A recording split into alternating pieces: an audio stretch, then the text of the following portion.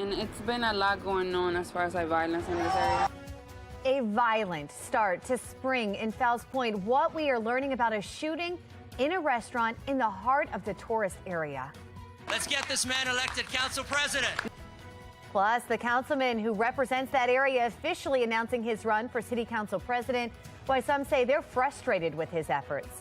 We're starting off cold, but we are going to see temperatures that will be warming up this week. We'll take a closer look at your full Weather Authority forecast. Live from WBFF in Baltimore, this is Fox 45 Early Edition. Good morning, everyone. Thank you for waking up with us on this Monday, March 20th. I'm Megan Gilland. Happy first day of spring. Meteorologist Justin Chambers here with a look at our forecast and exactly when that begins. Is there a certain time, Justin? Yeah, it is actually 5 o'clock this afternoon, just after 5. Yeah, so that's when we actually will be in the spring equinox. We are talking about temperatures that are still very winter-like this morning. As you make your way out this morning, we are taking a look at numbers that are mainly in the 20s. Most of us are below freezing at this time. In fact, you can see 24 in Cockeysville. We're at 28 in Baltimore City and 32 your temp in Annapolis. So a cold Monday morning, but milder and less windy for the afternoon. And we do have those warmer numbers on the way later this week. So it is going to be still a chilly commute, but mainly dry with no issues out there on the roads. 20s and 30s here with your temperatures getting close to the freezing mark by about 8 a.m. Back with your full forecast in just a few minutes from right now. All right, Justin, thank you. Taking a look at our roads, we've got your Lens Solar traffic network pulled up, some of our live cameras around the area, and we're looking great out there. Pretty light volume here at this hour. We begin this morning in a city in crisis. A 27-year-old man shot in northwest Baltimore. According to police, this happened last night around 9 on Marmon Avenue. The man was taken to the hospital and is expected to be okay. Anyone with information is urged to contact police immediately or Metro Crime Stoppers. That number is on your screen, 1-866-7-LOCK-UP. Elsewhere in a city in crisis, Fells Point is seeing yet another violent start to spring. Just yesterday morning, according to police, a security guard and a man got into a fight, and that's when the security guard fired his gun, hitting the man. Authorities tell Fox 45 News the incident happened inside of a restaurant just before 2:30 Sunday morning. First responders brought that man to the hospital for surgery. We are working to get more information on his current condition. The latest incident has residents in the area on edge. I heard the crime up here is really bad. I don't like to be around places where there's a lot of crime. The crime is a little excessive, and it's unfortunate that, a lot of people are getting comfortable with all these firearms. This morning, there is no word if the man who was shot was armed or if any charges are expected. Restaurant management and employees where the shooting happened declined to speak with us. Well, this is the latest example of a security guard shooting someone. In October, police say a private security guard shot a man outside of Royal Farms in southwest Baltimore, and that security guard is facing attempted murder charges. Another security guard faces murder charges after police say he shot a man who threw a brick at him in November. Authorities arrested and charged the security guard in December. Now, a bill that would require all security guards to be licensed by the state is working its way through the Maryland General Assembly. That bill passed the Senate, but the clock is ticking for lawmakers to pass other crime bills. Crossover day is today. Well, we want to know what you think. Are elected leaders taking the crime crisis seriously enough? So far, 99% of voters who have responded say no. You can head to foxbaltimore.com/vote to weigh in. Tonight, I am proud to announce my candidacy to be the next Baltimore City Council president. Looking ahead this morning, City Councilman Zeke Cohen is making it official. He is seeking to unseat City Council President Nick Mosby. Cohen is promising supporters to rebuild the city with everyone's help. Cohen took aim at his opponent, City Council President Nick Mosby. The honest truth is that some of our leaders have become an impediment to our progress. Too much time is spent settling petty grievances, trying to pass bills that make no sense, and repeatedly violating the ethics code. Well, Nick Mosby's office releasing a statement on Zeke Cohen's campaign yesterday, saying the council president looks forward to the campaign season where both candidates will focus on the issues impacting Baltimore and their visions for the city moving forward. Turning now to session 2023, crossover day is today, and it is the deadline for bills to pass in one chamber and then be sent to the other to have a serious chance at becoming law. There are a few big crime bills that have not yet passed, including one bill backed by City State's Attorney Ivan Bates, which would increase penalties for some gun crimes from 3 years to 5 years. Another could increase the reward for information leading to the arrest of a suspect in a crime to $50,000. And the Violent Firearms Offender Act, which would impose stricter penalties on repeat violent offenders. It is the same bill that former Governor Larry Hogan introduced multiple times before, but it failed to pass. Political analyst John Deedy says he expects lawmakers to pass something to do with crime today. I think there's going to be a sense of urgency to get some legislation passed to show that at least progress is being made. That's why I think we talked about the Bates bill before, the public hearing the day after, the kind of show there's a sense of urgency to amend it in. Well, Fox 45 News is helping you make your voice heard. If you want to reach out to your lawmakers to let them know what you'd like to see passed, you can scan the QR code right there on your screen. That's going to take you to our website, where we've put together a list of email addresses and phone numbers for state senators and delegates, including Senate President Bill Ferguson and House Speaker Adrian Jones. Still ahead on the early edition, a community coming together to remember the lives lost in a fatal fire over the weekend. The promise coming from Mayor Brandon Scott about the investigation. Plus, we've got a chilly start to the work week. Meteorologist Justin Chambers letting us know when we warm back up. It is 4:36 and you're watching Fox 45 Early Edition.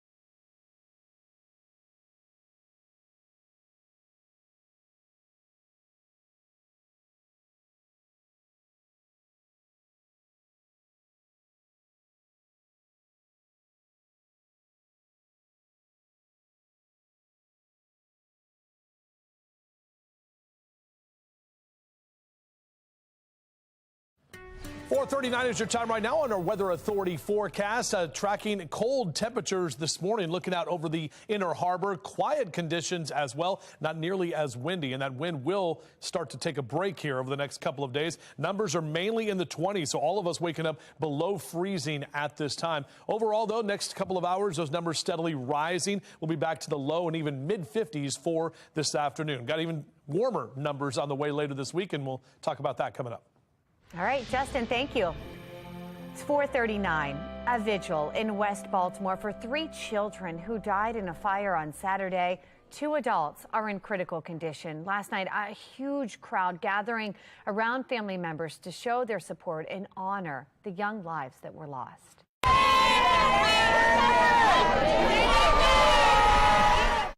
The cause of the fire is still under investigation this morning. We know Mayor Brandon Scott is promising the city will conduct a thorough investigation to find out what happened. This was the second deadly fire within 2 days in Baltimore City.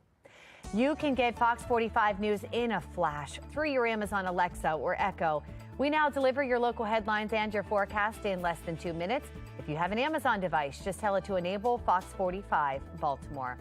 Coming up after the break, tensions with North Korea growing this morning, the big boost in their military and their vow to completely wipe out U.S. imperialists.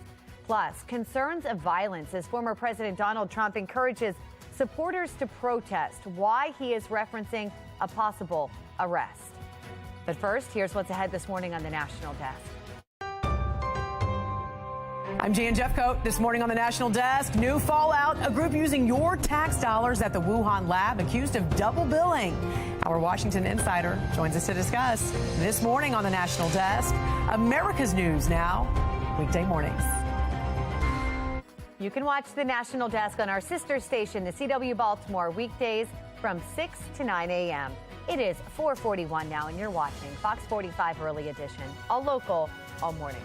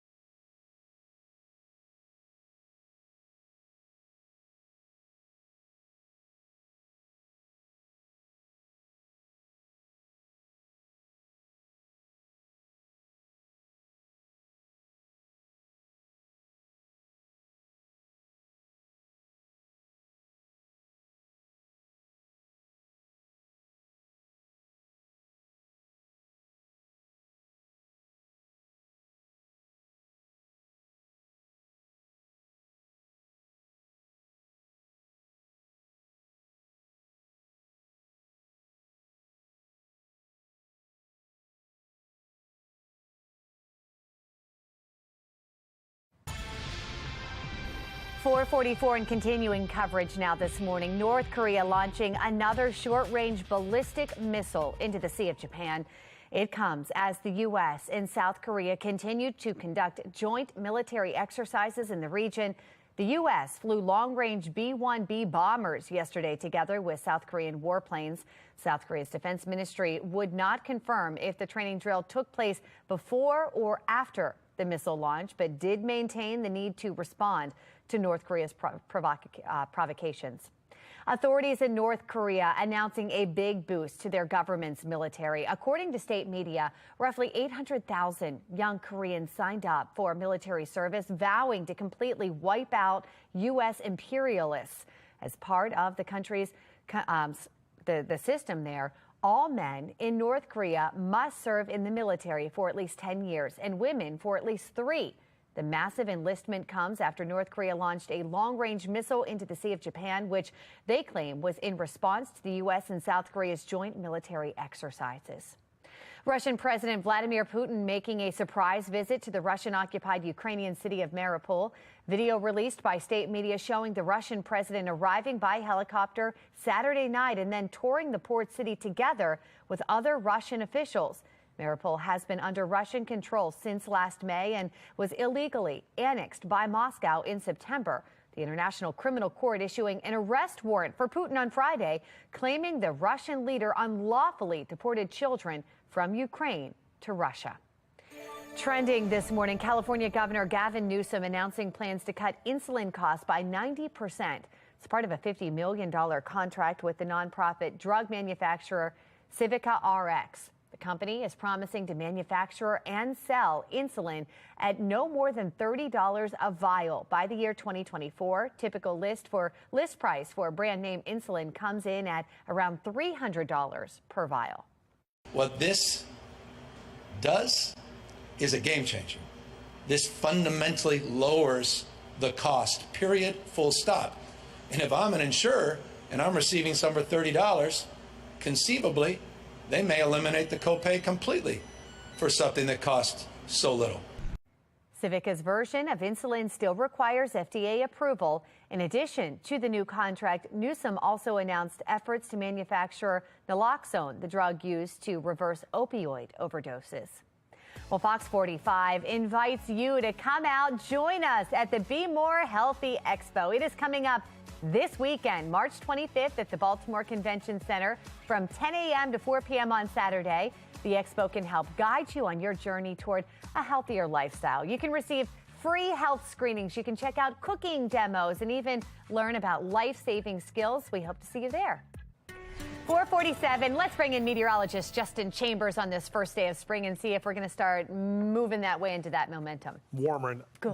Yeah. 5:24 is the spring equinox. That's when the sun is directly over the equator. Okay. Yeah. So that's what we're looking at. And temperatures, we'll definitely celebrate. Temperatures are going to be warmer. Warmer today, less wind. We're still going to be, right near average. But starting tomorrow, we're going to have a nice little above average ride as we take you through the rest of the work week and school week as well. Maybe you're doing spring break. Maybe the kids are doing spring break in the next couple of weeks. I never know when it is. It's different for everybody, right? But our downtown Baltimore camera looking out over the Inner Harbor. Right now, our temps are cold. We are below freezing officially at BWI Thurgood Marshall. 28 your temperature right now. Not much wind. That's good. And our dew point at 12 degrees. So very dry air that is out there. And you can see very quiet all up and down the East Coast. Big old H right there. That's that ridge of high pressure that is settling in and bringing us the calm conditions. So on your Rise and Shine cast, as you wake up with us here next couple of hours, definitely a warm beverage is needed this morning. Upper 20s is what we're going to stay in through most of the next few hours, with the sun coming up at 7:10 and the sun set at 7:18. Now, we talked about this on Friday where we had the equilux. That's where we actually had 12 hours of day and night. And now the equinox is today. So we are actually seeing more daylight hours than night hours. How about that? All right, here we go. Our day planner looking at 32 by 8 a.m. hanging out there at Penn Station. And overall, our numbers in the upper 40s through noon. Not bad. Maybe a little chilly for lunch outdoors today. And we're going to see more sunshine with highs in the low to mid 50s for this afternoon. Overall, a nice start to the new season. You can see that average of 56. So most of us are still kind of hovering right below that average line, but we're definitely closer than those 40s that we saw yesterday. That kind of frigid day, especially with yesterday morning, that wind that was not fun at all. Our high temps up and down the 95 corridor mainly be in the 50s for New York and Philly, down through Baltimore and D.C., 45 down the ocean there at Ocean City. That's what I was talking about, friends. Look at our temperature tracker. Numbers slide above average starting tomorrow and stay there. In fact, a nice bump on Thursday where we could see some lower 70s. And then even upper 60s on Friday as well. So notice that above average temperature trend will continue all the way into this first weekend of spring coming up. All right, so here's our future scan. Our friend, the Big H. We like that guy right there. That's because we'll keep things high and dry. Overall, not tracking much of anything for the next couple of days. Wednesday gets a little bit more cloud cover rolling in as a system starts to move in from the west, but we're not really tracking much in the way of rain on Wednesday. It'll be on Thursday that I'll have a better chance of at least a couple of showers. Really, the next actual day for rain is coming on Friday, but it does come with warmer temperatures. So 50s today, and then we get those 60s rolling, even some 70s possibly by Thursday afternoon. And then, as I mentioned, we're going to be nice and mild for this upcoming weekend. Meg? Justin, thank you. As the warmer temperatures, oh my goodness, look at this, start to make an appearance. Many of you are getting outside to enjoy the spring-like weather. Doreen sent us this beautiful picture of the sunset over the water this weekend. Absolutely stunning there. We'd love to see how you're enjoying the weather, especially as it starts to get warmer here. You can scan the QR code on your screen. That's going to take you to foxbaltimore.com/chime in, where you can upload your pictures and your videos. And this is all powered by Stackla. Now to our Lens Solar Traffic Network. We've got your live cameras pulled up here this morning. Still looking pretty great out there. Very light volume, no major issues to report. Let's get a check now on mass transit. We have Mark Jones with the MTA joining us. How's it going, Mark? Pretty well, Megan. Good morning. Good morning, everyone. Out there on the MARC train system, you'll find a minor delay. It's Penn Train 403 that's operating with a 5-minute delay. The other trains of MARC off and running on time. Light rail link still working with a service disruption between Falls Road and the Timonium Fairground stops for ongoing maintenance. Shuttle buses remain in place, bridging the gap there. Metro subway link on time for the start in both directions. For the MTA Transit team, I'm Mark Jones. All right, Mark, thank you. Still ahead on the early edition, another weekend in Baltimore filled with violence. What we are learning led up to a shooting in Fells Point in a restaurant there. Plus, City Councilman Zeke Cohen announcing he'll run for City Council President. Why some of his constituents are frustrated with his performance. It is 4:51 and you're watching Fox 45 Early Edition. All local, all morning.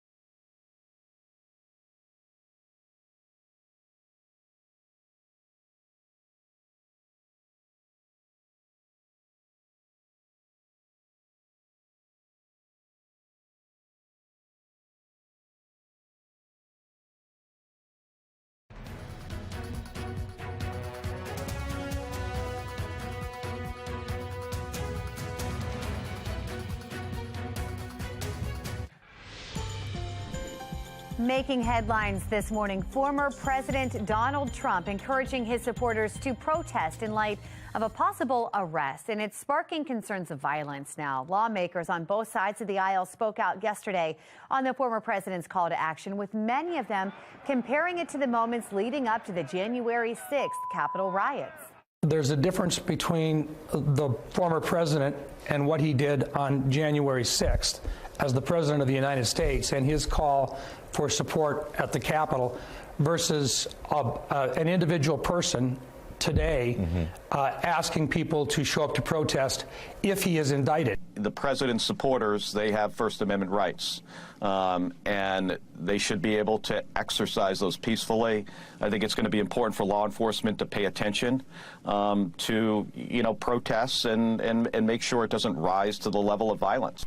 Meanwhile, local, state, and federal law enforcement agencies in New York City are discussing security plans in case the former president is indicted. If that happens, Trump's Secret Service detail would deliver him to the Manhattan DA's office for fingerprinting and mugshots, and then to a judge for arraignment. Former Vice President Mike Pence says that he would respect the court's decision if he is asked to testify about the January 6th Capitol riots. Speaking on ABC's This Week, Pence said that he will not assert executive privilege to stop from testifying, but he does argue that he is protected under the Speech and Debate Clause. It's a legal protection that shields congressional officials from testimony related to their work. Pence invoked the clause due to his role in formalizing the election results in Congress. We're not asserting executive privilege, which may encompass other discussions. I believe the president may well have brought a claim for that. But I just believe that the work that I did preparing for and conducting my role as president of the Senate is covered by the Speech and Debate Clause. I believe we have the law on our side. Pence previously refused to comply with a subpoena from the special counsel leading the probe. Apart from Pence, the prosecutor started to target people closest to the president during the riots, including Trump's daughter, Ivanka Trump, and his son-in-law, Jared Kushner. Well, Senate Majority Whip Dick Durbin tests positive for COVID-19. The Illinois Democrat announcing the news on Twitter yesterday, saying he is fully vaccinated and boosted and is only experiencing minor symptoms. Durbin says he will follow quarantine guidelines and will continue to work remotely. The senator also tested positive for the virus back in July last year, a week after President Biden contracted COVID. While the U.S. largely left behind its pandemic restrictions, the CDC recorded nearly 150,000 cases and over 1,700 deaths just last week. Developing this morning, Democratic Senator Elizabeth Warren is calling out Federal Reserve Chair Jerome Powell, blaming him for the collapse of Silicon Valley Bank. Chairman of the Fed stepped up and took a flamethrower to the regulations, saying, I'm doing this because Congress let me do it. And what happened was exactly what we should have predicted. Warren has been pressing for stricter banking regulations since SVB's fall. Together with California Representative Katie Porter, Warren unveiled legislation last week to restore the regulations undone during the Trump administration. She is also calling for an independent investigation into the Federal Reserve and the banking regulatory system. The Federal Reserve last week promised to conduct its own review of SVB. First Citizen Bank shares might offer to buy Silicon Valley Bank. That's according to Bloomberg. The FDIC still deciding whether to fully sell or break up sales of the bank. Bloomberg is reporting a person familiar with the situation says First Citizens is not the only bank looking to buy SVB. There is at least one other potential buyer. Switzerland's largest bank, UBS, agrees to buy struggling rival Credit Suisse. The purchase is aimed at stopping the investor panic brought on by Silicon Valley Bank's failure. Credit Suisse lost about 25% of its shares this past week, despite a $54 billion emergency loan from the Swiss National Bank. As part of the deal, UBS will pay more than $3 billion for its rival, roughly 60% less compared to the bank's value on Friday. The Swiss National Bank also pledging a loan of more than $100 billion to support the takeover. Still ahead, a violent weekend in a tourist area of Baltimore. What we are learning led up to a shooting in a Fells Point restaurant. Some of our leaders have become an impediment to our progress. Plus, City Councilman Zeke Cohen officially announcing his run for City Council President, what he had to say about the current state of the city. Our temps are starting off cold, but we've got warmer numbers on the way and the wind taking a break as well. Break it down for you right here on Fox 45 Early Edition. Live from WBFF in Baltimore, this is Fox 45 Early Edition. Good morning on this Monday, March 20th. Happy spring to all of you, although it doesn't feel like that out there. I'm Patrice Sanders. I'm Tom Rogers. In fact, meteorologist Justin Chambers here with the numbers in the fields. Yeah, winter hanging on for a few more hours. That's what we got. But yeah, cold temperatures this morning. We're all warm in here. Well, not really, because it's always cold in the studio. But our live cam over downtown Baltimore right now showing us that we've got mainly clear conditions and that wind has stepped back a little bit. Temperatures, however, are cold, no doubt about that. In fact, statewide, we're in the teens in Oakland, 28 in Cumberland, upper 20s and lower 30s across the Chesapeake here as you get up with us on your Monday. So a cold Monday morning, but good news is less wind and milder conditions for today and even warmer numbers on the way later this week. So Mr. Bo says get that heater flow going at least for another day. Temperatures staying in the upper 20s over the next couple of hours. Back with your full forecast in just a few. Looking now at our Lynn Stoller traffic network at this early hour. No issues on the roads to report. Everybody moving along just fine. 5:01 now. We begin this morning in a city in crisis and the ongoing violence in Baltimore. Now, over the weekend, a violent interaction inside of a Fells Point restaurant leads to the shooting of a man. It happened in the district represented by City Councilman Zeke Cohen, who just officially announced he will run for the position of City Council President. Residents who live in that district are on edge and are frustrated with the councilman. In just a few minutes, we'll take a look at some of the biggest controversies facing Zeke Cohen. But we begin with the shooting. Taylor Stewart joins us live this morning with what we're learning led up to the violence. Taylor. Well, right now we do know that that person who was shot was taken to the hospital and they were in critical condition. They underwent surgery just yesterday. But the shooting rang out yesterday, early Sunday morning, and it happened right at a popular pizza joint called Pie in the Sky. Police arrived to the area of South Broadway and Alsina Street just before 2:30, and apparently an argument broke out between a security guard and a man. It intensified, and then an armed security guard fired his gun. South Broadway, 720, Pie in the Sky, Fells Point. Report of a shooting. I'm trying to locate the security guard now.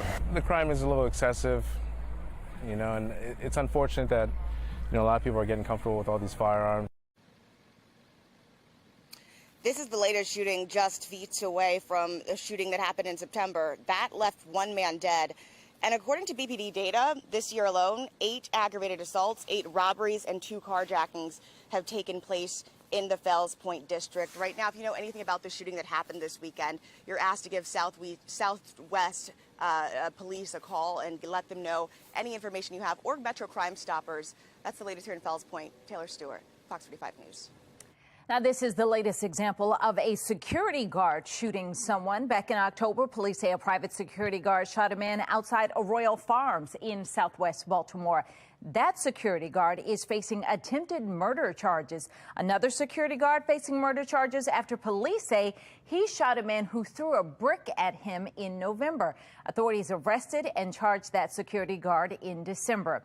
Now, a bill that would require all security guards to be licensed by the state is working its way through the Maryland General Assembly.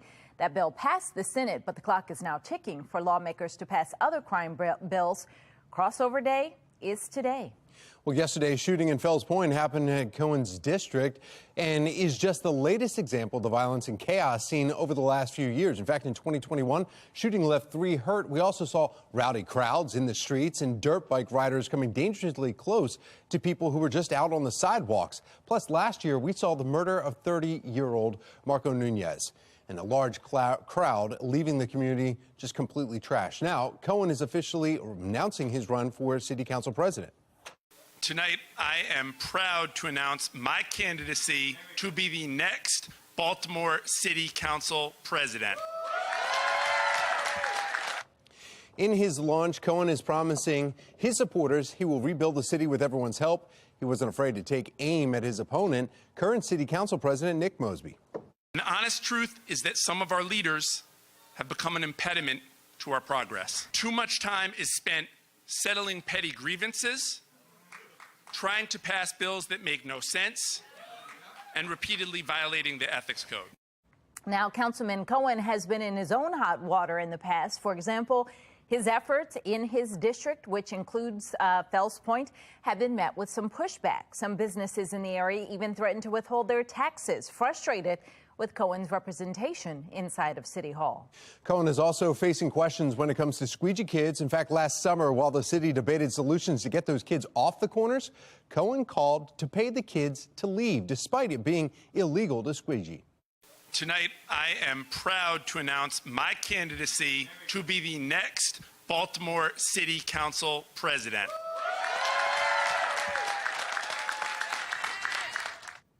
Now, he suggested a universal basic income to help pave the path out of poverty.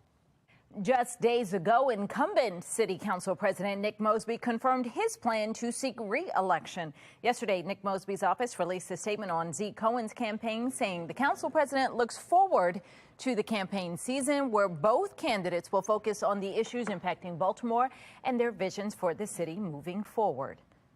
There are a number of controversies surrounding the council president. Last month, a judge determined he violated 2 ethics rules surrounding his failure to report donations to a legal defense fund set up in his name. In November, he spearheaded a bill to lower the amount of city leaders, the time city leaders have to serve to earn their pension after voters decided to place term limits on them. The mayor vetoed it, telling Fox 45 News that he felt the bill broke public trust. The city council president saw pushback in December when he called for a resolution to honor his wife, then city state's attorney Marilyn Mosby. Fox 45 News will continue to follow the race for city council president. You can find all of our reporting on our website, foxbaltimore.com. And we want to know what you think. Are elected leaders taking the crime crisis seriously enough? So far, 99% of those who voted say no. You can head to foxbaltimore.com/vote to weigh in. Still ahead on the early edition. Time running out for this year's legislative session. The bills that are still waiting to see some movement. Emergency buyouts of big banks keeping investors on edge this morning. The new report revealing widespread bank failure warnings and what that means for you. As we start the new season, temperatures are going to be going back up. We'll take a closer look at just how warm we get later this week. It's all coming up on the early edition. Stick around.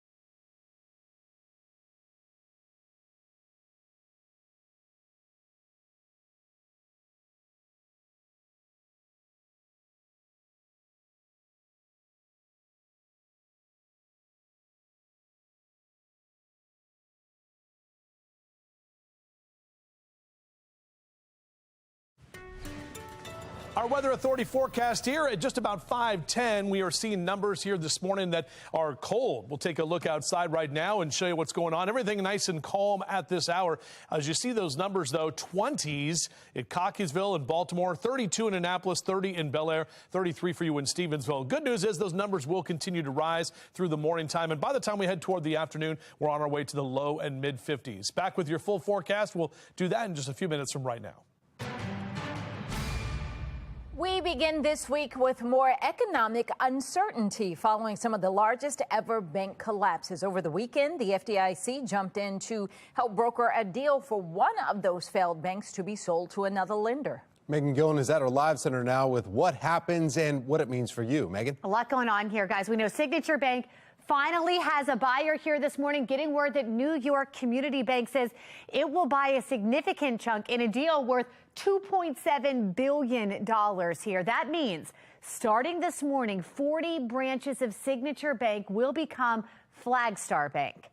Also this morning, mid-sized banks all across the country now asking the FDIC to insure all deposits for the next 2 years, similar to what happened for Silicon Valley and Signature Banks just last week.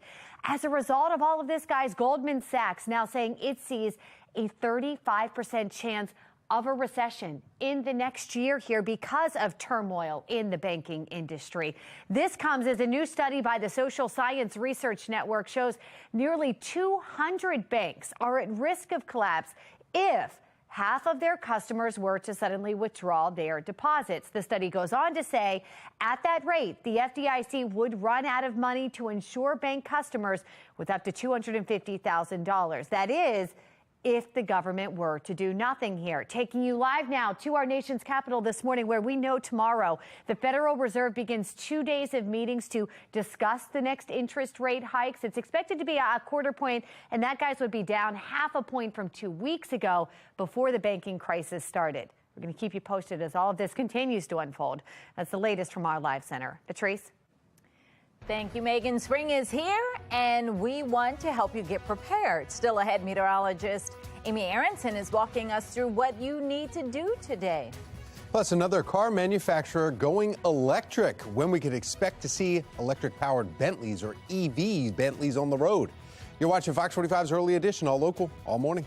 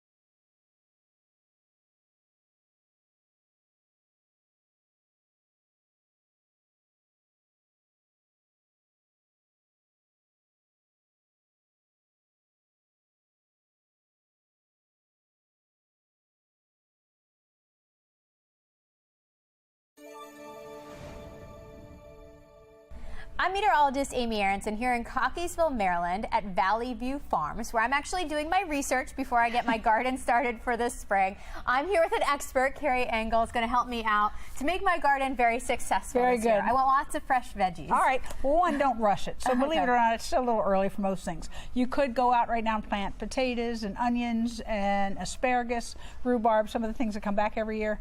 But most of the stuff you still want to wait for until all danger of frost is gone. So depending on where you live, it's anywhere from late April to about Mother's Day. Okay, big range there. Big range there, exactly. And it's because, I mean, you know from the weather, the different temperatures you see every morning. Exactly. It's going to change from the coast up to the mountain areas. We're right here on the Piedmont Plateau, so we kind of get right in the middle of it, yeah. Up and down. Are there things people can start doing right now so they're ready once it's warm out? Well, one of the things I really suggest is doing a soil test. Now, you can do it for nitrogen, phosphorus, and potash, which are the three major elements that your garden needs. Right. But the main thing is to do it for pH. If you've ever had a pool or an aquarium, you know how important pH is. Oh, yeah. Well, it's just as important to vegetables. So certain plants grow better in a neutral pH. So in most cases, you want something between a 6.5 and 7. So you want to add some lime to the soil to get it where it needs to be. Okay, good tip there. What about seeding? I know that's something I'm going to start at my house. How does that work? Should people start doing that before planting outside? Well, it depends what we're talking about. So at this point, I'm going to tell you it's probably too late to start seeds for things like broccoli, cabbage, cauliflower, because they can go out pretty soon. But if you're planning on planting tomatoes, cucumbers, peppers, now is a fantastic time. It's really good because you have about 2 months to get them going, and you can get them in and started in some of these little seed starting trays that we have down around the corner, but in a good seed starting soil that's nice and lightweight, real fine material. And you can start, again, those tomatoes, peppers, things like that. You can also direct seed some things, so things like peas, you can go out right now and plant. Okay. Beans, you can plant directly too, but you're going to want to wait until Mother's Day-ish for that as well. Yeah. Good to know. What about tips for making your garden successful once we get to that point? Okay, so as much organic matter as you could add, the better. So if you have your own compost, that's fantastic. If you have a friend with a llama, you can take llamas. Just get a llama. Yeah, get a llama. You can take that, put it right in the garden. If you're using any manures, horse manure, cow manure, you need to let it sit for a year so that it's not too high in nitrogen. It doesn't burn things. But any organic matter you add is wonderful. We carry a product called Leaf Grow that's basically Maryland compost. So you can add that. It's a soil amendment, so it doesn't take the place of fertilizer. I would still use a fertilizer when you put your plants in. And then if they're in for more than a month, you probably want to give them about a monthly shot of food just to keep them going. Good to know. That was my mistake last year.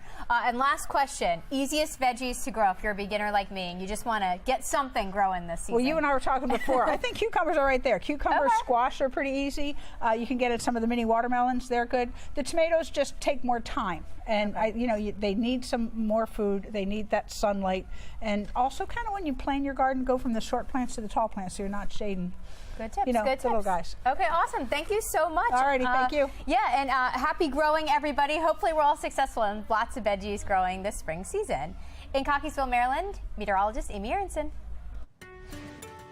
All right, time to get down and get your hands dirty, right? I know, and I have the stuff at my house, and I need to now do the next thing.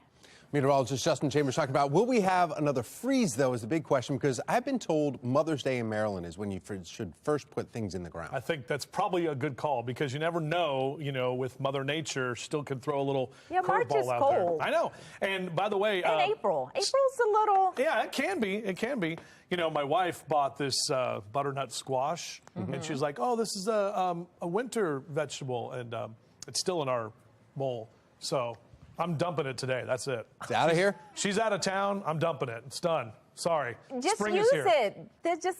I don't know how to use it. Just bake it. Like 400 degrees for like 40 minutes. Bake it and then take a fork and it's like noodles. It's great. I'll bring it in and you guys can have it if you like. Oh, well, we'll put it in the oven and get it going. Perfect. Good idea. See, I got all excited about talking about the planting, and we had to talk about the equinox, the vernal equinox, which is also known as the spring equinox, and it happens just about 12 hours from right now, today at 5:24 Eastern Daylight Time. Of course, that Earth tilted at 23.5 degrees.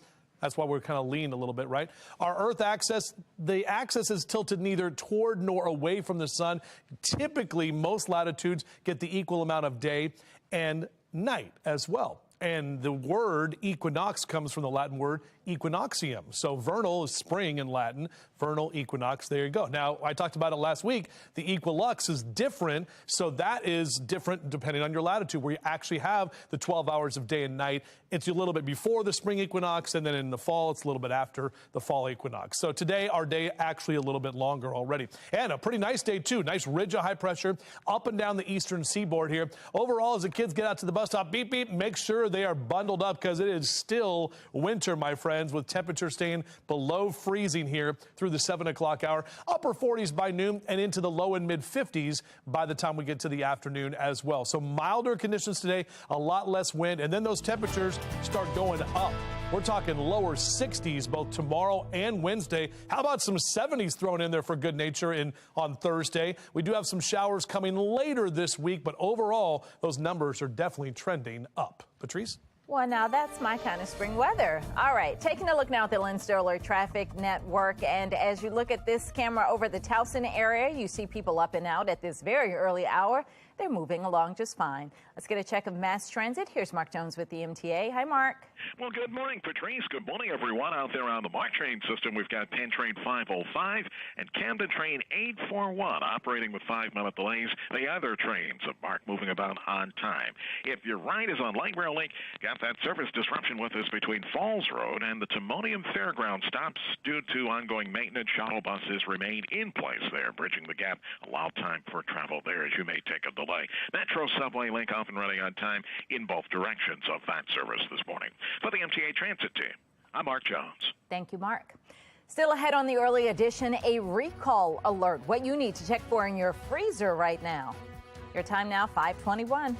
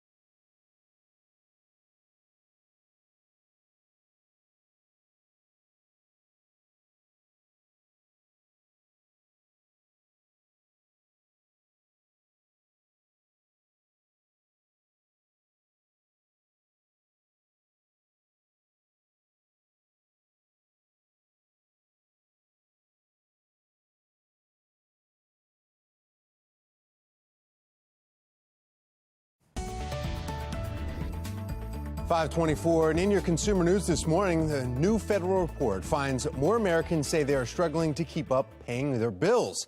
In fact, the Census Bureau's Household Pulse survey shows 36% of consumers say they have had trouble paying bills over the last week. That's 25% more compared to the same period a year ago. Two key reasons include inflation and loss of federally given pandemic aid. Now, more difficulties are reported in southern states where many wages are still at the federal minimum, $7.25 per hour. Bentley turns a huge profit and now has plans to go all electric. Last year, the company made more than $750 million in sales of its 15,000 vehicles. It's a record for the British automaker. Bentley benefited from a high volume of limited editions and custom car orders. Bentley's Bentayga, that model has a hybrid engine choice, accounted for about 42% of deliveries. Now the company says its financial status will pave the way for them to go all electric by 2030. And looking for places to power up your electric vehicles could soon be easy as stopping for a Slurpee. 7-Eleven says it wants to be one of the largest electric vehicle charging networks in North America. Convenience store chain announcing a proprietary electric vehicle charging network Friday. Now the network will serve select stores in the U.S. and Canada. EV drivers with one of two common systems can recharge at 7-Elevens if they have adapters. Paying for a charge can also be done right through the 7-Eleven app. A recall alert for you this morning. Some frozen fruit products have been recalled over a hepatitis A contamination. The Food and Drug Administration says the Scenic Fruit Company has recalled frozen organic strawberries and tropical fruit blend packages. The recall comes after an outbreak of hepatitis A illnesses. The tropical blend packages were sold at Trader Joe's nationwide. Outlets such as Costco, Aldi, Vital Choice Seafood, and more retailed the strawberries in 19 different states. So far, no hepatitis A has been detected in the products, though it is recommended for consumers to return the products for a refund or just destroy them. Still ahead on the early edition, a cold start to your morning. Our Weather Authority team tracking warmer temperatures, though, this week. Of China and Russia set to meet in Moscow today. Ahead from the Live Center, the fears now from the West. You're watching Fox 45 Early Edition.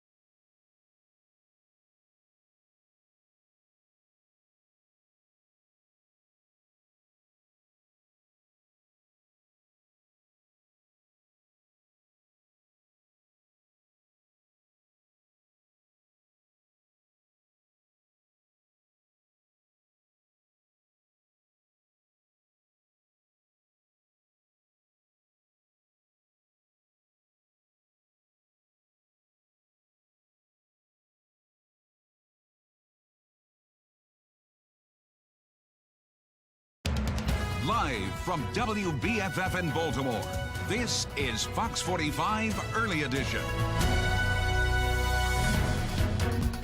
We are following three big stories for you this half hour. The clock is ticking for lawmakers to pass legislation aimed at fighting crime. The bill's still waiting for approval.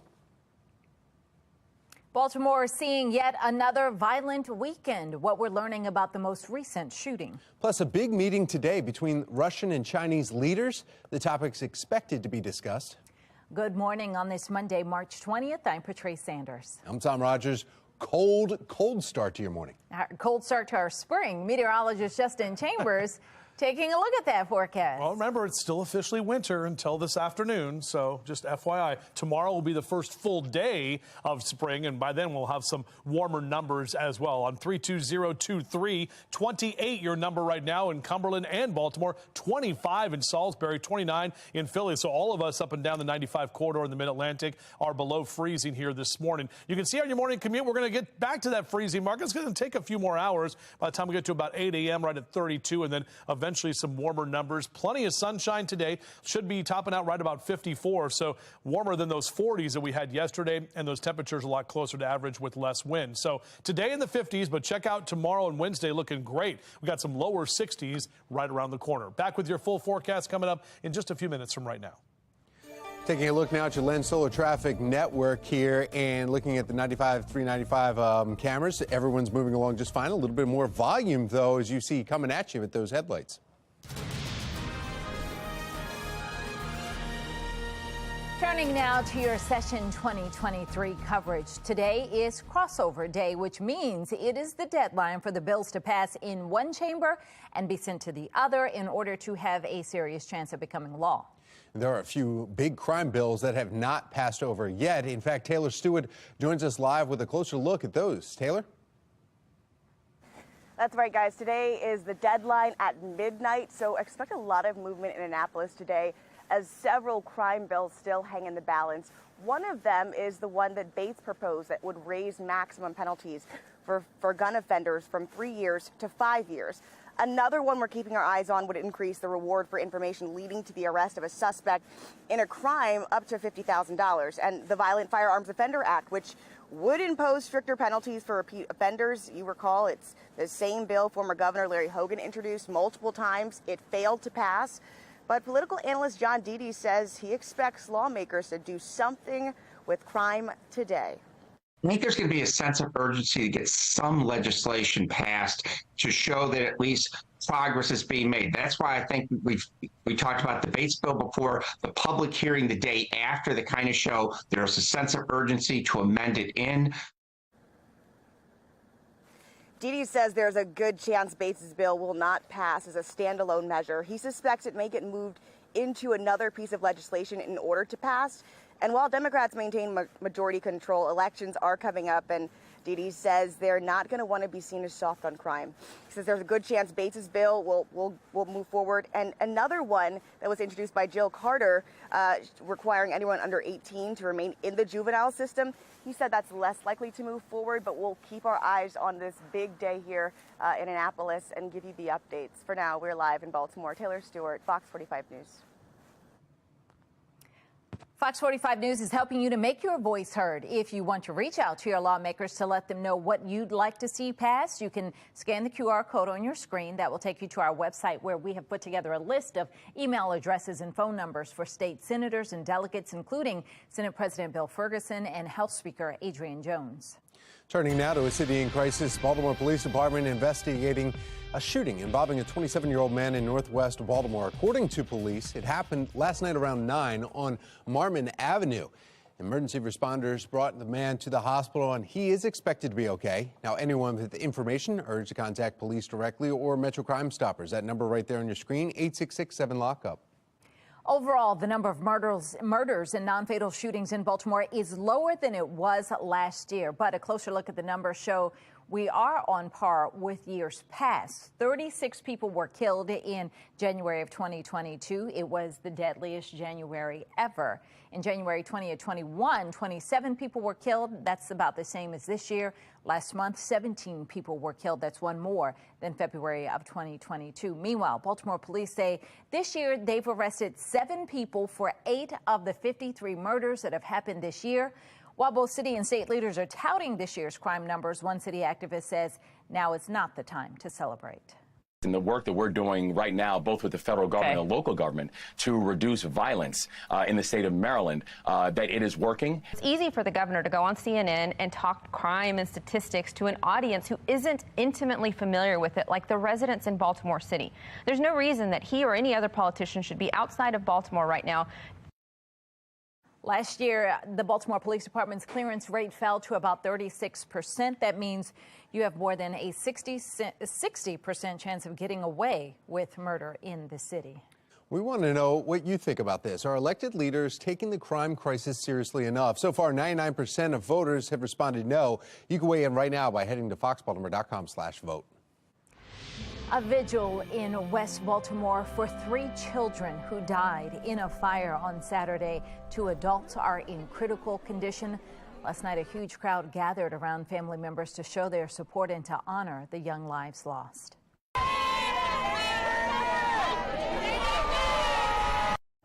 The cause of that fire is still under investigation. Mayor Brendan Scott is promising the city will conduct a thorough investigation to find out what happened. This was the second deadly fire within 2 days in Baltimore. 5:36 now, and happening today, Chinese leader Xi Jinping is expected to meet with Russian President Vladimir Putin in Moscow. Megan Gillen is at our live center with why Western leaders are concerned about this. Megan. Yeah, here's what we know right now, guys. It's a 3-day visit, and this marks Xi Jinping's first trip to Russia since its invasion in Ukraine. Beijing leaders saying the meeting is intended to promote peace talks between Russia and Ukraine. However, Western officials worry that China is considering providing lethal support to Russia's military, which Jinping denies. In just a few hours after we learned about the visit on Friday, the International Criminal Court issuing an arrest warrant for Putin, accusing him of war crimes by forcibly deporting Ukrainian children. The Kremlin calling the warrant outrageous and unacceptable. Taking you live now to the White House this morning, where we are told the Biden administration will be monitoring this meeting between the 2 leaders today very closely. President Biden saying last week he plans to speak to Xi Jinping soon. We're going to keep you posted as soon as we learn more. That's the latest from our live center. And it's been a lot going on as far as violence in this area. Now, violence start to spring in Fells Point. What we're learning about a shooting in a restaurant right in the heart of the tourist area. Let's get this man elected council president. Plus, the councilman who represents that area is officially announcing his run for city council president. Why some say they are frustrated with his efforts. It's cold this morning as winter is hanging on. Meteorologist Justin Chambers letting us know when we warm back up. 5:37, you're watching Fox 45's Early Edition, all local, all morning.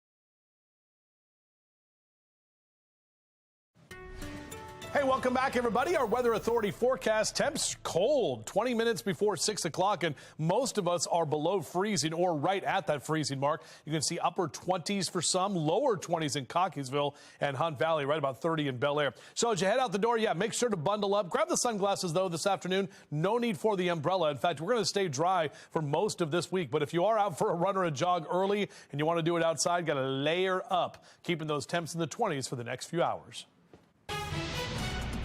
541 now. Rescue operations are underway following a deadly earthquake that hit Ecuador and Peru. At least a dozen people have died. Now, the estimated 6.8 magnitude quake centered off the Pacific coast, shaking southern Ecuador and the northern region of neighboring Peru. You see buildings crumbled, leaving debris in the streets here. We'll show some of that video. The quake also taking down power lines, interrupting electricity in some areas. Ecuador's president expressing his solidarity with families of those who were killed. First responders have been working to rescue people from the rubble, and authorities report more than 120 people have been injured.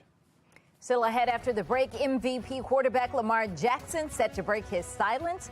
What we could learn about his future. Plus, the Terps women's basketball team heading to the Sweet 16. Words from head coach Brenda Freeze. 541, you're watching Fox 45's Early Edition, all local, all morning.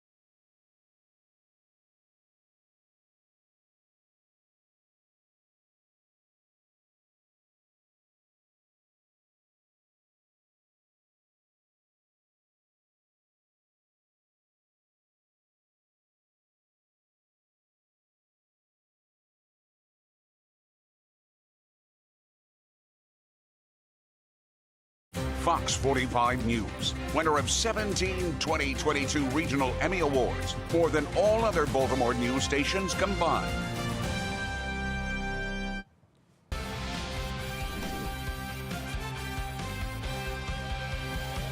.544, Lamar Jackson could soon break his silence in an exclusive interview on his YouTube channel. Now, we have not heard from the Ravens MVP quarterback in an interview since the week leading up to his injury. In a recent Instagram post, Jackson teased to that interview. As of right now, we do not know what it will cover, but we do know is the video will be coming soon on the Lamar Jackson Entertainment YouTube page. Here are some key dates concerning Jackson. Since he's under the non-exclusive franchise tag, if he gets offered by another team, the Ravens have 5 days then to match it. The NFL draft is April 27th through the 29th. July 17th, the deadline to get a long-term deal done for tag players. From football to basketball, the Terps women's team is moving on to their third straight Sweet 16. It comes after a close win against the number 7 seed Arizona.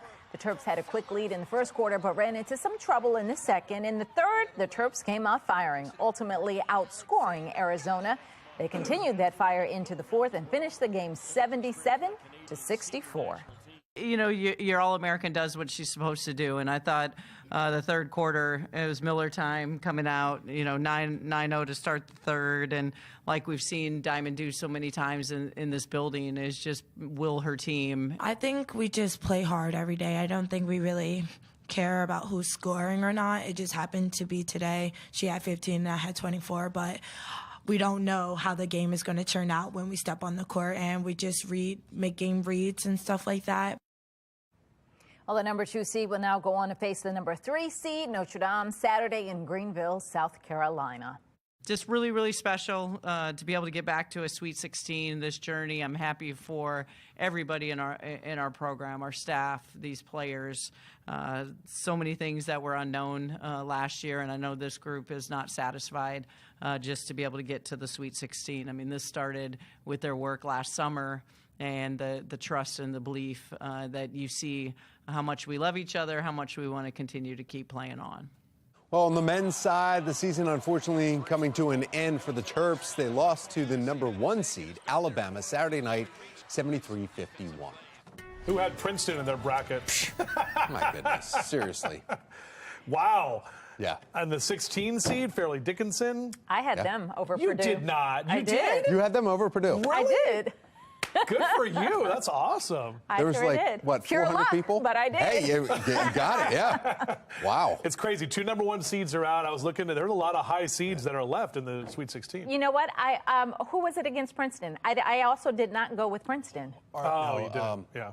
Who was it? The number 2 seed. I'm going to Look it look up. because I didn't go with Princeton. All right. So you're Either saying way. I did well twice? Yes. I made it all A 15 up, and but a I didn't 16. follow Those it. are big. Those are big polls. Yeah. Awesome. First Well, 16. I knew the Purdue one was big. I didn't even know the Princeton one. Let me go back and look at my stuff. UMBC beating UVA, right? That was the last time a 16 Yeah, won. 5 years until ago? The other night, huh? Yeah. It was 5 years ago. Yeah, it sure was. Yeah. So anyway, it is March Madness.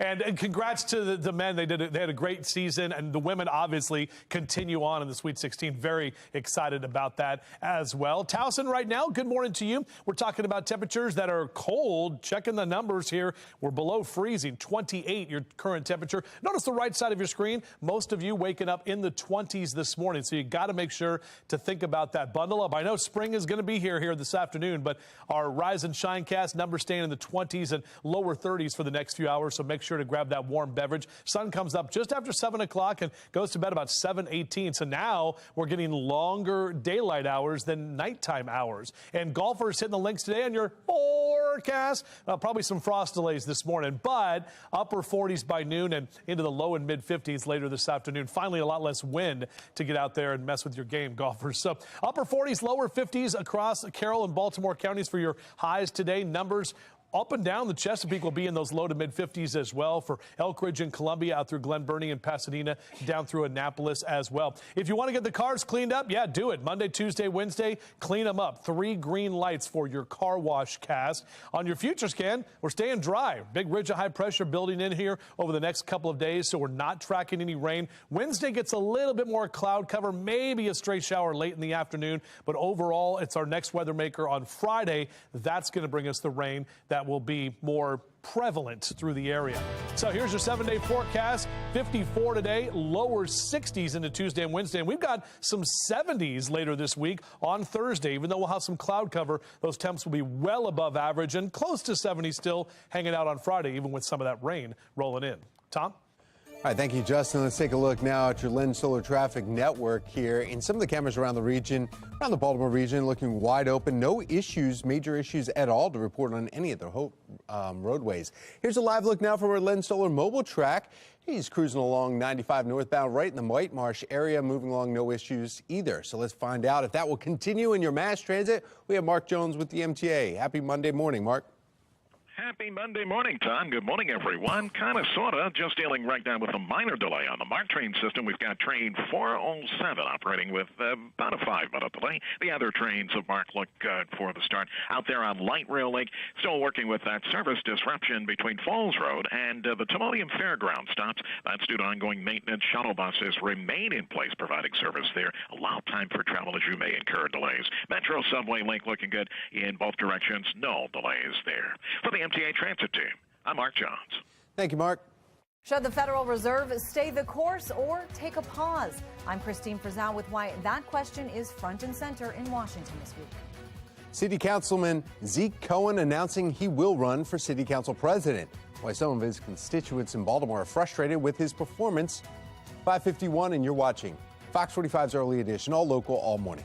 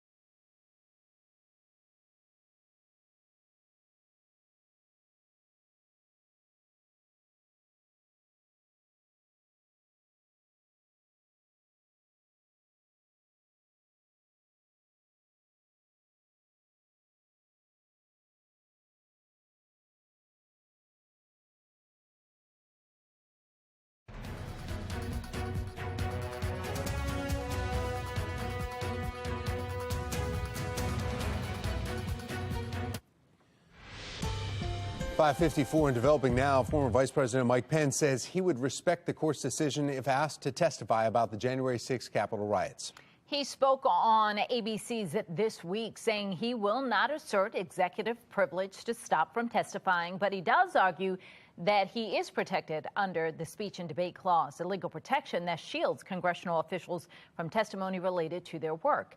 Pence invoking the clause due to his role in formalizing the election results in Congress. We're not asserting executive privilege, which may encompass other discussions. I believe the president may well have brought a claim for that. But I just believe that the work that I did preparing for and conducting my role as president of the Senate is covered by the speech and debate clause. I believe we have the law on our side. Pence previously refused to comply with the subpoena from the special counsel leading the probe. Apart from Pence, prosecutor started to target people closest to the president during the riots, including Ivanka Trump and Jared Kushner. Former President Donald Trump encouraging his supporters to protest in light of a possible arrest is sparking concerns of violence. Lawmakers, both sides of the aisle, spoke out yesterday on the former president's call to action. Many of them compare it to the moments leading up to January 6 Capitol riots. There's a difference between the former president and what he did on January 6th as the president of the United States and his call for support at the Capitol versus an individual person today asking people to show up to protest if he is indicted. The president's supporters, they have First Amendment rights, and they should be able to exercise those peacefully. I think it's going to be important for law enforcement to pay attention to, protests and make sure it doesn't rise to the level of violence. Meanwhile, local, state, and federal law enforcement agencies in New York City are discussing security plans in case the former president is indicted. If that happens, Trump's Secret Service detail would deliver him to the Manhattan DA's office for fingerprinting and mugshots, and then to a judge for arraignment. Will the Federal Reserve raise interest rates again, and if so, by how much? This comes as two U.S. banks have failed this month, and the overseas bank UBS purchased its rival bank, Credit Suisse. Now, as national correspondent Christine Frizzell reports, the decision could touch every corner of the economy. It's an economy where the rules have been flipped upside down and factored into the slow rise, rapid fall, and epic failure of Silicon Valley Bank. Long-term government-backed mortgage bonds and Treasury debt had been the safe investment, but all that changed as the Federal Reserve stepped in to cool inflation, raising interest rates time and time again. That meant the value of those long-term investments plunged, bringing major losses, then a bank run to SVB. This is the biggest bank failure since 2008, and this evening so many customers demanding to know, where is our money?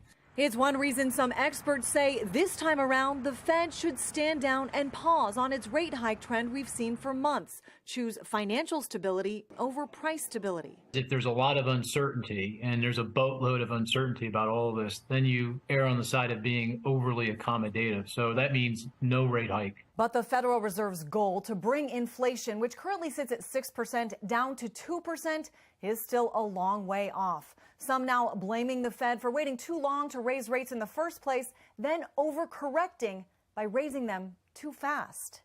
When you drive very fast on the freeway, as the Fed did, in the middle of fog, and then you panic and hit the brakes, you will cause financial accidents, and you may even cause an economic accidents. Economic accidents bringing mounting uncertainty and questions about the next best move for the economy as a whole. I'm Christine Frizzell reporting. Now, when it comes to buying Silicon Valley Bank, Bloomberg says First Citizens Bank shares might offer to buy it out. The FDIC is still deciding whether to fully sell or to break up sales of the bank. Bloomberg is reporting a person familiar with the situation says First Citizens is not the only bank looking to buy SVB. There is at least one other potential buyer. In Switzerland, its largest bank, UBS, agreed to buy its struggling rival, Credit Suisse. Yesterday's purchase is aimed at stopping the investor panic brought on by Silicon Valley Bank's failure. Now, Credit Suisse lost about 25% of its shares this past week, despite a $54 billion emergency loan from the Swiss National Bank. As part of this deal, UBS will pay more than $3 billion for their rival, roughly 60% less compared to the bank's value Friday. The Swiss National Bank also pledged a loan of more than $100 billion to support the takeover. A night out in the busy Fells Point area ends in a shooting. We'll tell you what happened between a security guard and another individual just ahead. And a look at the crime stats in this area. Let's get this man elected council president. Zeke Cohen announces his run for city council president, and he is not holding back his criticism for city leaders. Coming up, he speaks out on current city council president Nick Mosby's time in office. Winter not quite done just yet. However, we've got much warmer conditions on the way later this week as we spring into the new season. All of that is coming up on Fox 45 Morning News. Why would you change the channel? Live from WBFF in Baltimore, this is Fox 45 Morning News. Good morning on this Monday, March 20th. I'm Patrice Sanders. I'm Tom Rogers, and we are 3/20/23. Meteorologist Justin Chambers loves the numbers. Love the numbers. Yeah, good stuff. A lot of threes in there, twos. My favorite. Spring. Yes, spring arrives. 5:24 this afternoon is the vernal equinox. So tomorrow will be the first full day of spring. But you know what? We can get excited about it now, even though it's cold, as we look out on our Towson camera, Mile 1 Auto Group cam. Right down York Road, not a lot of folks out there yet. As you step out, you'll want to make sure to get that heavy coat. Now, the wind has died down. That's good. But numbers, a lot of us are below freezing. Look at that. Cockeysville, Towson, straight down the JFX to Baltimore City. All of you in the 20s at this time. Overall, we're going to see those numbers that will continue to be in the 20s for most of us through the morning time. But the good news is today, milder conditions and less windy. And then we do have much warmer conditions later this week. So definitely grab that warm beverage here next couple of hours as you rise and shine with us. We'll eventually be to the 30s here through 8 a.m. Sun comes up in just about an hour from right now. And we'll share that sunrise with you live and local here on Fox 45. Tom. Thank you, Justin. Now to your Lens Solar Traffic Network. We're taking a look this morning around the Beltway. No accidents out there to report here on the major roads. Things moving along smoothly for your morning commute. Been a lot going on as far as violence in this area. Your life is in actual danger. We begin this morning in a city in crisis with yet another violent weekend in Fells Point, which is in the district represented by City Councilman Zeke Cohen, who just officially announced he will run for the position of City Council President. Latest violent interaction happening inside a restaurant leads to a man being shot. Now residents on edge are frustrated with the councilman. Taylor Stewart is joining us live this morning with what we're learning led up to that violence. Taylor. Well, Patrice, right now we're working to learn the condition of that man who was shot. Now, it happened here at this popular pizza joint in Fells Point, and police responded at 2:30 Sunday morning to Alsina and South Broadway. It was apparently about an argument that had broke out between a security guard and a man who was here.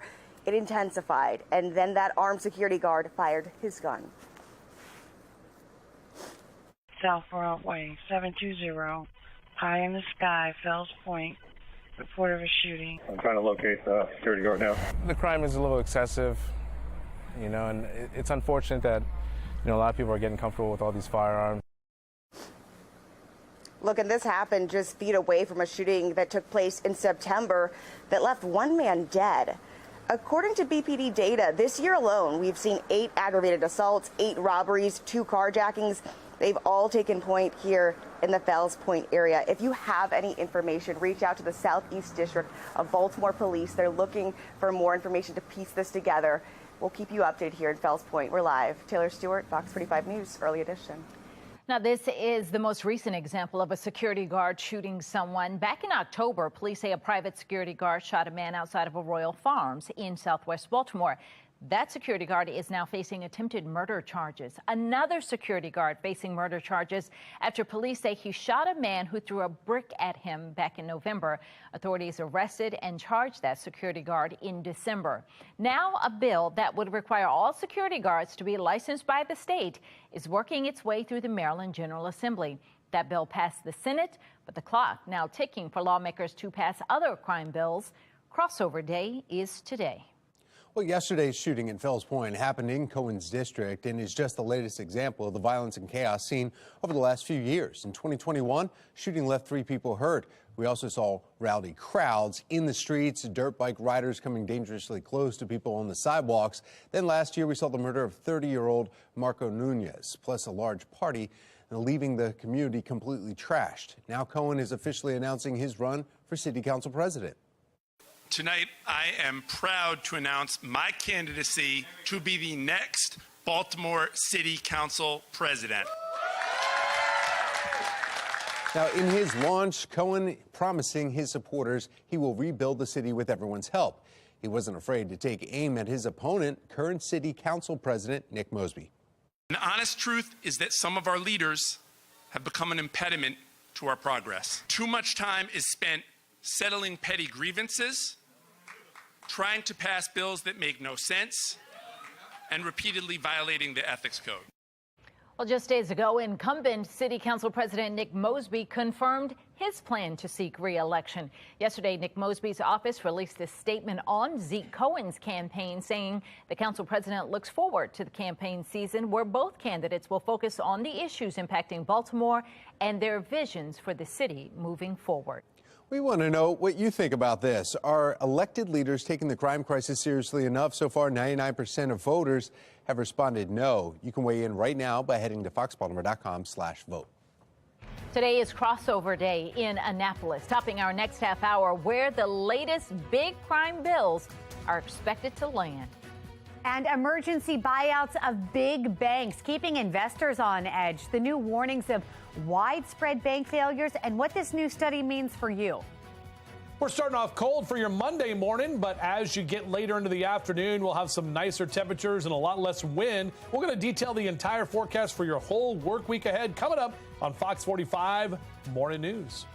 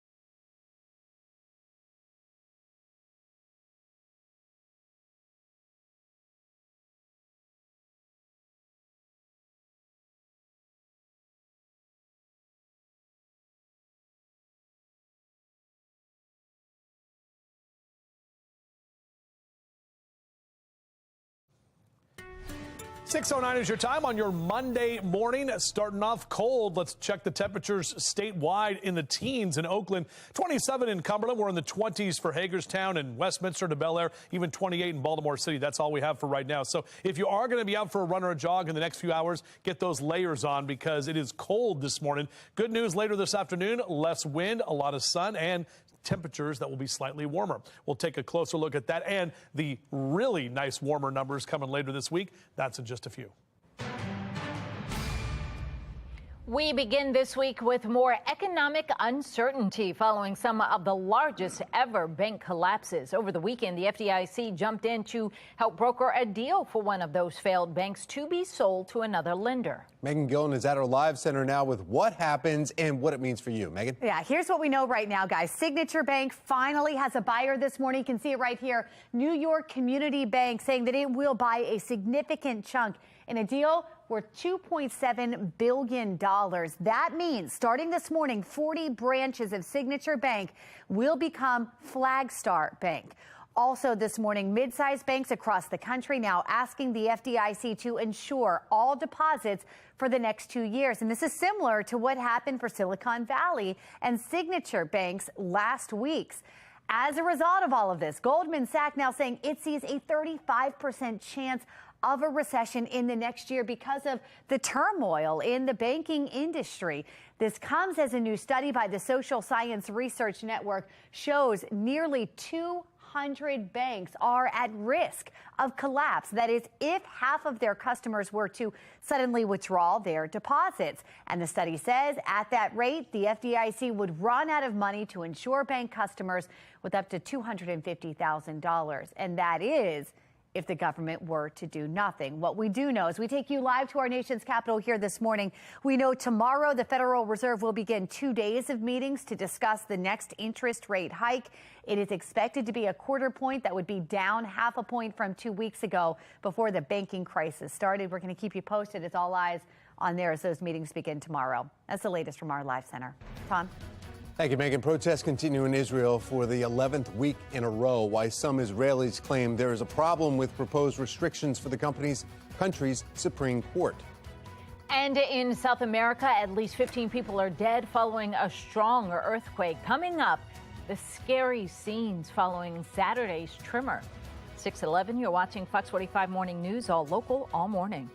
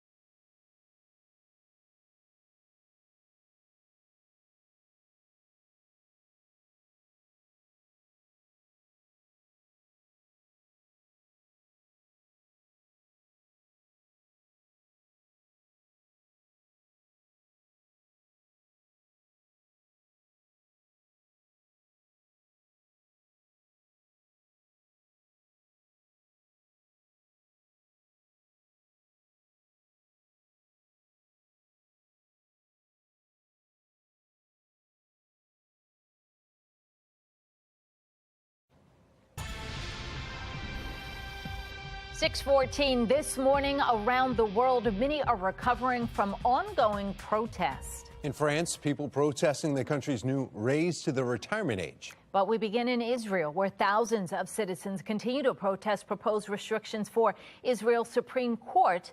This is going on now for the 11th week in a row. They say that it undermines the country's democracy. Protesters are filling the streets of Tel Aviv with Israeli flags and signs reading "Never Surrender." President Joe Biden spoke with Israeli Prime Minister Benjamin Netanyahu yesterday, expressing concerns over a planned overhaul of Israel's judicial system. But Netanyahu defended the overhaul yesterday, claiming the high courts have too much power. Well, in France, thousands took to the streets for a third night in a row, protesting President Emmanuel Macron's decision to raise the retirement age from 62 up to 64. Demonstrators gathering Saturday evening in southern Paris, marching toward Europe's biggest waste incineration plant and setting fire to trash all along the way. The group is trying to pressure Parliament into reversing Macron's pension reform. Lawmakers have already filed no confidence motions against Macron Friday. This comes after the French president ordered the prime minister to use a special constitutional power to pass the reform without a vote from Parliament. Rescue operations are underway following a deadly earthquake that hit Ecuador and Peru. At least a dozen people died. Video showing panicked residents flooding the streets in the moments following Saturday's tremor. Now, apart from the fatality, several people have been trapped under collapsed buildings. Firefighters still working to clear the rubble, and National Police are assessing the damage. The earthquake center was about 50 miles south of Ecuador's second largest city. In Colorado, 2 people are dead. Avalanches are to blame. Authorities say 1 person died in Aspen yesterday, while 2 other skiers were caught in the avalanche but managed to free themselves. Second person died Saturday right near Marble and was found buried under 4 feet of snow. The Colorado Avalanche Information Center says avalanches have killed 9 so far this year during the ski and snowboarding season. Also making headlines, a giant blob of seaweed, twice the width of the U.S., is heading for Florida. Now, this is known as sargassum, a special variety of seaweed that has long formed large plumes and blooms in the Atlantic Ocean. But this year's bloom could be the largest ever, spanning more than 5,000 miles and threatening to cover beaches with its rotten egg-like stench. And it is not pleasant. We've had to change vacation plans because of this. So here's what a massive wall of algae looks like in Mexico, where it has already made landfall at popular tourist destinations. The blob is expected to push through the Caribbean and up into the Gulf of Mexico during the summer. It's awful, and you can't use the beaches. You can't go into the water, and you can't even stay on the beach because, you don't want to just hang out on the beach because you're looking at that, and the smell is awful. I think there'd be a lot of insects involved with that too, you know? We at the last minute changed the resort that we were going to go to because we went on like the opposite side of the island, so that Yeah. Oof. All right. I don't like any of that. No. We've been to a place where there were some, but that sounds like that's horrible. It's not a good transition for me. Hey, massive blob. Chambers, you're up. There you go. All right. Let's see what's going on with our weather. I do have good news. I can talk about that. You don't smell like algae. I know that. Thank God I don't smell good. like algae. I did put on deodorant today just for everybody here, so that's good stuff. Our live cam, Toyota Inner Harbor Sky Cam right now, still dark this morning, just less than an hour away from the sun coming up, and we're going to see plenty of sunshine today. We're also going to turn that wind machine down a couple of clicks because it was definitely gusty yesterday and cold too, even though we had plenty of sunshine. Nice ridge of high pressure. When you see that H on the map, that typically means we've got dry conditions and overall fair, clear skies. And that's what we're seeing up and down the 95 corridor and throughout most of the eastern seaboard at this time. And for today as well. As the kids get out to the bus stop, though, beep, beep, temperatures staying in the 20s next hour, upper 40s by noon and into the low and mid 50s into that 2 and 3 o'clock hour. By the way, shout out to Rob and Lisa in Perry Hall. We saw them on Saturday over there at the Wise in Perry Hall. And they were like, hey, we watch your show every morning. So appreciate you, Rob and Lisa. 32-year temp here in the 8 o'clock hours. You're out and about, as I mentioned. Got to stay bundled up. But by noon, we'll see those numbers eventually in the upper 40s and on our way to the low and mid 50s into that 2 and 3 o'clock hour for this afternoon. And a lot less wind, as I mentioned. Now, temperatures closer to average. 56 is the average high for March 20th. A lot of us in the low to mid 50s here across central Maryland. Even some upper 40s for you, Stevensville and Easton down through parts of the eastern shore. But up and down the corridors I talked about, those lower 50s for New York and Philly down through Baltimore and D.C. for today. Good news with our temperature tracker, we're trending up. So after today's highs in the 50s, we're going to go well above average starting tomorrow, and we keep that trend all the way through Sunday in the above average category. A lot of 60s, and you can see that little spike right there on Thursday with temps that, yes, will get into the lower 70s. So on your outdoors cast, Betty the Butterfly looking good. You can see Monday, Tuesday, and Wednesday, green lights, temperatures getting warmer, and you can have some fun days to enjoy outside. Overall, our future scan stays dry too as we take you through Monday and Tuesday. Wednesday gets a little bit more cloud cover coming in, but we have that warm front. That's going to be that warmer air. May see a stray shower late Wednesday afternoon. Better chance for a few more showers picks up on Thursday. Really, Friday is the next day we'll actually see rain in the area as our next weather maker moves in. But before all that, as I mentioned, we're going to warm up. So here's your 7-day forecast. You can see what I'm talking about. Showers late Thursday into Friday. Some of that rain even left over into Saturday as well. So just be prepared for that as we head into our weekend. But overall, those temperatures staying very pleasant. Patrice? All right, Justin, thank you. Looking out the Lynn Stoller Traffic Network, and as we take a look at the traffic map this morning, roads are clear for your Monday morning commute. Great way to get the week started. Then as we take a look at your drive times, traffic moving quickly across the region. Do we have those? Oh, there we go. They match the map. You're in the green. All right, taking a live look now from the Lynn Stoller Mobile Track. Our photographer Graham is driving out on the outer loop of 695. Traffic also moving smoothly. We've got no incidents to report for you this morning. Let's get a check of mass transit. Mark Jones with the MTA is here. Hi, Mark. Well, good morning, Patrice. Good morning, everyone out there on the MARC train system. We've got Camden train 845 operating with a 5-minute delay. The other trains of MARC are on time for travel. Light Rail Link has that service disruption between Falls Road and the Timoleon Fairground stops. Allow time for travel there as you'll find shuttle buses in place bridging the gap as construction continues. Maintenance and Metro Subway Link good to go for travel. No delays or issues. For the MTA Transit team, I'm Mark Jones. Thank you, Mark. Well, if you are a night owl or an early bird, take a look at this. Those traveling from New York or Philadelphia to Baltimore could get Amtrak fares as low as $5. It's known as the Amtrak's Night Owl Fares, which offers low prices on select trains departing anywhere from 7 at night to 5 in the morning. Violence continues to hit the streets of Baltimore. Coming up, how the latest numbers compare to years prior. But first, can some red food dye have harmful health hazards? We break down what to look out for after the break in this morning's Consumer Reports. Fox 45 News, winner of 17 2022 Regional Emmy Awards, more than all other Baltimore news stations combined.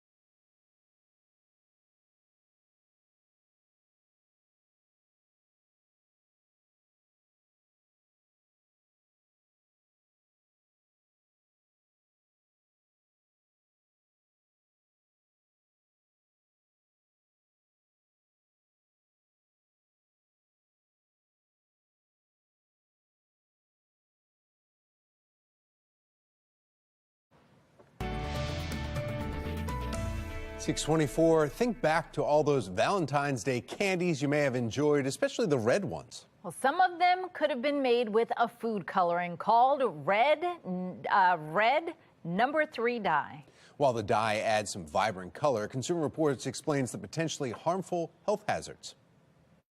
Mommy, could I have a snack, please? Alina Ramsden tries to give her children foods free from additives and artificial food dyes. I'm concerned about the long-term effects neurologically and developmentally, so I just try to avoid them if I can. When it comes to food, appearances can be deceiving, especially when it comes to coloring and flavoring. Red number 3 dye, also known as erythrocin, is a synthetic dye derived from petroleum, and it's used in food and drinks to give them a kind of bright cherry red color. Decades ago, the Food and Drug Administration banned red number 3 dye from all cosmetics after studies showed it caused cancer in lab animals. So how is it possible that this coloring is banned in makeup, but not from the candy that many of our children could be eating? More than 20 other advocacy groups signed a petition from the Center for Science in the Public Interest to ask the FDA to prohibit the use of red number 3 dye in foods, dietary supplements, and ingested drugs.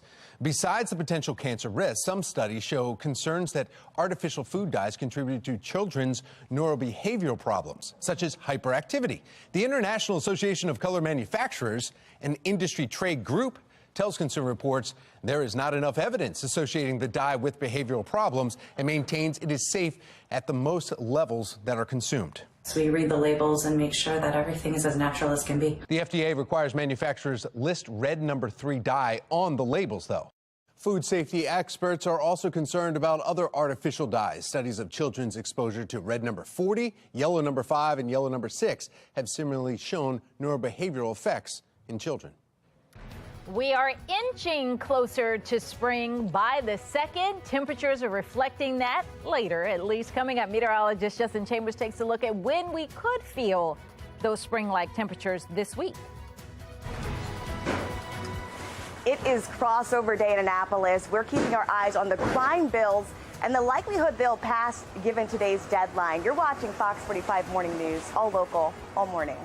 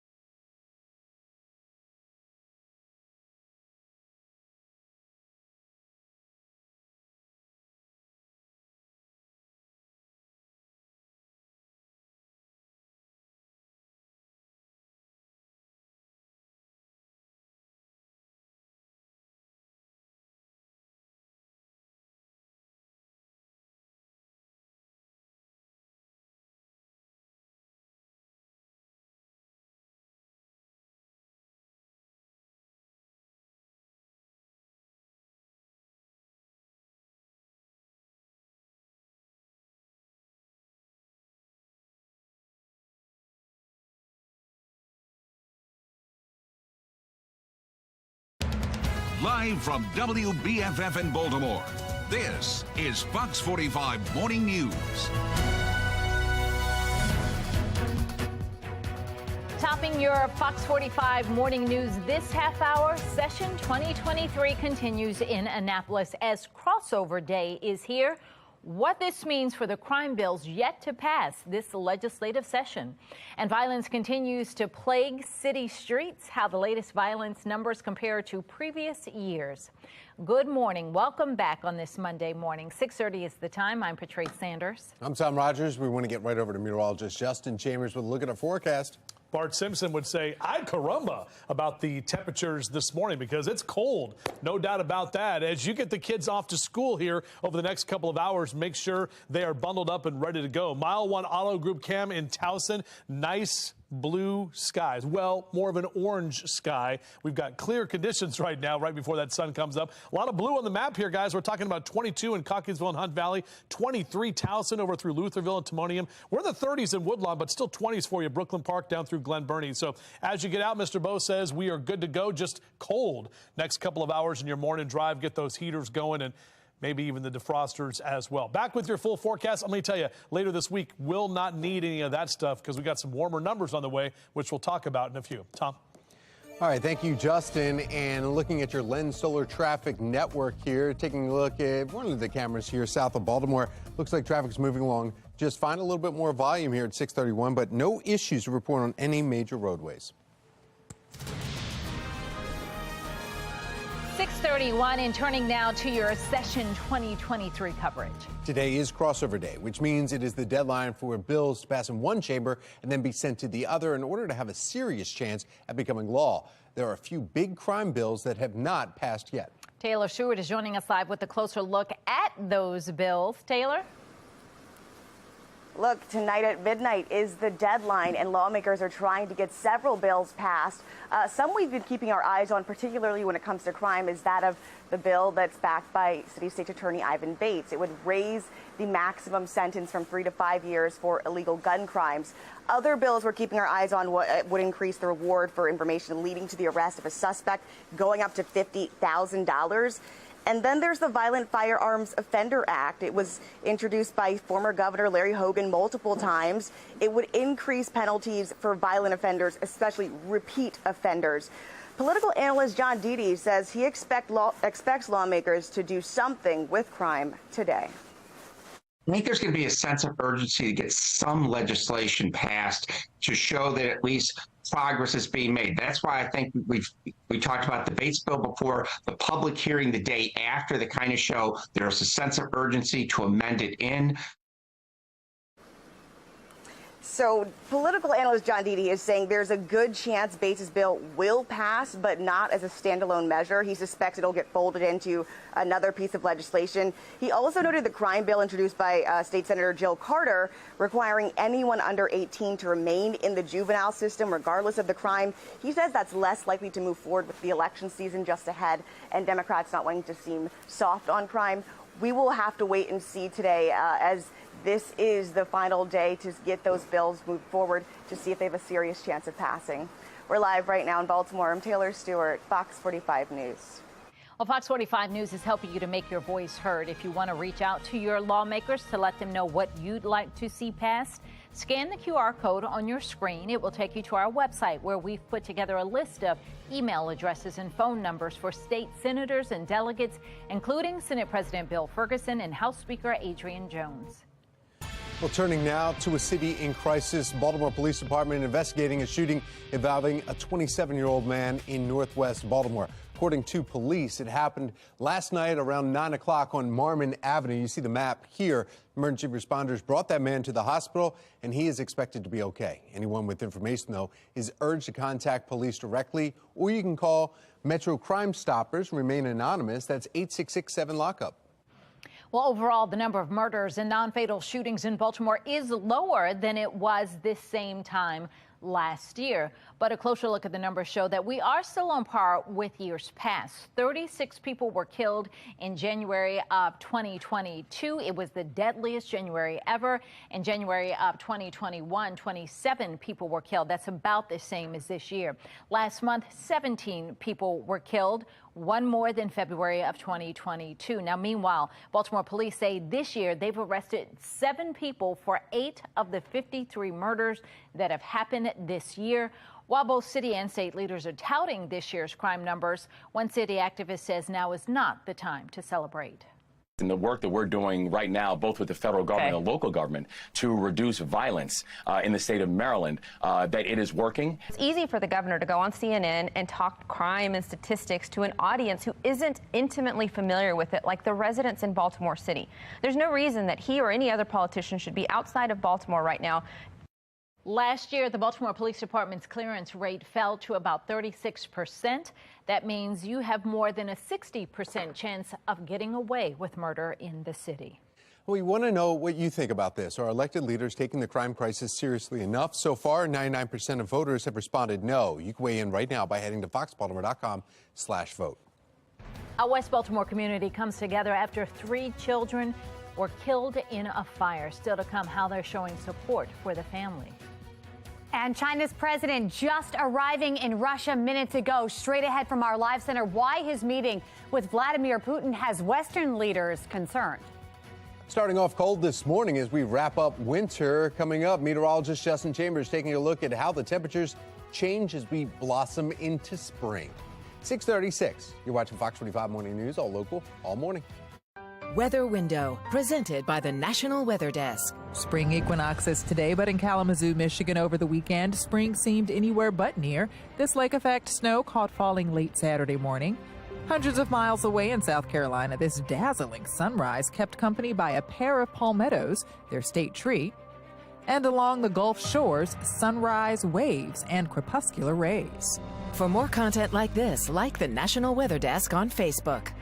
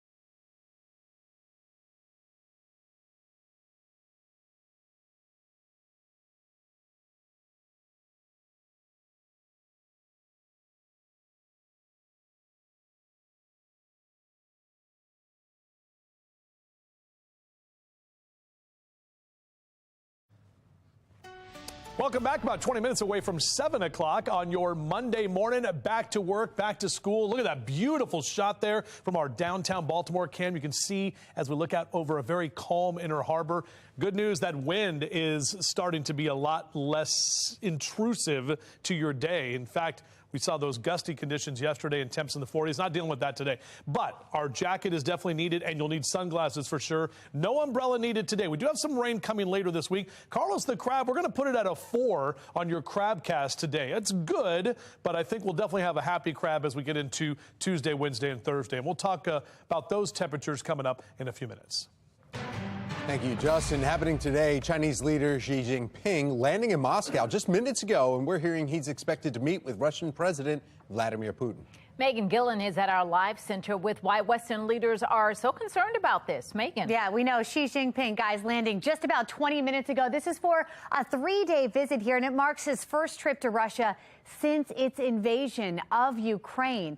Beijing leaders saying the meeting over dinner tonight is intended to promote peace talks between Russia and Ukraine. However, Western officials worry China is considering providing lethal support to Russia's military, which Xi Jinping denies. Just a few hours after we learned about this visit on Friday, the International Criminal Court issuing an arrest warrant for Putin, accusing him of war crimes by forcibly deporting Ukrainian children. The Kremlin calling the warrant outrageous and unacceptable. Taking you live now to the White House, where we are told the Biden administration will be monitoring that meeting here tonight between the two leaders very closely. President Biden saying last week he plans to speak to Xi Jinping soon. We're going to keep you posted as we learn more. That's the latest from our live center. We'll send it back to you, Tom. Thank you, Megan. City Council President Nick Mosby officially has a challenger as he runs for re-election. Still to come, the back and forth between the candidates just as the official announcements released. Overall, crime is down in Baltimore this year compared to last year. Still to come, how police have cleared more murders earlier on and what the numbers actually tell us. 6:41 is the time.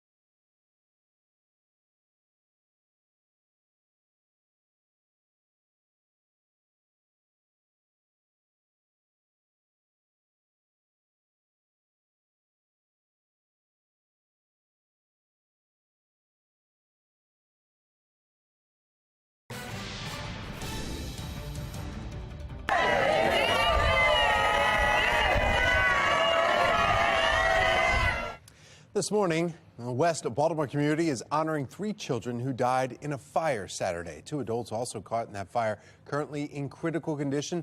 The cause is still unknown. Mayor Brandon Scott promising the city will conduct a thorough investigation to try and find out what happened. Elsewhere in your morning rush, Fells Point residents are on edge after a security guard shot a patron following a heated argument this weekend. Taylor Stewart joins us live with the latest. Look, Patrice, first responders had to rush him to the hospital. He underwent surgery, but that shooting broke out here around 2:30, just off of South Broadway Street at this pizza joint, Pie in the Sky, a very popular place. And we're told it started because of an argument between a security guard and that patron. Now, this is not the first time we've heard of a shooting in this area just feet away from where we are now. In September, another man was shot. We'll take another look at the crime statistics that have occurred here in Fells Point at 7 o'clock. Back to you. Well, it's 6:45 now. We want to get another check of our forecast as we are heading into the first day of spring later this afternoon. Meteorologist Justin Chambers, she's got to look at the forecast. Justin, I just went outside, was like, oh, let me take a big breath, and then started coughing because it's so cold. That's exactly right. And you're going to see that breath, too, Tom. Yes. There's no doubt about that. Patrice, good morning to you. Good morning, everybody. Happy to be here with you on a Monday morning. And, yeah, it is definitely cold. Those numbers have dropped below freezing. Now, you know why, right?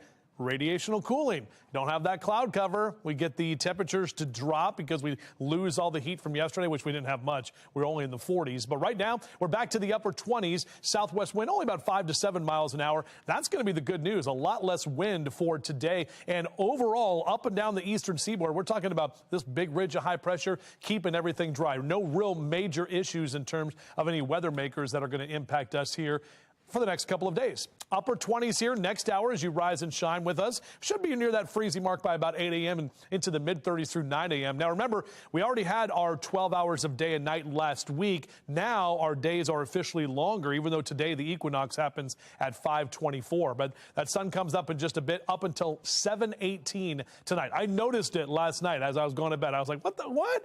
And it just like happens like that, especially after the time change. All right, so upper 30s here in that 10 o'clock hour. As we take you into the later part of the afternoon, we'll be in those low to mid 50s, and overall not a bad day at all. In fact, numbers in that 4 and 5 o'clock hours still hanging on into the lower 50s, and the less wind is going to be the big thing that we'll enjoy later today.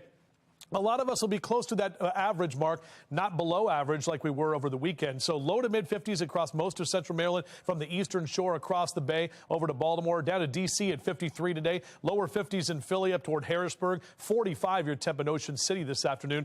Like this temperature trend and our temperature tracker, we get the 60s starting tomorrow, even some lower 70s by Thursday before those numbers back off a bit, but still hanging into well above average numbers all the way through Sunday. If you do want to get the cars cleaned up today, tomorrow, Wednesday, no issues as we've got green lights across the board. Not really tracking rain, not until we get to Friday. Now, you get a little more cloud cover coming in on Wednesday and Thursday with a few showers here and there, but really our next weather maker is on Friday. Here's an update to the holiday countdown, and boy, I'm excited about that. 17 days until opening day for the O's at Camden Yards. They actually start in 10 days in Boston. 20 days away from Easter Sunday, Cinco de Mayo in there at 46 days, and now we are 10 weeks from Memorial Day. That's right, the unofficial start to summer. So spring begins this afternoon, unofficial start to summer. Memorial Day coming up in just 70 days. But how about some lower 70s on Thursday? We'll take that. Overall, staying in the 60s with a few showers even early Saturday as well. Remember, spring may be here, but that also means more rain expected in the coming months. You can track the showers and more by downloading the free Fox 45 Weather Authority app. Just go to your app store and search WBFF to get started. All right, let's get a check now of our Lynn Silver Traffic Network. See what's happening here. You're taking a live look now over Towson and Lockraven Boulevard, and where the volume in traffic, it's gotten a little bit larger throughout the morning, but drivers still staying safe out on the roadways with no accidents to report on major roads. Here's a live look from our Len Stoller mobile track. What a great shot. Our photographer Graham is in Lithicum Heights on the inner loop of 695 with traffic's moving along nicely too. And look at this sun coming up. Yeah, no problems to report out there. Happening today, we want to take a minute to wish Eleanor Hall a very special 105th birthday. My goodness, she has lived in Carroll County since the day she was born. She loves flowers and gardening. She graduated from Maryland Institute of Art in 1939. And in this picture, she's showing us a birthday card that she got from former Governor Larry Hogan. That is pretty awesome. Now, another very special fact about Eleanor is that last year and the year before, on her 103rd and 104th birthdays, our very own Traffic Jim Jimmy visited her. This is a picture from a year ago, so we couldn't miss the occasion. Yeah, of course. Jimmy would want us to. Right. 105. Eleanor, you go. Happy birthday. Happy birthday. And topping your Sports Unlimited headlines, Terps moving on to the third straight Sweet 16. The women's basketball team beating out the number 7 seed Arizona after a very close game. At the end of the first half, Maryland was actually down by 1. The Terps came back strong, finished the game with a win 77-64. Now Maryland, the number 2 seed, will go on to face number 3 seed Notre Dame Saturday in Greenville, South Carolina. All right, so what do you think? Can the Terps go all the way? Look, these ladies are amazing and wonderful. What is it? Is it third or second in a row? Third. Sweet 16, yeah. Now, if South Carolina gets past the people they're going to play, they got to play the Gamecocks in Greenville, South Carolina, even though They that's still not got where- it. So, absolutely, They yeah. still got it. Yeah, they're going to hopefully beat Notre Dame and then go on and, hopefully go all the way. That'd be great. That's what I'm saying. I'm saying all the way. Yeah, I like it. I like it. I mean, they got a strong team, and those ladies, they know what's going on. The way my brackets are going, I'd say the opposite. I'd say they're probably going to lose, so then maybe they'll do well. Maybe then they will. I don't, Yeah. We should have done brackets for the ladies. We should, absolutely, yeah. We'll do that next year. Okay, well, good. All right, so many are suffering seasonal allergies with the blossoming of spring. Did I hear you all talking about that earlier? Pollen Yes. all right, well, still to come in our 9 o'clock hour, how you can handle your allergies so you can enjoy the new smells of spring. Don't go south of D.C. right now, and then you can avoid them all. As we get you ready to take on your allergies, what about getting you ready to take on your garden? Meteorologist Amy Aronson whipping out the green thumbs, getting you prepared. That's all coming up. Oh, yeah, speaking about coming up, right? Allergies. Waking up. Yeah, waking up and getting rid of those allergies. One thing to get off the fluff. If coffee does that? Coffee does it. Coffee does everything. It's time for a coffee break.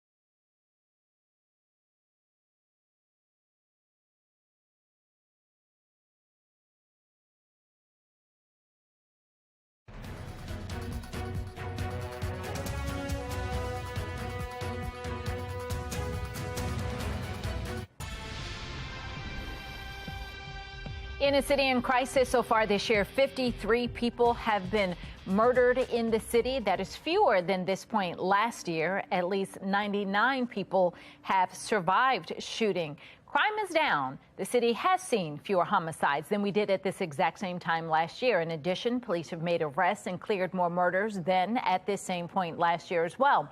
Political commentator Armstrong Williams is joining us this morning with a look at the numbers and what they mean, because depending on who you are, you look at it differently.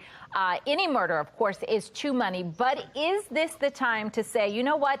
Thankfully, we're seeing a change. Let's keep doing whatever it is we're doing to bring about that change. Is that the way we should look at this or no? Well, good morning. What this tells us that if Mayor Brandon Scott, if he allows his law enforcement officers to do their job and arrest people and keep repeat offenders locked up, then more lives will be saved in Baltimore. It's common sense. What the mayor is telling us is that they have the capacity, if the people rumble and cry enough, to reduce crime. Can we reduce crime to the point where we have far fewer than the number of people that died this time last year? That remains to be seen. But I think it is encouraging, and it's sad that it's taken an outcry from people who've lost loved ones' lives. There's often no reason at all to get the mayor's attention, to just allow law enforcement to do their job. Law enforcement knows exactly who these criminals are, but if you tie their hands behind their back, if you cripple them, and if you continue to put the same people back out on the street, then the morale in the law enforcement is low, and many of these officers eventually quit.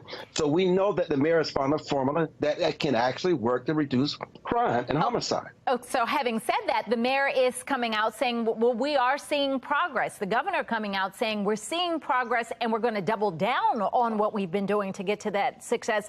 But they're being criticized for coming out to say that we're doing better. People are saying, you know, it's not. This is only a little bit better. We shouldn't be saying we're doing better yet.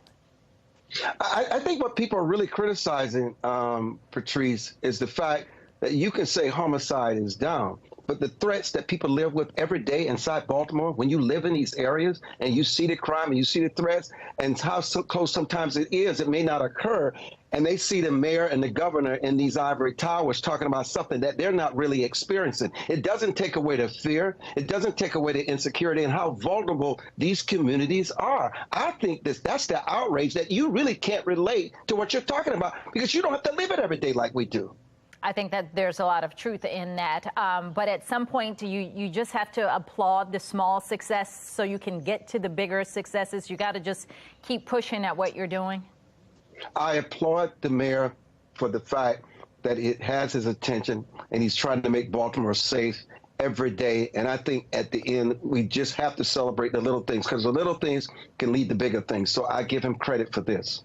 All right, Armstrong, thank you. Thank you, Patrice. A shooting from one security guard to a patron here at a busy Fells Point restaurant lands one man in the hospital. We'll give you the update in the crime stats here in the Fells Point area.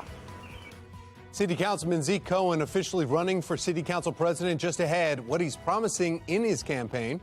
Even though we're cold right now, we've got some nicer temperatures, not only today, but especially later this week as we get into the brand new season. We'll talk about the vernal equinox on Fox 45 Morning News. Let's do this.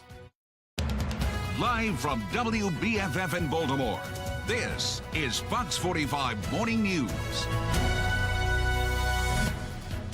Good morning on this Monday, March 20th. Hello, spring. I'm Patrice Sanders. Yeah, that's right. Spring. It's great. And if you travel south, you know, you're like, all right, yeah, we've got some. And then you step outside and you're like, whatever. It's spring in name only for right now. Don't worry, everybody. We're going to be all right. Two things. Cold weather. It's not spring yet. Okay. And I just checked my brackets again. My goodness, I have Marquette going all the way. That's the end of that. Yeah, a lot of people. Dropping way down Purdue, on the list. Out. Who's the other number? Why do we do it anymore? Oh, Kansas. Yeah, Kansas out. Yeah. Why do we do brackets? Then my husband's bracket's no good. Yeah. No. 2 out of the 4. Oh. There's a lot of red. My bracket is bleeding. We could have no number 1 seeds, so that could happen. But at least the ladies of the Lady Terps are on to the Sweet 16. We love that as a number 2 seed. Strong team for sure. All right, good morning, everybody. Happy Monday in Towson. A little bit before that sun comes up, and yes, it is definitely cold. We're talking about 18 in Oakland and 20s across the northern part of our state. Most of us in the 20s and lower 30s along the Chesapeake at this hour. So you definitely want to bundle up as you head out. A cold Monday morning, but milder and less windy for the afternoon, and we are going to see warmer temperatures this week. So I think we're going to like those numbers. But yeah, you still may need the defroster on in the car the next couple of days because the mornings are cold. Morning drive upper 20s right now, low to mid 30s over the next few hours. Back with your full forecast. We'll do that in just a few minutes from right now. How are we looking on the roads, Tom? Looking great, actually. Lens Solar Traffic Network cameras here. Look at these. Not bad at all. A little bit of volume earlier. I mean, it is 7 o'clock on a Monday morning. Getting back to work, not an issue for you this morning. We do begin this morning with the city in crisis. In fact, over the weekend, a violent interaction inside a Fells Point restaurant leads to the shooting of a man. It happened in the district represented by City Councilman Zeke Cohen, who just officially announced that he will run for the position of City Council President. Residents who live in that district, though, are on the edge and they're frustrated with the councilman. In just a few minutes, we're going to take a look at some of the biggest controversies that Zeke Cohen has faced. We begin with that shooting, and Taylor Stewart is joining us live this morning with what we are learning led up to the violence. Taylor?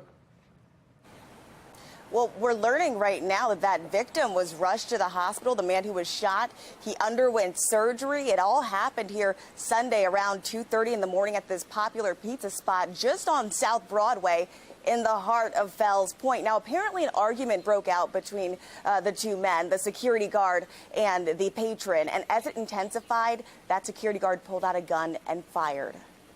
South Broadway, 720, high in the sky, Fells Point. Report of a shooting. I'm trying to locate the security guard now. The crime is a little excessive, you know, and it's unfortunate that, you know, a lot of people are getting comfortable with all these firearms.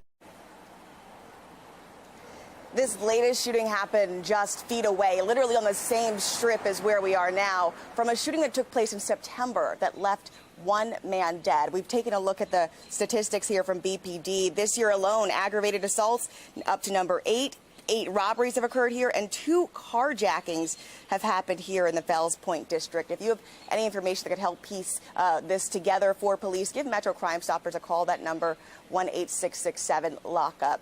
For now, we're live in Baltimore. I'm Taylor Stewart, Fox 45 News. Thank you, Taylor. Yesterday's shooting in Fells Point happened in Cohen's district and is just the latest example of the violence and chaos seen over the last few years. In fact, in 2021, shooting left 3 people hurt. We also saw rowdy crowds in the streets, dirt bike riders coming dangerously close to people as they were riding along the sidewalks. And then last year, we saw the murder of 30-year-old Marco Nunez, plus a large crowd leaving the community completely trashed. Now Cohen is officially announcing his run for city council president. I am proud to announce my candidacy to be the next Baltimore City Council president. Now, in his launch, Cohen is promising his supporters that he will rebuild the city with everyone's help.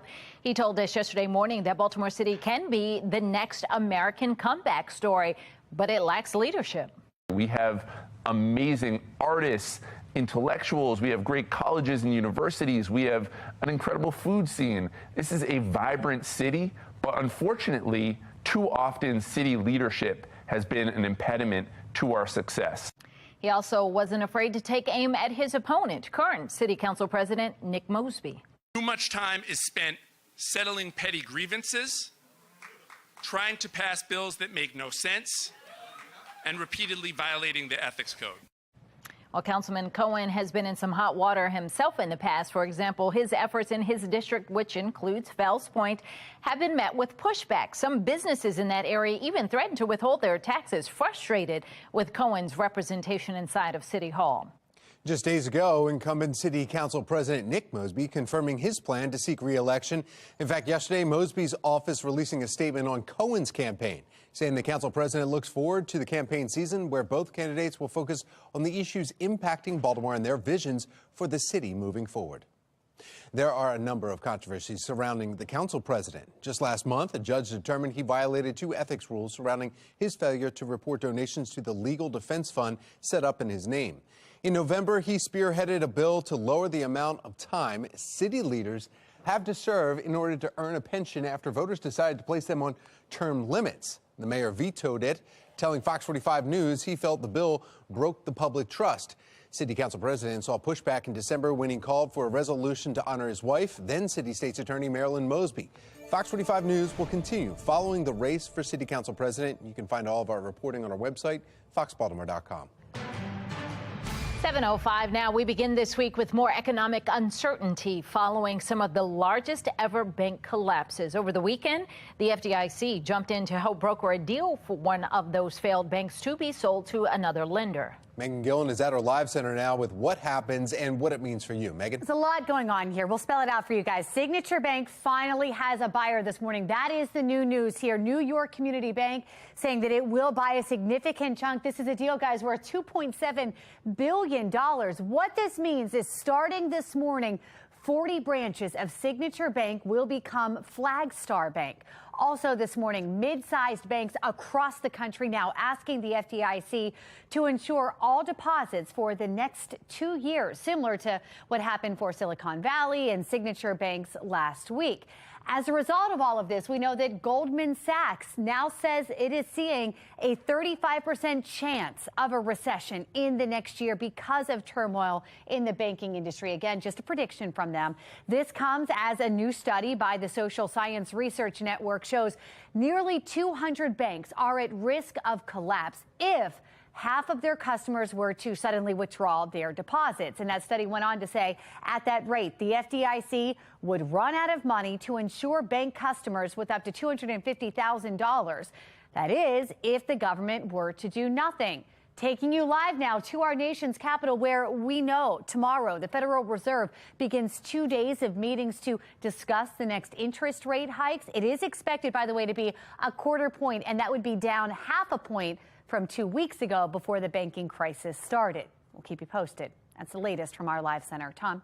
Thank you, Megan. Developing now, the Manhattan grand jury investigation into former President Trump could bring another witness to testify. Reports show attorney Robert Costello, who previously advised ex-Trump's lawyer Michael Cohen, could bring forward information that contradicts the credibility of Cohen's current statements.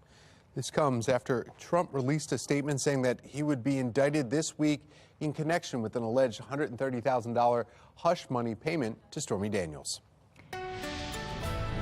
It is 7:07 now. We want to get another check of your forecast. We have meteorologist Justin Chambers talking about when we will start to actually feel more like spring. Yeah, I just stepped outside myself, Tom, just like you said, and you can definitely see your breath, and it's like, woo, all right. Well, yeah, temps in the 20s. Most of us are below freezing. You're just above freezing there, Stevensville, 33 on the other side of the Bay Bridge right there, 30 in Chestertown, low to mid and upper 20s for Cockeysville and Baltimore right now. Temps will warm up, don't worry, and you're out the door cast. Make sure to grab a jacket. Make sure to get those sunglasses on as well. You'll need those for all that sun later today. No need for the umbrella. Now, we're tracking rain a little bit later this week, but if you are out for your run or your jog in the next couple of hours, want to get some exercise on, just go ahead and make sure you are layered up. Temps staying in the 30s for the next few hours. We're back with your full forecast. We'll talk about that warming trend coming up in a few. Thank you, Justin. Despite the chilly or cold temperatures, the first day of spring is here, and it's an exciting time for gardeners. Meteorologist Amy Aronson has more on how you can get your garden prepped and ready for spring. I'm here with an expert, Carrie Engel, is going to help me out to make my garden very successful. Very this good. year. I want lots of fresh veggies. All right. Well, one, don't rush it. So believe it or not, it's still a little early for most things. You could go out right now and plant potatoes and onions and asparagus, rhubarb, some of the things that come back every year. But most of the stuff you still want to wait for until all danger of frost is gone. So depending on where you live, it's anywhere from late April to about Mother's Day. Okay, big range there. Big range there, exactly. And it's because, I mean, you know from the weather, the different temperatures you see every morning. Exactly. It's going to change from the coast up to the mountain areas. We're right here on the Piedmont Plateau, so we kind of get right in the middle of it, yeah. Up and down. Are there things people can start doing right now so they're ready once it's warm out? Well, one of the things I really suggest is doing a soil test. Now, you can do it for nitrogen, phosphorus, and potash, which are the three major elements that your garden needs. Right. But the main thing is to do it for pH. If you've ever had a pool or an aquarium, you know how important pH is. Oh, yeah. Well, it's just as important to vegetables. So certain plants grow better in a neutral pH. So in most cases, you want something between a 6.5 and 7. So you want to add some lime to the soil to get it where it needs to be. Okay, good tip there. What about seeding? I know that's something saying I'm going to start at my house. How does that work? Should people start doing that before planting outside? Well, it depends what we're talking about. So at this point, I'm going to tell you it's probably too late to start seeds for things like broccoli, cabbage, cauliflower, because they can go out pretty soon. But if you're planning on planting tomatoes, cucumbers, peppers, now is a fantastic time. It's really good because you have about 2 months to get them going, and you can get them in and started in some of these little seed starting trays that we have down around the corner, but in a good seed starting soil that's nice and lightweight, real fine material. And you can start, again, those tomatoes, peppers, things like that. You can also direct seed some things, so things like peas, you can go out right now and plant. Beans, you can plant directly too, but you're going to want to wait until Mother's Day-ish for that as well. Yeah. Good to know.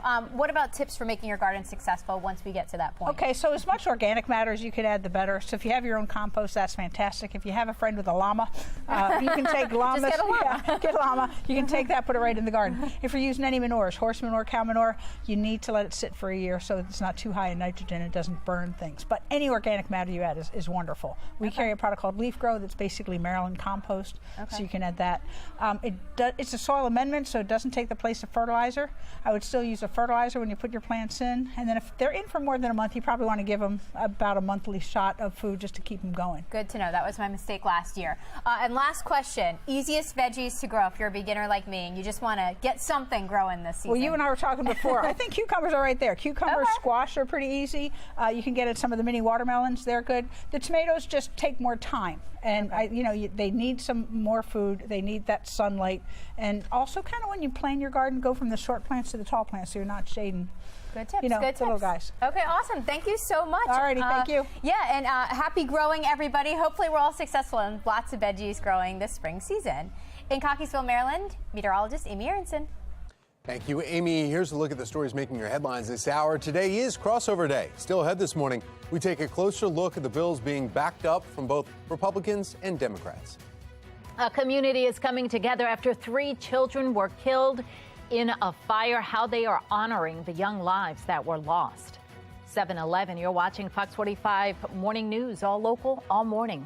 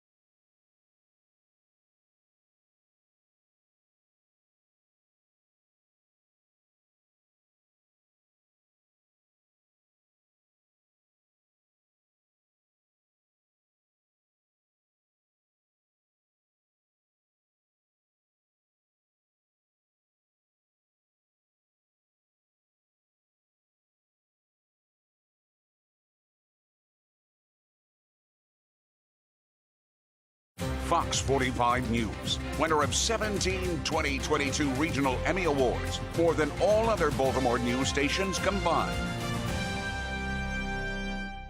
This Fox 45 News segment is sponsored by GBMC. 7:15 and the FDA launched a campaign to lower the amounts of lead found in our diets. Closer to Zero is a program to regulate how much lead is found in common foods, but in particular, lowering the allowable levels found in baby food. Joining us now for our Monday morning house call with GBMC Pediatric Associates, Dr. Rachel Plotnick. And Dr. Plotnick, thank you again for joining us. No problem.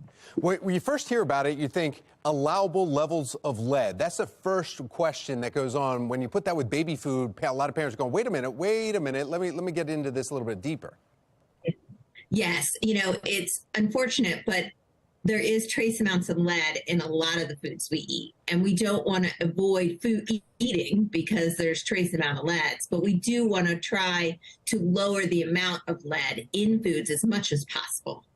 And when we hear this, though, parents can get the best information to be smart consumers. Where do they want to go then? I mean, the FDA has a lot of information on this, saying all the fruits and veggies that are there. But then when you start getting into the numbers and literally into the weeds about it, you're going, okay, this is over my head. Where can we go to get it written in layman's terms?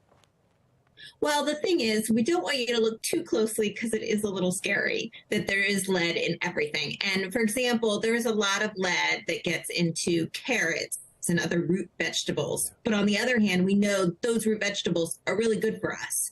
So it's one of those things where probably best not to do too much research and instead really these guidelines that the FDA are coming out with are so important just to lower the amount of lead as much as possible into these baby foods because we know babies are so susceptible to the neurological effects.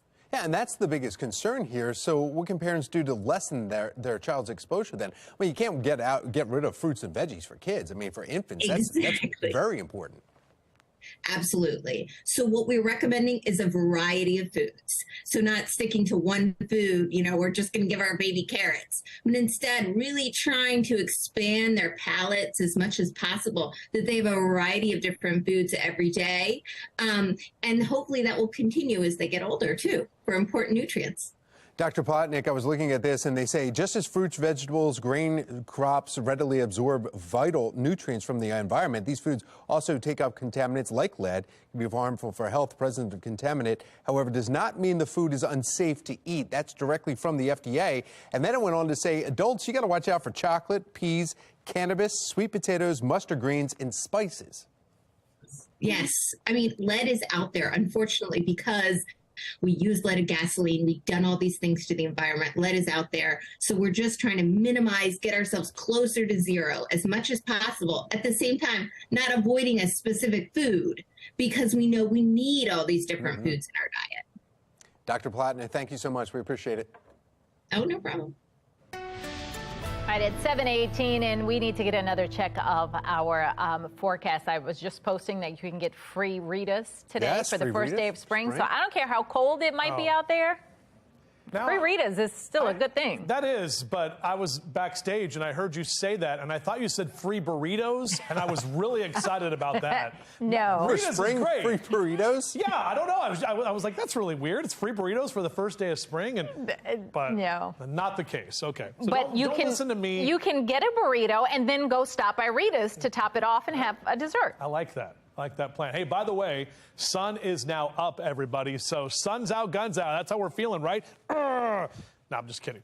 Not like I'm strong, but either way. Looking at our downtown Baltimore camera, looking good. Now, equinox, the vernal equinox or the spring equinox happens this afternoon, 5:24 Eastern Daylight Time. That is when the sun's axis, the Earth's axis, is tilted neither toward nor away from the sun. So basically right on the equator, hence the name equinox, and also equal amount of daylight and darkness, a lot of latitudes, almost all the latitudes here. So equal day and night, it comes from that Latin term equinox, which is actually equal night and equal day, all of it equal. Now, today, we're seeing those numbers that are going to be up there. And we'll see those numbers climbing into the low and mid 50s by the time we get into the afternoon. Beep, beep on our bus stop forecast. So for those kids, make sure they're bundled up this morning. Golfers don't have to deal with the wind today, but probably some frost delays this morning, still in the mid 30s by 9 a.m. But we're to the upper 40s by noon and into the low and mid 50s into that 2 and 3 o'clock hour. And check some of the numbers here across Carroll and Baltimore counties. Upper 40s and lower 50s for you for the afternoon. 52 in Towson, 51 Perry Hall and White Marsh, mid 50s in Dundalk. Numbers in Howard and Anne Arundel counties also in those low to mid 50s for Ellicott City and Elk Ridge, down through Glen Burnie and Pasadena, down through the capital as well. Now, here's what's going on with our future scan. Big old H there. That's that ridge of high pressure. That is going to be with us the next couple of days. So that means very quiet and calm conditions for most of the East Coast. On Wednesday, we'll get a little bit more cloud cover. Temperatures are going to steadily rise throughout the next couple of days. May see a stray shower Wednesday afternoon, but most of that rain is going to come in as we get into late Thursday and Friday as our next weather maker rolls in. So that's what we're looking at for this week. Now, on your holiday countdown for the O's home opener opening day. I'll try to get it out there. 17 days from right now. So we're coming up. 46 days from Cinco de Mayo, 55 days until Mother's Day, and 10 weeks from today is Memorial Day. So 70 days out from that. Here's our 7-day forecast. 50s today, but 60s into Tuesday and Wednesday. How about lower 70s for you on Thursday, guys? That's going to be real nice, although we are tracking some rain, as I mentioned, Friday, and some of that rain left over into Saturday as well. Spring allergy season has arrived with sneezes and sniffles. Just ahead in our 9 o'clock hour, the steps you can take to control the symptoms and prevent infections. With the Marching Elite Foundation this morning, drumming it up, getting ready for our expo. We'll tell you all about it coming up right here on Fox 45 Morning News, all local, all morning long.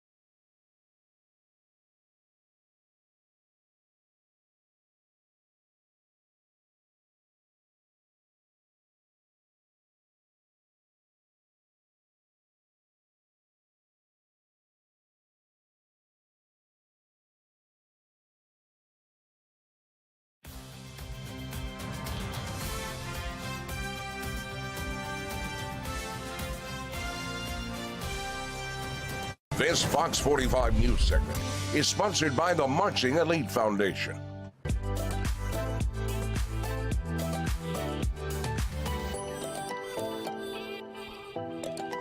It is so Baltimore. Get amped up for our Be More Healthy Expo, and it's happening this Saturday. The Marching Elite Foundation will greet you at the door with an exciting musical entertainment. This morning, Be More Lifestyle host Mark Clark is live in East Baltimore, joining the team. We're getting a sneak peek for all the fun this weekend. Mark, good morning. Good morning, Dennis Lee, the man who directs the Marching Elite. They're here. They're ready to go, guys. Fired up. So, Dennis, what can we expect this weekend at the Expo? So this weekend, we're going to turn up. Wait a minute. Yeah, we're going to feature the drum line. We're going to feature the dancers. So at the Be More Healthy Expo, to do our activity, you must be in shape. And so that's why we're there. I love it. Can we get a little sample? Can we get a little something? Yeah. All right, guys. Here we go. 1, 2, 1, 2, ready, and.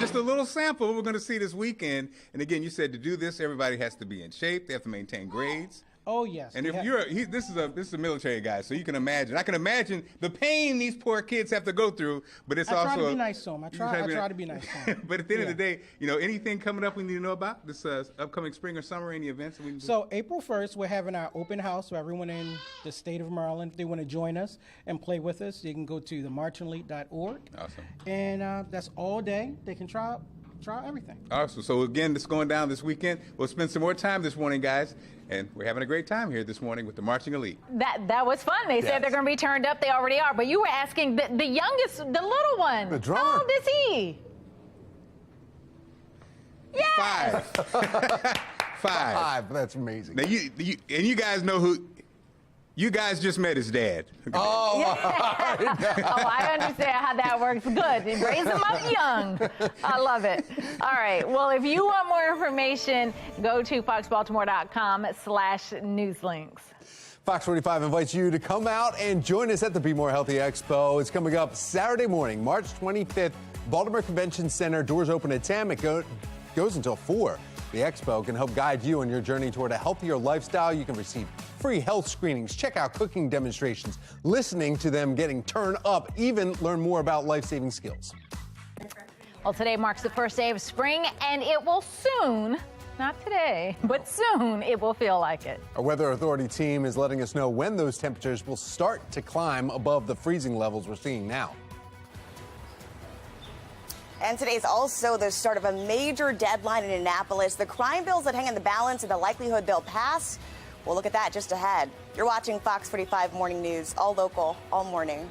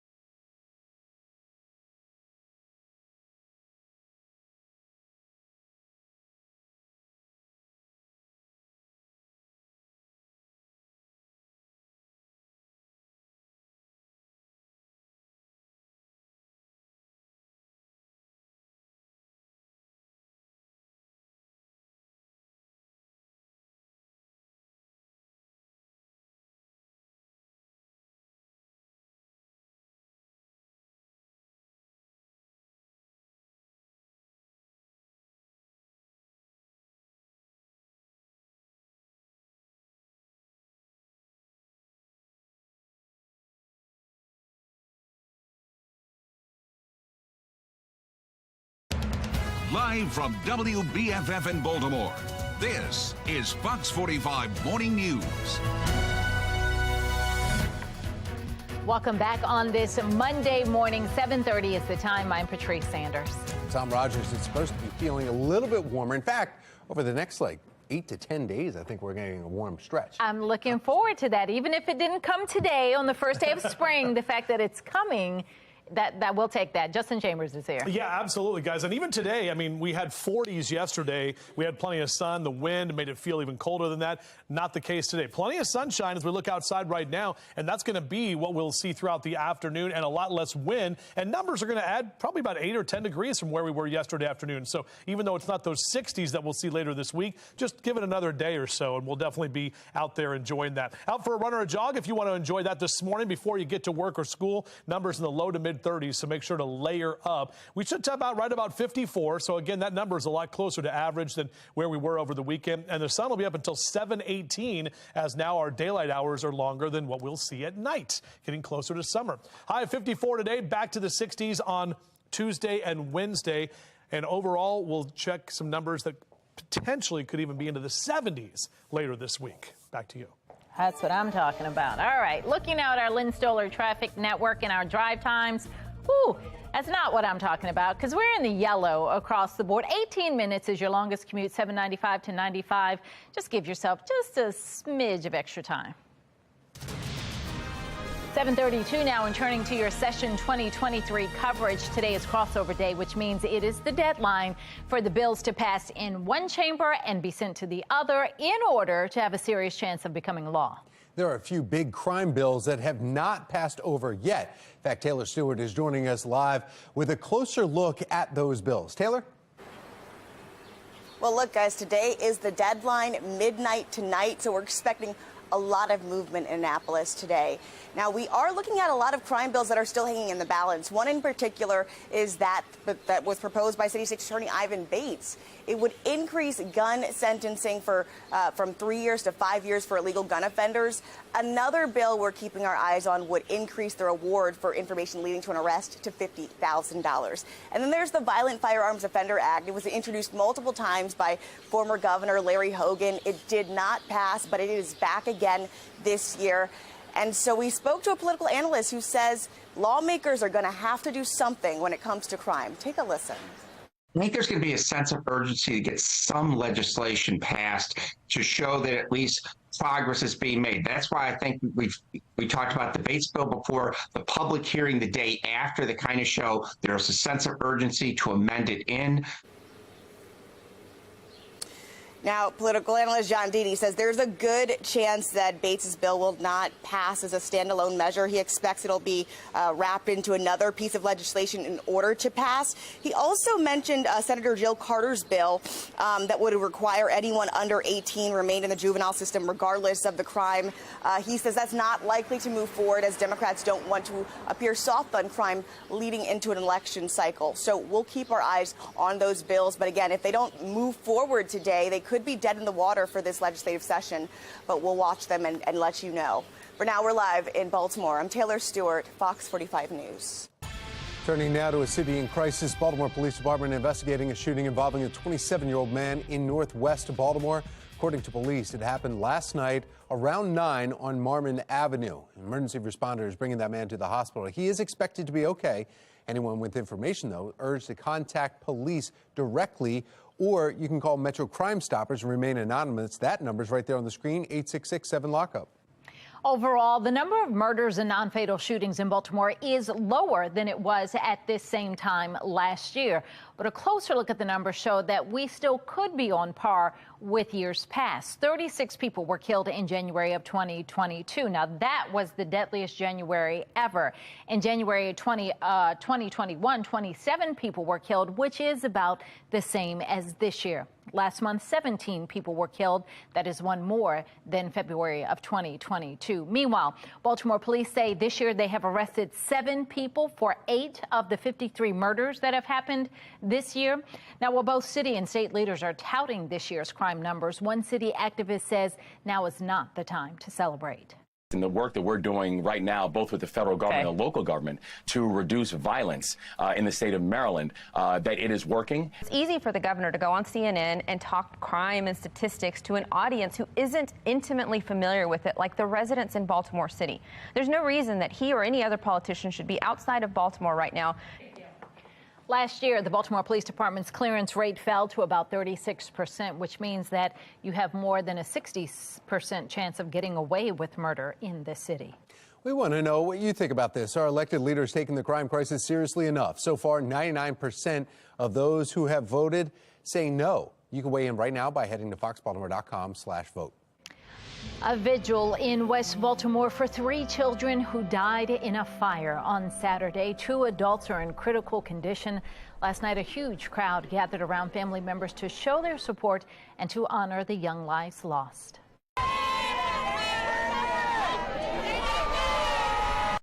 Now, the cause of the fire is still under investigation. Mayor Brendan Scott promising that the city will conduct a thorough investigation to find out what happened. This is the second deadly fire within 2 days in the city. A shooting in the heart of a popular Baltimore spot. Just ahead, how this shooting is raising concerns about security guards. Temperatures will be in the low 50s today. Just ahead, when we can expect our next weather maker, though, 7:36. You're watching Fox 45 Morning News, all local, all morning.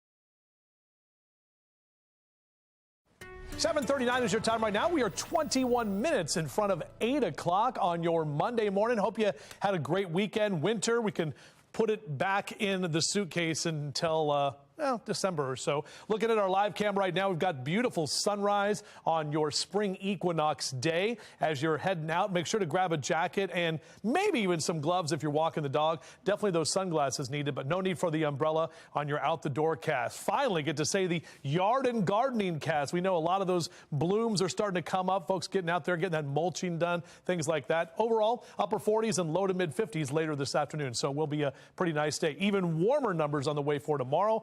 We'll take a closer look at that in just a few. Well, happening today, Chinese leader Xi Jinping will be landing in Moscow. In fact, they did about an hour ago. We're hearing that he's expected to meet with the Russian President Vladimir Putin. Megan Gillen is at our live center with why Western leaders are concerned about this. Megan. Yeah, guys, getting word that Xi Jinping landing just after 6 a.m. for this 3-day visit here. And guys, this is marking his first trip to Russia since its invasion of Ukraine. We're hearing that Beijing leaders say that the meeting over dinner tonight is intended to promote peace talks between Russia and Ukraine. However, Western officials worry China is considering providing lethal support to Russia's military, which Jinping is denying.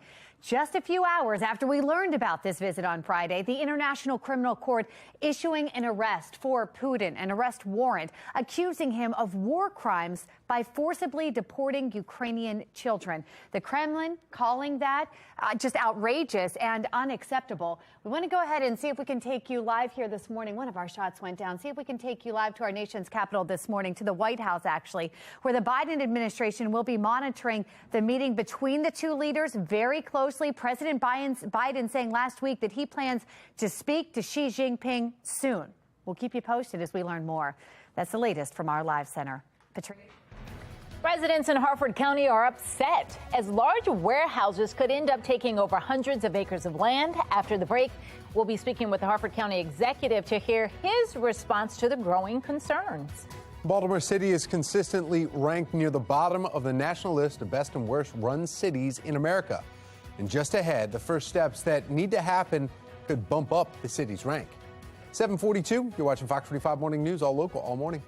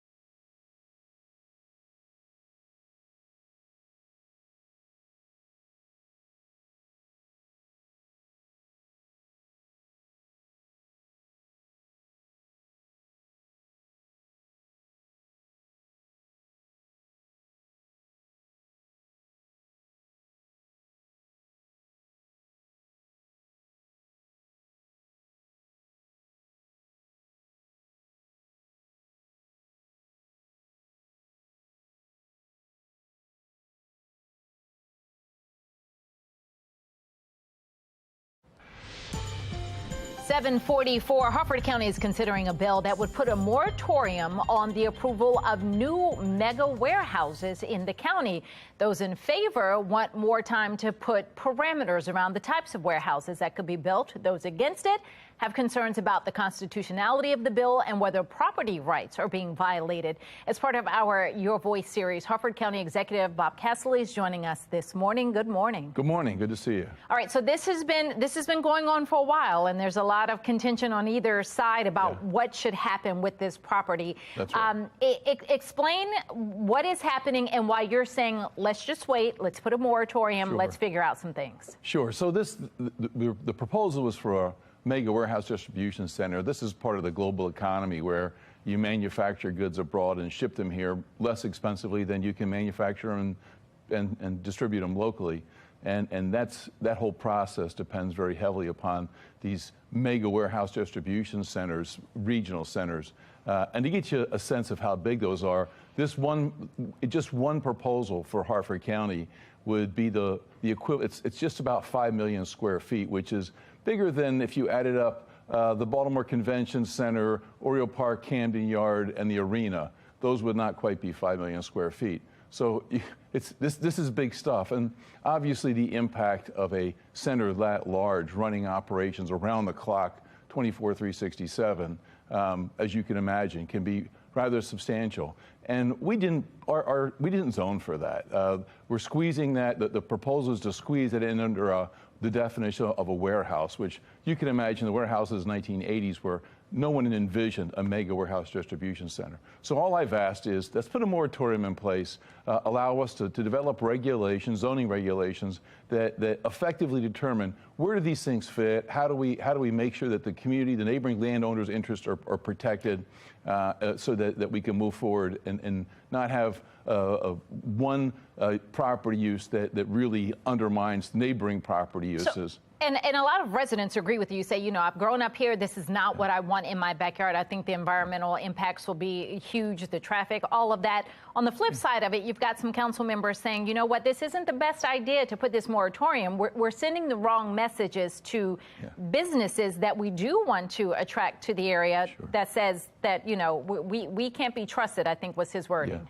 Yeah, well, there's not a whole lot of other businesses that want to do 5 million square feet of warehouses. So overwhelmingly, 99% of people who want to put new business in Harford County would not be impacted by this. This is certainly the acreage is huge, but and frankly, to say that we ought to wait. By the time if we don't put a moratorium in place, these things are moving forward quickly, and there will be no second look. So the idea, well, let's just wait and see, is sort of disingenuous, because what you're really saying is, let's let all this stuff develop, let's put millions of square feet. We'll be developing more of Harford County in the next year than's ever been developed in the history of Harford County if we allow this to go forward. So it's time to look at it. We've got 10 seconds. Where does this all stand? What is the next step in the process now? Yeah, so it's before the council. I filed the moratorium request. They have to vote on it. I'm hoping they'll go ahead and move forward with a vote to allow us to put a break on this, and then we will introduce into the council regulations, appropriate regulations that would allow for mega warehouses in appropriate areas that don't undermine the neighboring land uses and are really deleterious to the overall community. So. All right, we'll continue to follow it. Harford County Executive Bob Casserly, thank you so much for coming in. Thanks, good to see you. Appreciate it. Well, it is 7:48, and that means we need to get another check of our forecast. Meteorologist Justin Chambers coming back. Were you just outside? What was the sigh there? Oh, I'm sorry. I was just getting ready to go. No, I was backstage, just, doing some stuff. Prepping? Yeah, prepping. Nice. I just sent out a tweet, and I tagged @Orioles. They never retweet me or like it, but whatever.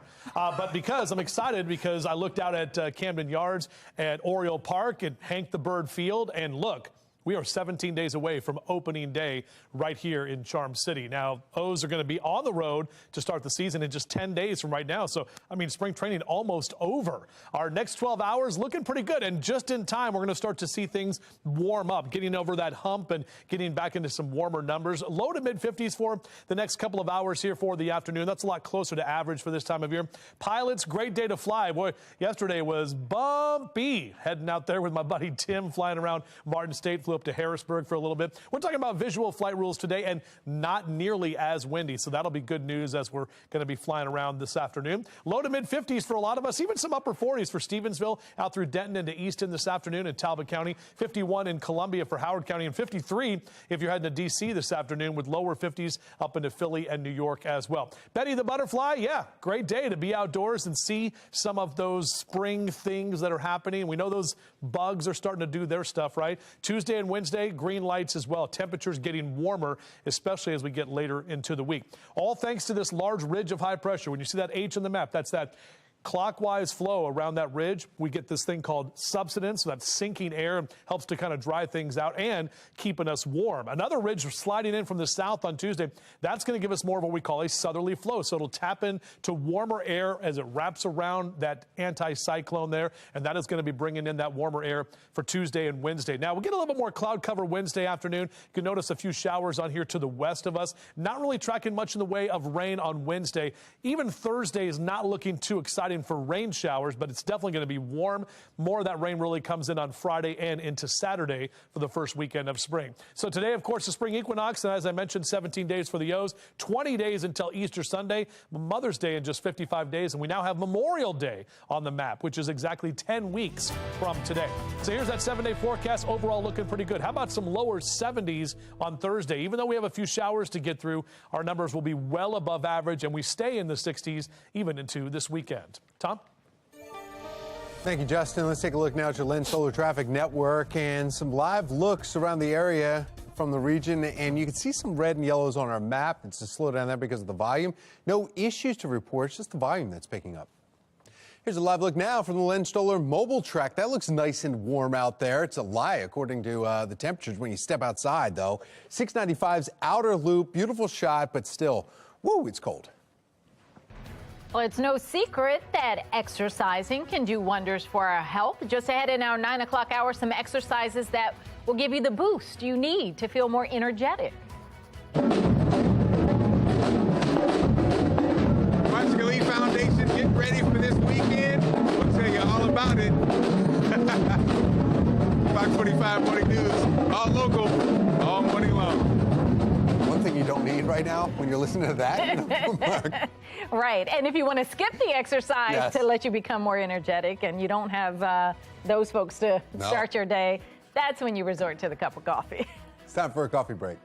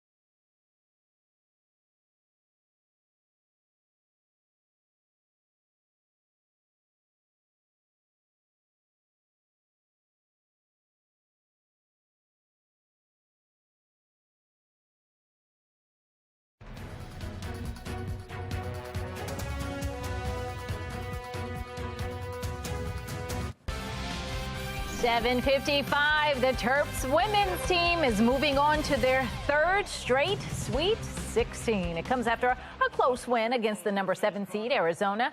The Terps had a quick lead in the first quarter, but then ran into some trouble in the second. In the third, the Terps came firing back, ultimately outscoring Arizona. They continued that fire into the fourth, and they finished the game 77-64.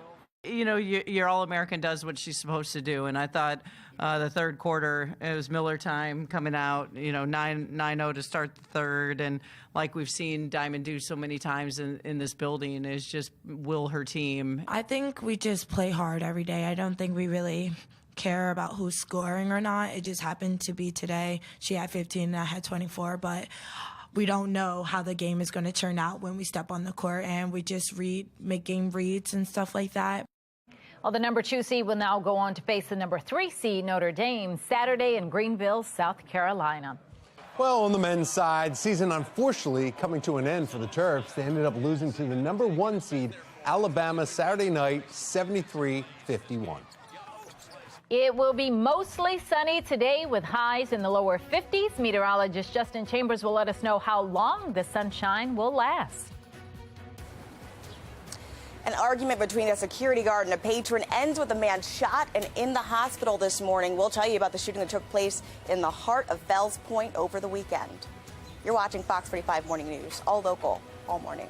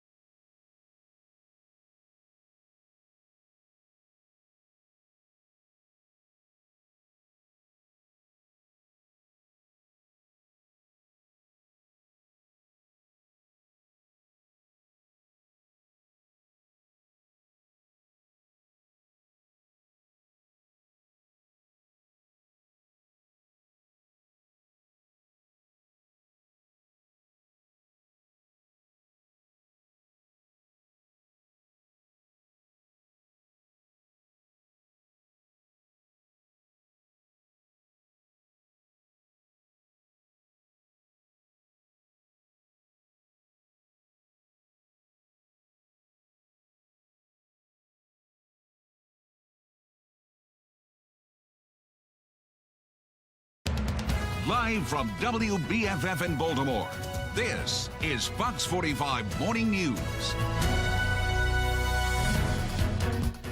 Good morning on this Monday, March 20th. I'm Patrice Sanders. I'm Megan Gillen. We want to bring in meteorologist Justin Chambers because it's the first day of spring. I mean, we do it anyway, but. Absolutely. I'm always here. Yeah. Most days I'm here, yeah. But we want to hear some good spring weather information Well, today. good news is we're already going to be warmer today than we were yesterday. We're also turning off that wind machine. That's what I'm happy about. Yeah, it was definitely cold. We were only in the 40s throughout most of the afternoon, but we're going to be back to the 50s later today with that sun that is out there shining brightly on your Monday morning. Getting back to work and school after the weekend. Maybe spring break is coming up soon.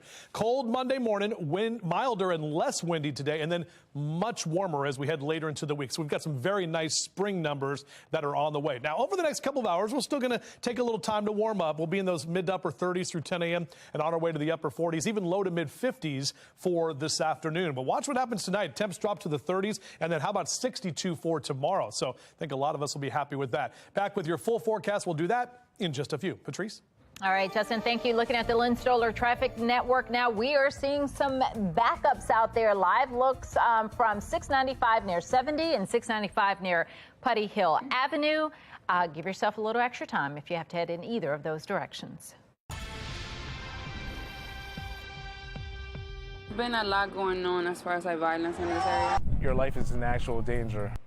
We begin this morning in a city in crisis with yet another violent weekend in Fells Point, which is the district that is represented by City Councilman Zeke Cohen, who just officially announced he will run for City Council President.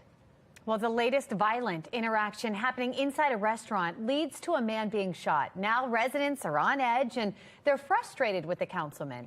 Taylor Stewart is joining us live this morning with what we're learning led up to that violence. Taylor. Well, first and foremost, we've reached out to find out an update on the condition of the man who was shot here in the heart of Fells Point on Sunday. Now, police came to South Broadway Street here at this Pie in the Sky restaurant, a very popular place, after apparently an argument broke out between a security guard and a patron. Well, the security guard was armed, and when that argument intensified, he fired. South Broadway, 720, Pie in the Sky, Fells Point. Report of a shooting. I'm trying to locate the security guard now. The crime is a little excessive, you know, and it's unfortunate that, you know, a lot of people are getting comfortable with all these firearms. And remember, just feet away from where we are now on this same strip in September, a man was shot and killed. This year alone, according to BPD data, 8 aggravated assaults have happened here, 8 robberies, 2 carjackings have all taken place here in the Fells Point district. Now, if you have any information about what happened this weekend to help police piece this together, give Metro Crime Stoppers a call. That number, 1-866-7-LOCK-UP. Fox 45 News, Taylor Stewart, back to you. Is the latest example of a security guard shooting someone. In October, police say a private security guard shot a man outside of a Royal Farms in southwest Baltimore. That security guard now facing attempted murder charges. Another security guard facing murder charges after police say he shot a man who threw a brick at him in November. Authorities arrested and charged that security guard in December. Now a bill that would require all security guards to be licensed by the state is working its way through the Maryland General Assembly. That bill did pass the Senate, but the clock is ticking for lawmakers to pass other crime bills. Crossover day is today. Well, yesterday's shooting in Fells Point happening in Cohen's district, and it is just the latest example of the violence and chaos seen over the last few years. In 2021, a shooting left 3 people hurt. We also saw rowdy crowds in the streets and dirt bike riders coming dangerously close to people on the sidewalks. Last year, we saw the murder of 30-year-old Marco Nunez, plus a large crowd leaving the community completely trashed. Now, Cohen is officially announcing his run for City Council President. Tonight, I am proud to announce my candidacy to be the next Baltimore City Council President. In his launch, Cohen promising his supporters that he will rebuild the city with everyone's help. He wasn't afraid to take aim at his opponent, current City Council President Nick Mosby. The honest truth is that some of our leaders have become an impediment to our progress. Too much time is spent settling petty grievances, trying to pass bills that make no sense, and repeatedly violating the ethics code. Well, just days ago, incumbent City Council President Nick Mosby confirmed his plan to seek re-election. Yesterday, Nick Mosby's office released a statement on Zeke Cohen's campaign, saying the council president looks forward to the campaign season, where both candidates will focus on the issues impacting Baltimore and their visions for the city moving forward. We want to know what you think. Are elected leaders taking the crime crisis seriously enough? So far, 99% of voters say no. You can head to foxbaltimore.com/vote to weigh in on this. Well, breaking this morning, Credit Suisse shares drop over 60%. This comes as their rival UBS announces they will buy Credit Suisse. Tom Rogers live at our live center with more on those details. Tom? Yeah, that's right. Taking you live to New York, where it depends on what's going on with the stock market here in just about 90 minutes. Credit Suisse shares dropping, though, already in Europe, 60.5% this morning. UBS shares dropping 8% on the Swiss stock market exchange. This all comes after UBS would buy its troubled rival for almost $3.25 billion, I should say. This deal was urged by Swiss authorities to hold off further market-shaking turmoil in the global banking system. The problem? Today, global stocks still remain uncertain. It's important to note many Credit Suisse problems, though, were unique and unlike those that were brought down Silicon Valley Bank and Signature Bank here in the U.S. Now, in recent years, Credit Suisse faced some bad bets on hedge funds, repeated shakeups of its top management, and a spying scandal involving UBS. Well, that's the latest from our from our live center here. Megan and Patrice, back to you. Today is crossover day in Annapolis, topping our next half hour, where the latest big crime bills are expected to land. We've got a lot of sunshine and temperatures that will be warmer as we head toward the afternoon. We'll take a closer look at that and how much warmer we get later this week as spring arrives. You're watching Fox 45 Morning News, all local, all morning.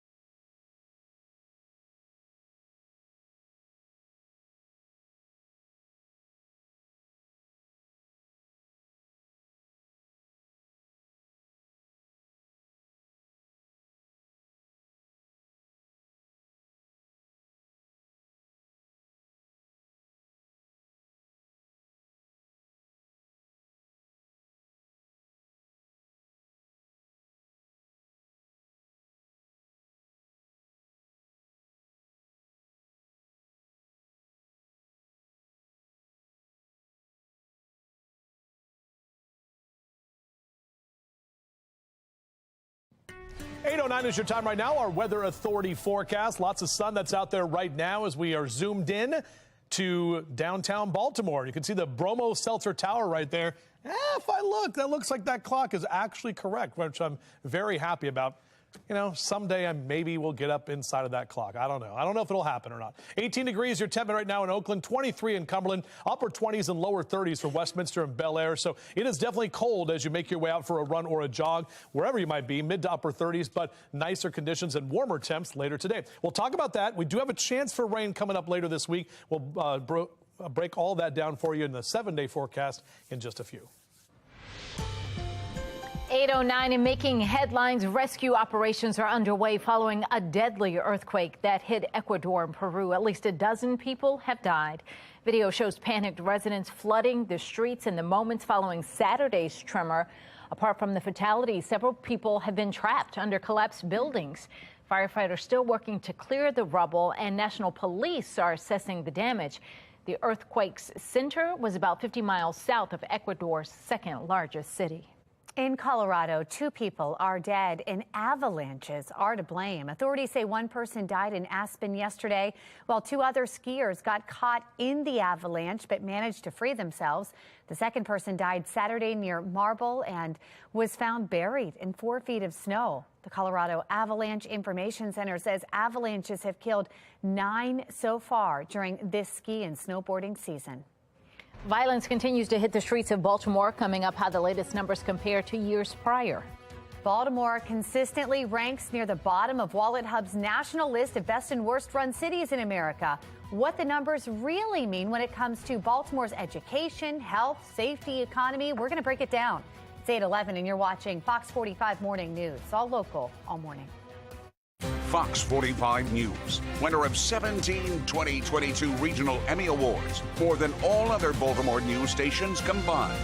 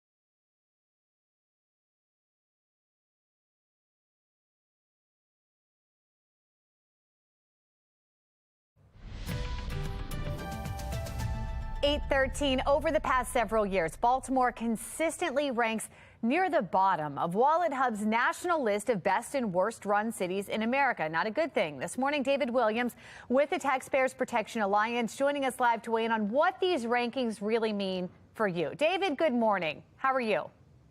Good morning, Megan. And yes, this is an awful ranking for Baltimore City, and it's right before tax day, right? I mean, there's less than a month before tax day, and people's awareness of where their money is going is heightened because they're filling out their taxes. And this is really bad because if you look at Baltimore, they have very low scores when it comes to education, health, safety, and the economy in general. And my takeaway from this evaluation from Wallet Hub is that more money doesn't mean better services.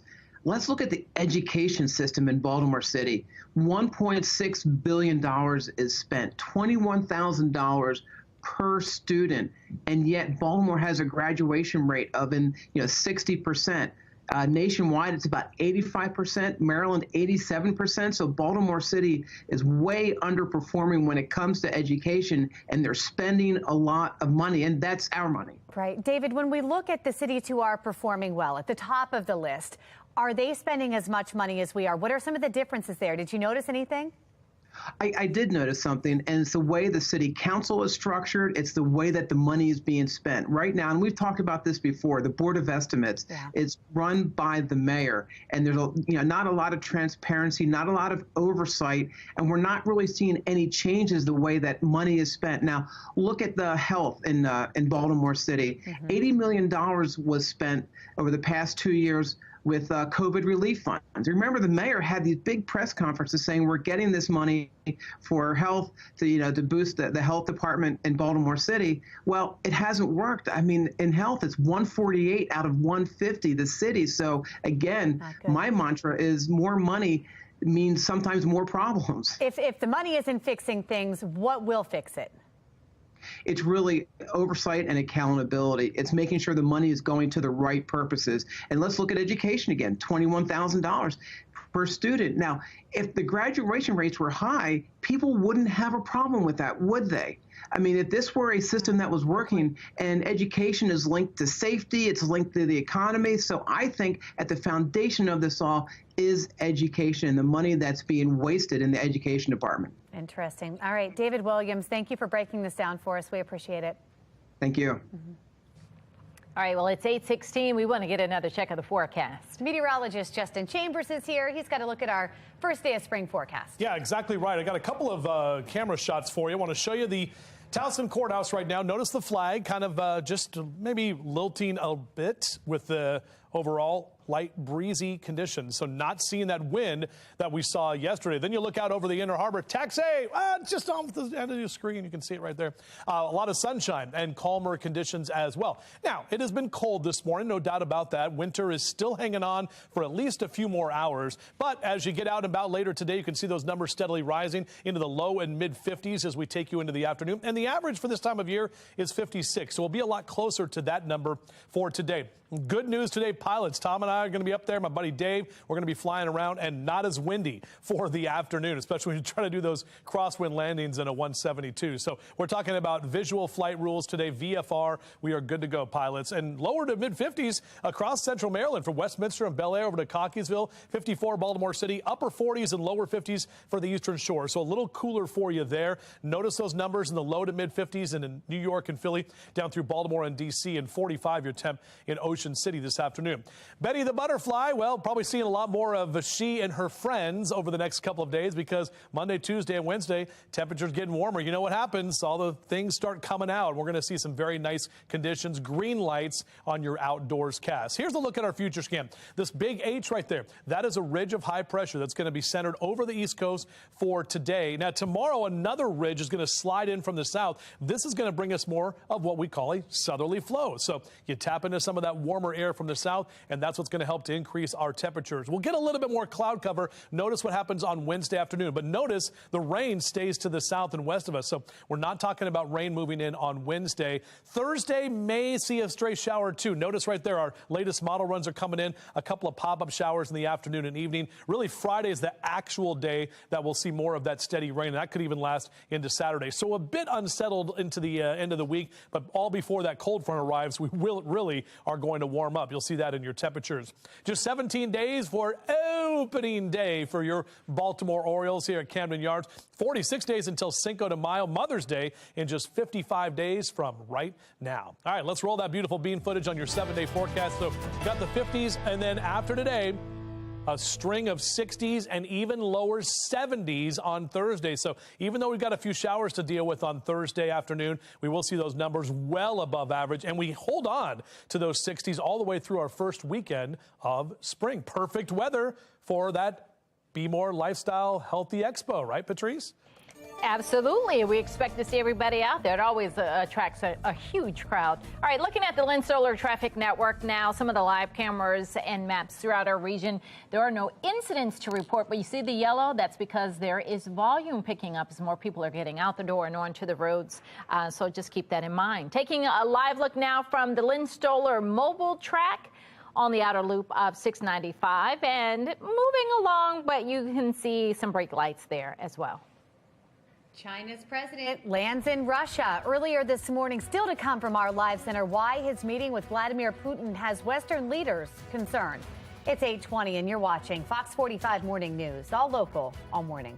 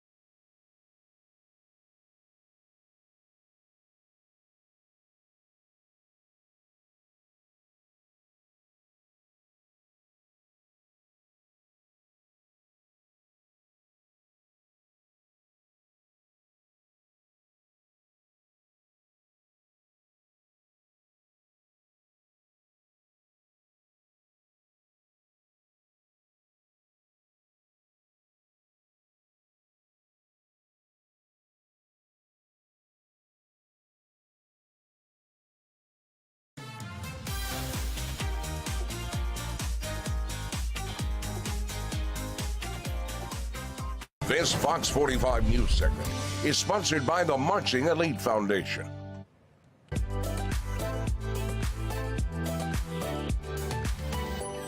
It is so Baltimore. Introduce your young ones to the marching arts. And we did see a young one in here. The Marching Elite Foundation will meet you at our Be More Healthy Expo this Saturday. Be More Lifestyle host Mark Clark is live in East Baltimore. He's with the team and he's telling us all about it. Good morning, Mark.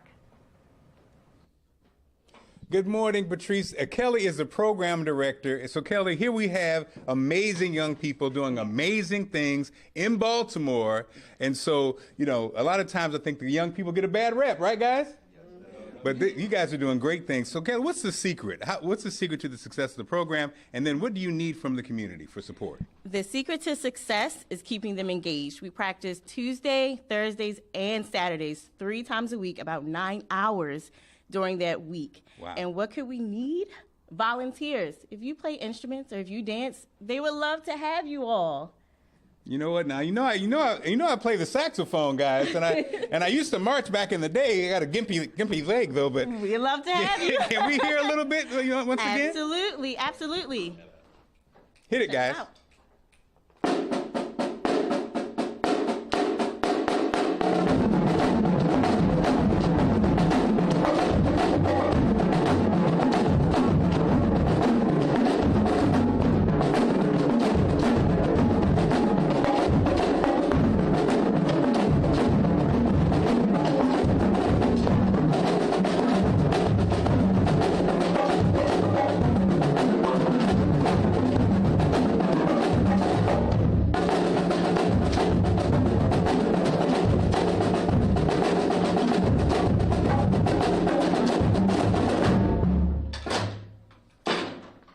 Thanks, guys. That's pretty awesome. They make it look so fun, too. They look like they're having fun. Right. I do want to see Mark get in on it, though. Saxophone?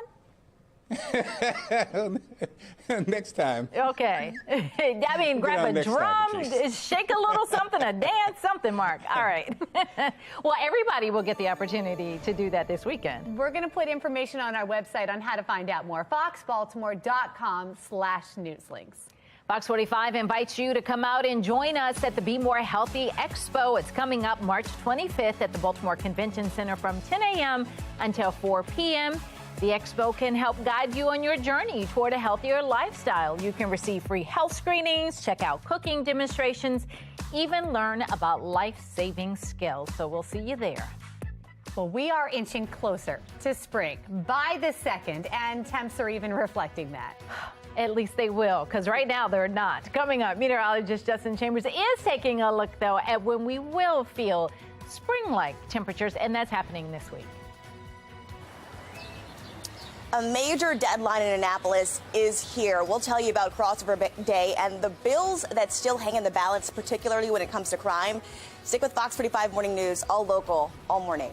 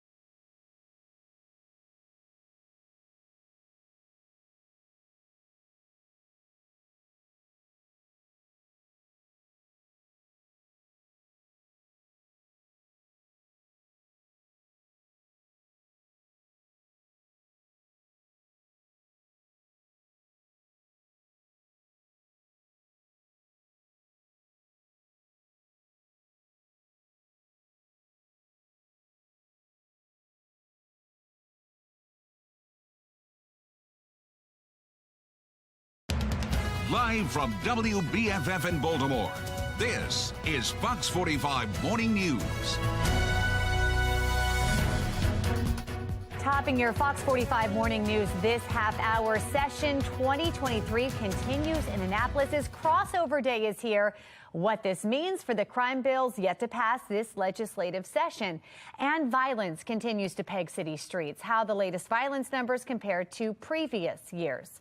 Thanks for waking up with us on this Monday, March 20th. I'm Megan Gilland. I'm Tom Rogers, and it is a cold start to your Monday morning, which spring is turning over later on tonight. Doesn't feel like spring out there. Not yet. Meteorologist Justin Chambers with when it might. Yeah, absolutely. Guys, good morning. You know, this afternoon, we will see warmer numbers than what we saw yesterday and a lot less wind. And we've got plenty of sunshine, too. Not tracking really any rain for at least the next few days. Taking a look outside right now in Towson, our Mile 1 Auto Group cam. You can see that sun is shining brightly here, and the wind has taken a break. We like that. Numbers in the mid to upper 20s for Westminster, Bel Air, and Cockeysville. We're only at 30 in Baltimore City and 31 in Annapolis. So pretty much most of us are still below freezing. Overall, though, for today, Carlos the Crab says, yeah, I think it's going to be a good day with a 4 on the crab cast scale. I think that's going to go to a 5 tomorrow because look at these numbers. 54 today, lower 60s for both Tuesday and Wednesday. We'll get a little bit more cloud cover, and we are tracking our next weather maker. We'll take a closer look at that in your 7-day forecast in just a few. Tom? All right, thank you, Justin. Let's take a look at your Lens Solar Traffic Network, and we do have some of the area cameras here showing that there's some volume picking up. But if we can take the smartboard real quick, there's actually an accident, 83. This is the top of the JFX. You see two vehicles on the shoulder there pointing the wrong direction. So not sure what's going on. It just says accident. That caused a little delay. But other than that, everyone's moving along just fine. Turning now to your session 2023 coverage. Yeah, today is crossover day, which means it is the deadline for the bills to pass in one chamber to be sent over to the other in order to have a serious chance at becoming law. And there are a few big crime bills that have not passed yet. Taylor Stewart joining us live with a closer look at those. Taylor. Guys, lawmakers have until midnight today to get some major bills through one chamber to the next. And we've been following some crime bills frequently here on Fox 45 that still hang in the balance, particularly the bill that was proposed by City State's Attorney Ivan Bates. It would raise the maximum penalty for illegal gun offenders from 3 years to 5 years across the board. That's one of them. Another one we're looking at is a bill that would increase the reward for folks who come forward to help solve crimes to $50,000. And then there is the bill that was introduced by former Governor Larry Hogan multiple times, the Violent Firearms Offender Act. It really targets repeat offenders, and it's back on the table. So we spoke to a political analyst who says lawmakers are going to have to do something today to get a handle on crime and to get those bills passed. I think there's going to be a sense of urgency to get some legislation passed to show that at least progress is being made. That's why I think we talked about the Bates bill before, the public hearing the day after, the kind of show there's a sense of urgency to amend it in. And by amend it in, he thinks that Bates's bill, that one was proposed by him, likely will not move forward as a standalone measure. He thinks it'll be roped into some other legislation in order for it to pass. Didi also talked about a bill that was presented by Senator Jill Carter that would keep juveniles in the juvenile justice system, anyone who's 18 years old or younger, regardless of the crime. Now, he says he doesn't think that will pass because elections are coming up. Democrats don't want to appear soft on crime, but we'll have to wait and see. Again, today is the deadline, midnight tonight in Annapolis. We're keeping our eyes on this, and we'll keep you updated here at Fox 45. Taylor Stewart in Baltimore, Fox 45 News. Thank you, Taylor. Fox 45 News is also helping you make your voice heard. If you would like to reach out to your lawmakers to let them know what you would like to see passed, you can just scan that QR code right there on your screen. It will take you to our website where we've put together a list of email addresses, phone numbers for state senators and state delegates, including Senate President Bill Ferguson, House Speaker Adrian Jones. Turning now to a city in crisis, the Baltimore Police Department is investigating a shooting involving a 27-year-old man in northwest Baltimore. According to police, this happened last night around 9 on Marmon Avenue there. Emergency responders brought the man to the hospital, and he's expected to be okay. Anyone with information is urged to contact police directly, or you can call Metro Crime Stoppers at 1-866-7-LOCK-UP. Well, overall, the number of murders and non-fatal shootings in Baltimore City is lower than it was last year. But a closer look at these numbers here shows we are on par with years past. 36 people killed in January of 2022. You see that there. It was the deadliest January ever for Baltimore City. January 2021, 27 people were killed, about the same as this year's. You see 26 so far. Last month, 17 people were killed, one more than February of 2022. Meanwhile, Baltimore police say this year they have arrested just 7 people for 8 of the 53 murders that have happened. Now, while both city and state leaders are touting this year's crime numbers, one city activist says now is not the time to celebrate. In the work that we're doing right now, both with the federal government and the local government, to reduce violence in the state of Maryland, that it is working. It's easy for the governor to go on CNN and talk crime and statistics to an audience who isn't intimately familiar with it, like the residents in Baltimore City. There's no reason that he or any other politician should be outside of Baltimore right now. Well, last year, BPD's clearance rate fell to about 36%, and that means you have more than 60% chance of getting away with murder in Baltimore City. We want to know what you think. Are elected leaders taking the crime crisis seriously enough? So far, 99% of voters say no. You can head to foxbaltimore.com/vote to weigh in.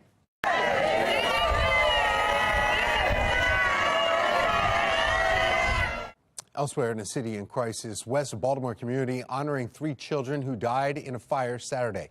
2 adults also caught in that fire are currently in critical condition. The cause, though, is still unknown. Mayor Brandon Scott promising the city will conduct a thorough investigation to find out what happened. Happening today, Chinese leader Xi Jinping landing in Moscow not long ago, just after 6 o'clock this morning. We are hearing he is expected to meet with Russian President Vladimir Putin.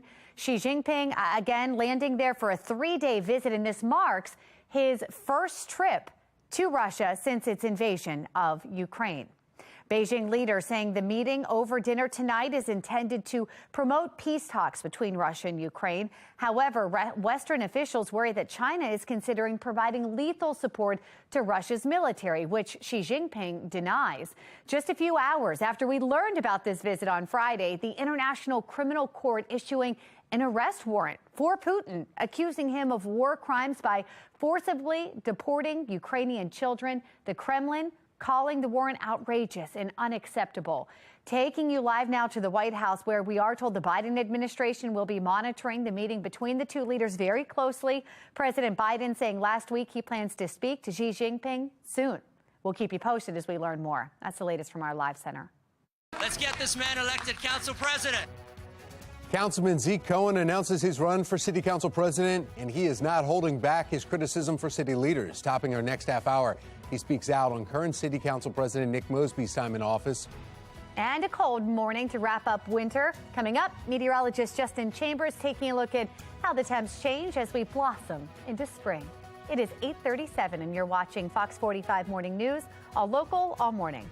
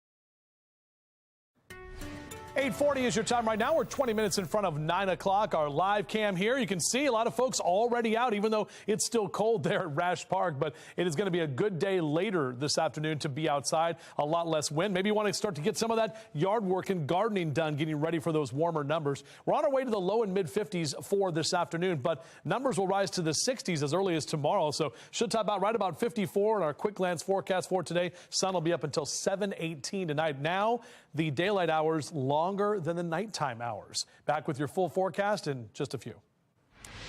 Well, developing now, former President Donald Trump encouraging his supporters to protest in light of a possible arrest is sparking some concerns of violence. Lawmakers on both sides of the aisle spoke out yesterday on the former president's call to action. Many of them compared to the moments leading up to the January 6th Capitol riots. There's a difference between the former president and what he did on January 6th as the president of the United States and his call for support at the Capitol versus an individual person today asking people to show up to protest if he is indicted. The president's supporters, they have First Amendment rights, and they should be able to exercise those peacefully. I think it's going to be important for law enforcement to pay attention to, protests and make sure it doesn't rise to the level of violence. Well, meanwhile, local, state, and federal law enforcement agencies in New York City discussing security plans just in case the former president is indicted. If it happens, Trump's Secret Service detail would deliver him to the Manhattan DA's office for fingerprinting and mug shots, then to a judge for arraignment. City Council President Nick Mosby officially has a challenger as he runs for re-election. Still to come, the back and forth between the candidates just as the official announcement is released. This week, the Federal Reserve may raise interest rates again. Why economists say they will approve a rate hike for the 9th straight time. 8:42 is the time. You're watching Fox 45 Morning News, all local, all morning.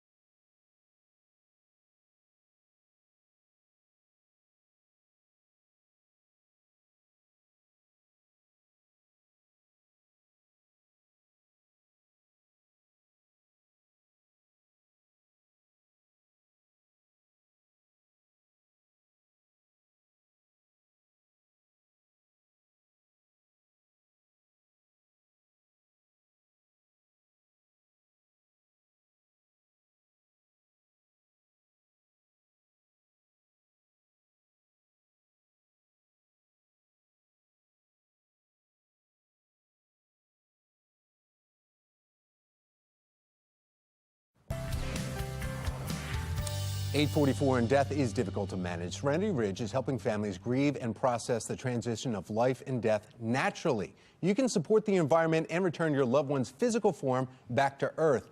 Manager of Serenity Ridge, Dr. Howard Berg, and Community Outreach Liaison, Chelsea Berg, are joining us to explain how all this works.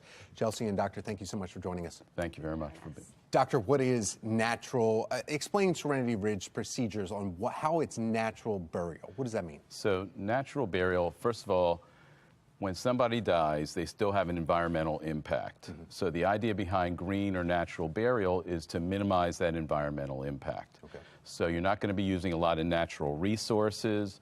It also involves health to the funeral workers, no embalming with formaldehyde, anything like that. And along those lines, you're restoring the habitat that's out there. So you're making this into a nature preserve. Ashes to ashes, dust to dust. Correct. Okay, and so you're bringing that back in its truest form. And then, Chelsea, can you tell me a little bit about the look of Serenity Ridge, though? I mean, if you walk across that one, it's not like your typical cemetery plots or any kind of landscape. No, not at all.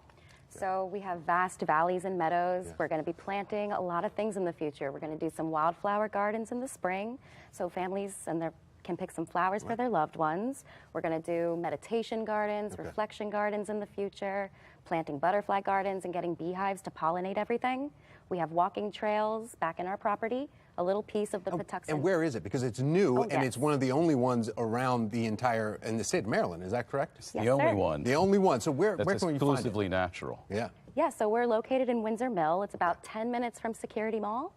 And we have a piece of the Patuxent River that flows right through our property called Ben's Run. You can walk along the trails and enjoy it. Dr. Berg, tell me, though, they were telling a little bit about the chemicals that go into a process for a traditional burial. And that's the part. I mean, just the formaldehyde alone. Right. And traditional burial may use hardwood caskets. Yeah. They may use metal.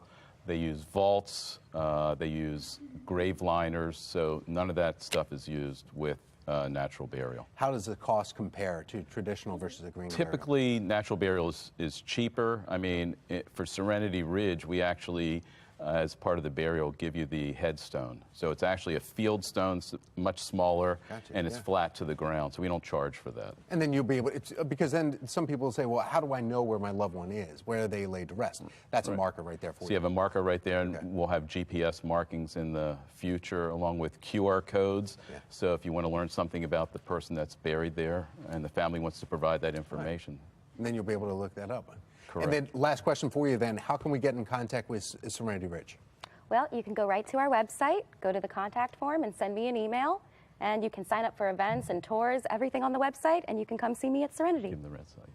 Yeah. SerenityRidgeMD.com. Thank you very much. Chelsea and Dr. Berg, thank you so much. We appreciate this and look forward to, because this is a new structure, new property that's just coming in, so we'll look forward to years to come here. Natural burials. Thank you. Thank you very much. Appreciate it.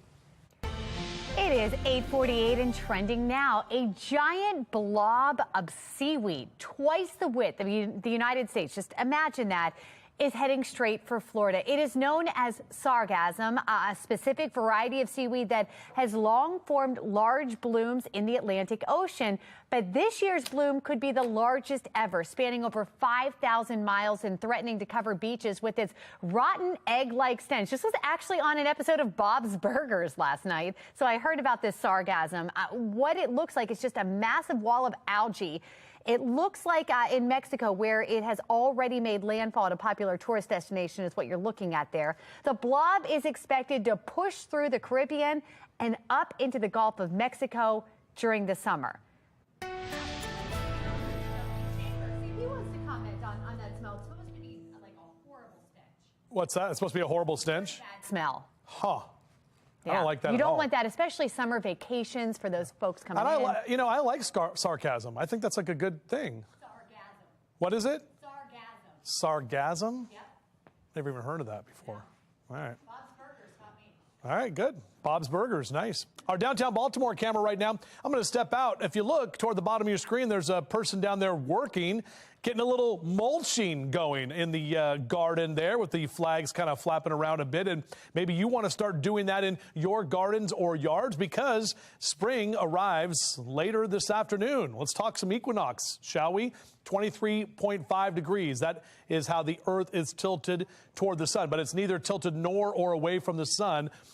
And it's right over the equator. The rays from the sun essentially over the equator at 5:24 this afternoon. That is when it officially becomes spring. And typically we have equal amount of daylight and darkness at all latitudes. We already had our equal day. That was last week. So it happens before the spring equinox at this latitude. And then it happens after the fall equinox at this latitude coming up in September, the equal day. So either way, we now have longer daylight hours to get more stuff in. Heading out to Penn Station there. This hour, we're in the 30s. We're still going to be in the upper 40s by about noon. So maybe just a little bit chilly for lunch outdoors. Numbers on the way into the low and mid 50s into that 2 and 3 o'clock hour for this afternoon. And that wind is definitely taking a few steps back. So 49 the Hereford zone today. Lower 50s for Cockeysville and Hunt Valley over to Reisterstown. 50 in Westminster over to Hampstead. 54 in Dundalk for you this afternoon. Hartford and Cecil counties up near APG and Perryman. We're in the lower 50s, and those 50s continue up for you in Cecil County up toward Elkton as well. And most of us up and down the 95 corridor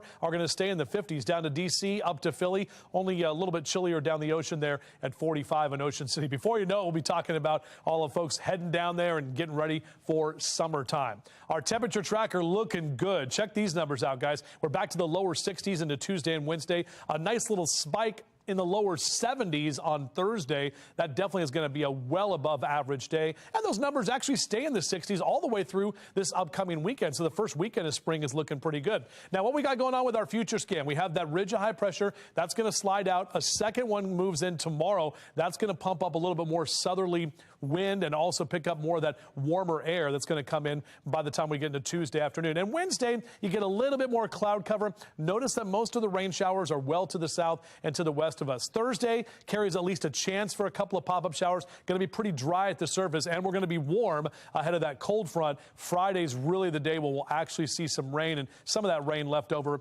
into Saturday as well. But spring rain is great. It's great for growing season, isn't it? Our 7-day forecast looking like this. We can see mainly dry conditions at least through Wednesday and most of Thursday. Friday and Saturday are the wettest days before we dry back out on Sunday. Time to take a look at a view through your window. Antonio sent this picture in, and I believe probably taken out from BWI right over the Chesapeake. You can see that southwest wingtip right there. My little partial. I got my Southwest watch on right now. Oh, it just went off. I have my Southwest watch on that I took from my wife for her 15th-year anniversary, and she doesn't want it, so I wear it. Anyway, if we'd like to see the view through your window, whether you have a free watch or not, you can go to foxbaltimore.com/chime in or take a picture of that QR code right there on your screen. Very nice. Thank you, Justin. Well, if you are a night owl or an early bird, take a look at this. Those traveling from New York or Philly to Baltimore could get Amtrak fares as low as $5. This is known as Amtrak's Night Owl Fares, which offers low prices on select trains departing between 7 p.m. and 8 a.m. Might want to take advantage of that. Many suffer seasonal allergies with the blossom of spring. Coming up, how to handle your allergies so you can enjoy the new smells of spring.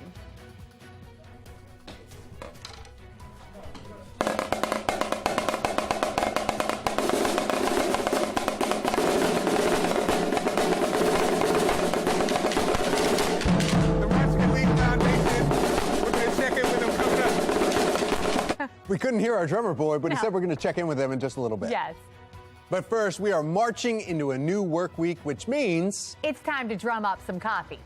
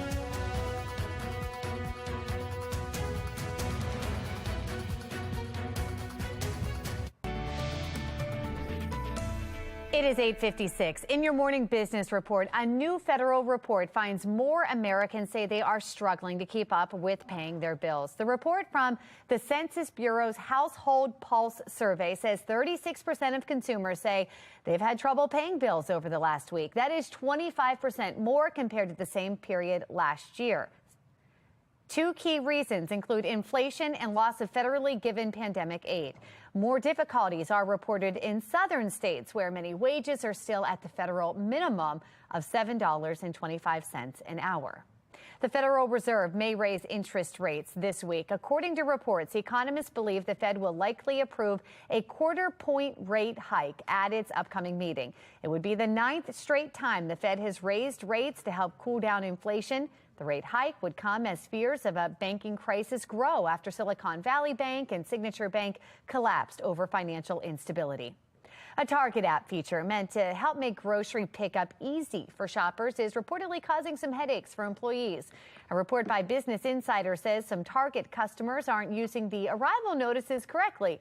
Instead of sending an en route notice to give employees a heads up, customers are tapping the "I'm on my way" and "I'm here" features very quickly after the other. According to the report, the situation causes employees to rush to fulfill orders because of the short notice, and that can trigger a domino effect of delays. Target attempts to fulfill pickup orders in 3 minutes. Wow.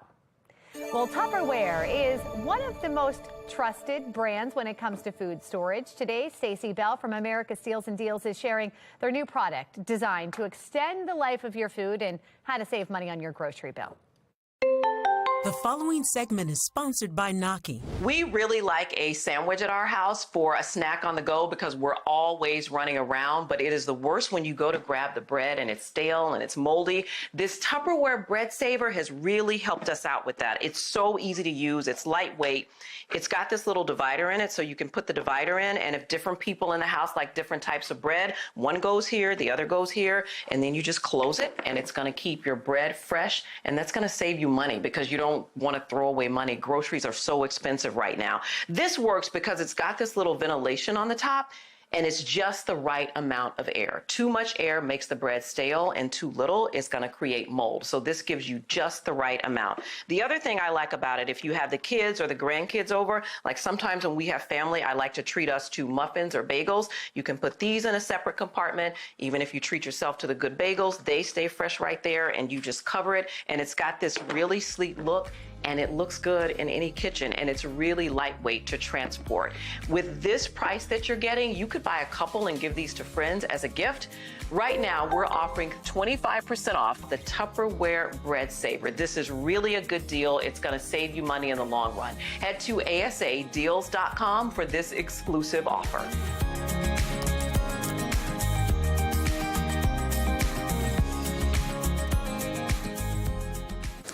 A night out in Fells Point ends in a shooting. We'll tell you why a security guard was forced to fire and the crime stats here in the Fells Point district just ahead.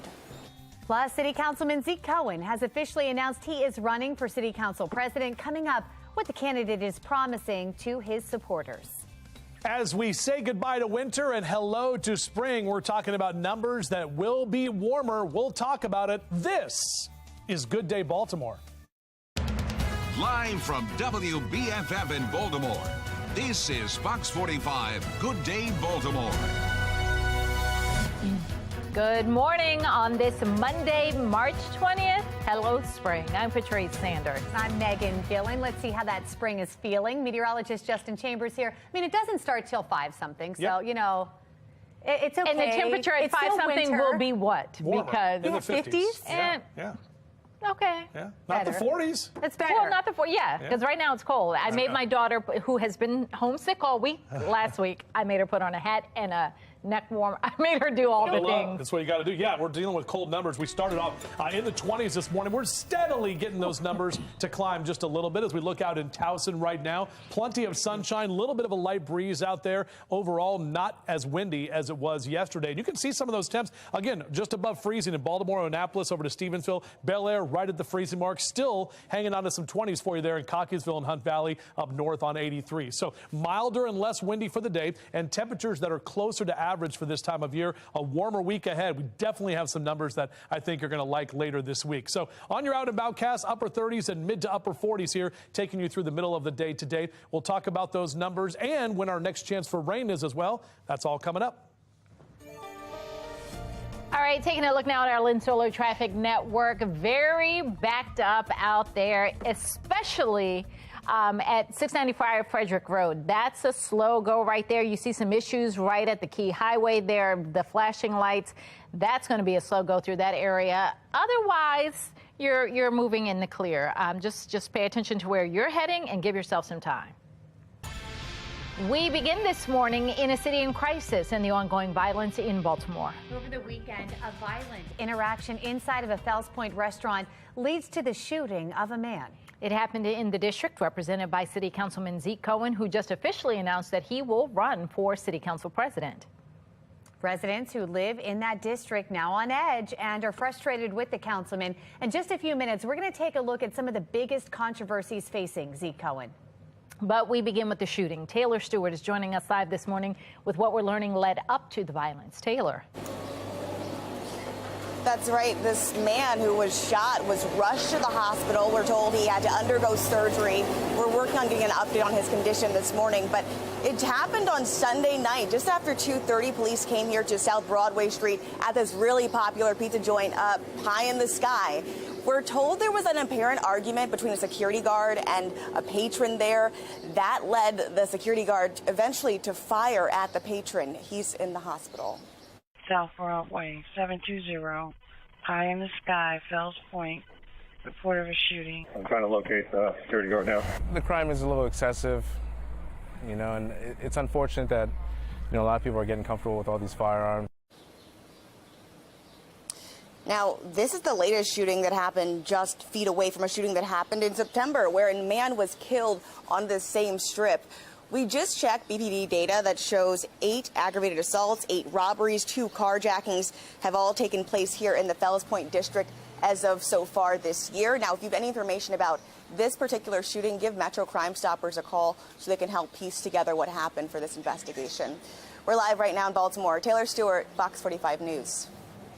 Well, this is just the latest example of a security guard shooting someone. In October, police say a private security guard shot a man outside of a Royal Farms in southwest Baltimore.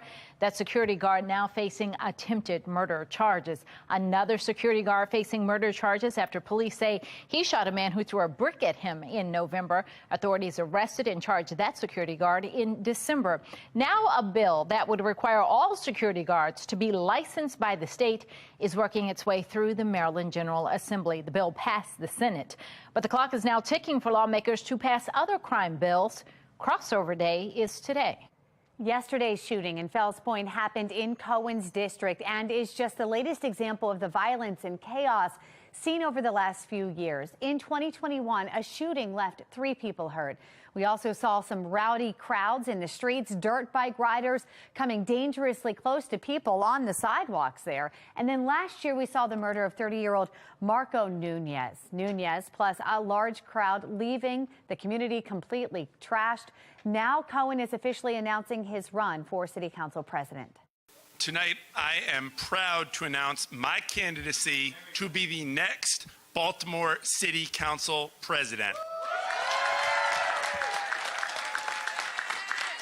In his launch, Cohen promising his supporters he will rebuild the city with everyone's help. He wasn't afraid to take aim at his opponent, current City Council President Nick Mosby.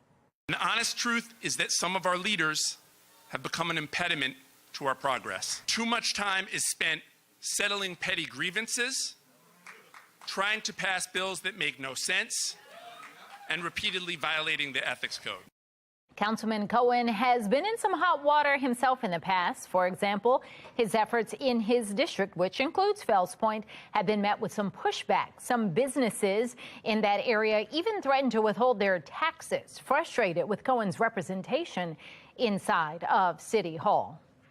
Just days ago, incumbent City Council President Nick Mosby confirmed his plan to seek re-election. Yesterday, Nick Mosby's office releasing a statement on Zeke Cohen's campaign, saying the council president looks forward to the campaign season where both candidates will focus on the issues impacting Baltimore and their visions for the city moving forward. We want to know what you think. Are elected leaders taking the crime crisis seriously enough? So far, 98% of voters say no. Head to foxbaltimore.com/vote to weigh in. Republicans in Congress are now preparing to investigate the Manhattan District Attorney after former President Donald Trump said he would be arrested this Tuesday. National correspondent Kayla Gaskins joining us live from Capitol Hill. Kayla, what steps have House GOP members taken so far? Well, House Speaker Kevin McCarthy is now demanding a congressional investigation into Manhattan DA Alvin Bragg specifically, and there's also a chance Bragg could be subpoenaed to testify before Congress. McCarthy is now directing House committees to investigate whether federal funds are being used for, quote, politically motivated prosecutions in this case. These calls to investigate Bragg fit into the House GOP's larger goal of digging into what they see as widespread weaponization of federal resources like the Justice Department and the FBI. Democrats firing back. Delegate Stacey Plaskett, the ranking member on the Judiciary's Weaponization Subcommittee, accusing McCarthy of weaponizing Congress to interfere with the rule of law. McCarthy did tell reporters last night that he does not agree with former President Donald Trump's call for supporters to protest this case. Kayla, let's switch gears here. The latest on Russia's war with Ukraine. Chinese President Xi Jinping is meeting with President Putin today in Moscow. What is that about? Well, this is President Xi's first international trip since being elected for an unprecedented third term in office, and it's also his first trip to Russia since the war started. The U.S. and NATO do worry China may be preparing to provide weapons to support Russia's military. China says the meeting is intended to promote peace talks between Russia and Ukraine. The meeting comes shortly after the International Criminal Court charged Vladimir Putin with war crimes for Ukraine. Will those charges impact the meeting with Xi? Well, in the short term, the answer is probably not. Neither China, nor Russia, nor Ukraine, nor the United States even recognize this international court. But this indictment could impact international public opinion and hurt Putin's image among world leaders. In Washington, Biden administration officials saying they believe Putin's new status as a war crime suspect allows for additional criticism of China's desire to be seen as a broker of peace between Ukraine and Russia in this case. Back to you. All right. National correspondent Kayla Gaskins live from Capitol Hill this morning. Thank you. It's 9:09 now. We begin this week with economic uncertainty following some of the largest ever bank collapses. Over the weekend, the FDIC jumped in to help broker a deal for one of those failed banks to be sold to another lender. We have Tom Rogers at our live center with what happens now and really what this means for everyone. Tom. That's right, Megan Patrice. In fact, right here, you can see it. This is the website. Signature Bank finally has a buyer, though, this morning, and they explain that in this letter right here. New York Community Bank says it will buy a significant chunk in a deal worth $2.7 billion. Starting this morning, 40 branches of Signature Bank will become Flagstar Bank. Also this morning, mid-sized banks all across the country now asking the FDIC to insure all deposits for the next 2 years, similar to what happened for Silicon Valley and the Signature Banks last week. As a result, Goldman Sachs now saying it sees 35% chance of recession this next year because of the turmoil in the banking industry. This is not really good news, though, for everyone here when we're talking about these stocks and exchanges. This comes as a new study by the Social Science Research Network shows nearly 200 banks are at risk of collapse if just half of their customers were to suddenly withdraw their deposits. And the study shows if the government were to do nothing at that rate, the FDIC would run out of money to insure banking customers completely here. And that would be a major issue as well, as you can imagine. Where there would be $250,000 or less. Now, taking you live to the nation's capital and the White House here, where we know tomorrow the Federal Reserve begins 2 days of meetings to discuss the next interest rate hike. It's expected to be a quarter point, which would be down half a point from just 2 weeks ago before the banking crisis started. New York Stock Exchange, though, too, is set to open in about 20 minutes from right now. So we'll see what this does to those numbers here. That's the latest from our live center. Megan? All right, Tom, thank you. Spring is coming today, and we could potentially reach the 70s later this week. And it will feel like spring. Loving that. Let's get another check of the weather with meteorologist Justin Chambers. Yeah, good morning, ladies. Good morning, everybody. Appreciate you being here live and local with us all the way until 10 o'clock here. Lots of sunshine. Yes, it's been cold this morning as you've needed to bundle up as you step outside. But good news is later today can shed some of those layers, at least one of the layers, because we'll be in the 50s. But out for a run or a jog here next couple of hours, definitely layer up, still hanging on to 30s and 40s with those colder temperatures. But as I mentioned, we'll top out at 54 today, drop into the upper 30s tonight, and then lower 60s on the way for tomorrow. Very nice day on Tuesday, and later this week, as Meg mentioned, yeah, some 70s are in our future. We'll talk about that in your 7-day forecast in just a few. All right, Justin, thank you. Still ahead on Good Day Baltimore. Today is crossover day. The bill still being backed up from both Republicans and Democrats. Plus, sneezes and sniffles and coughs and colds are going around. After the break, a doctor is going to join us to share more on how we can manage our allergies this spring. 9:12, you're watching Fox 45. Good Day Baltimore.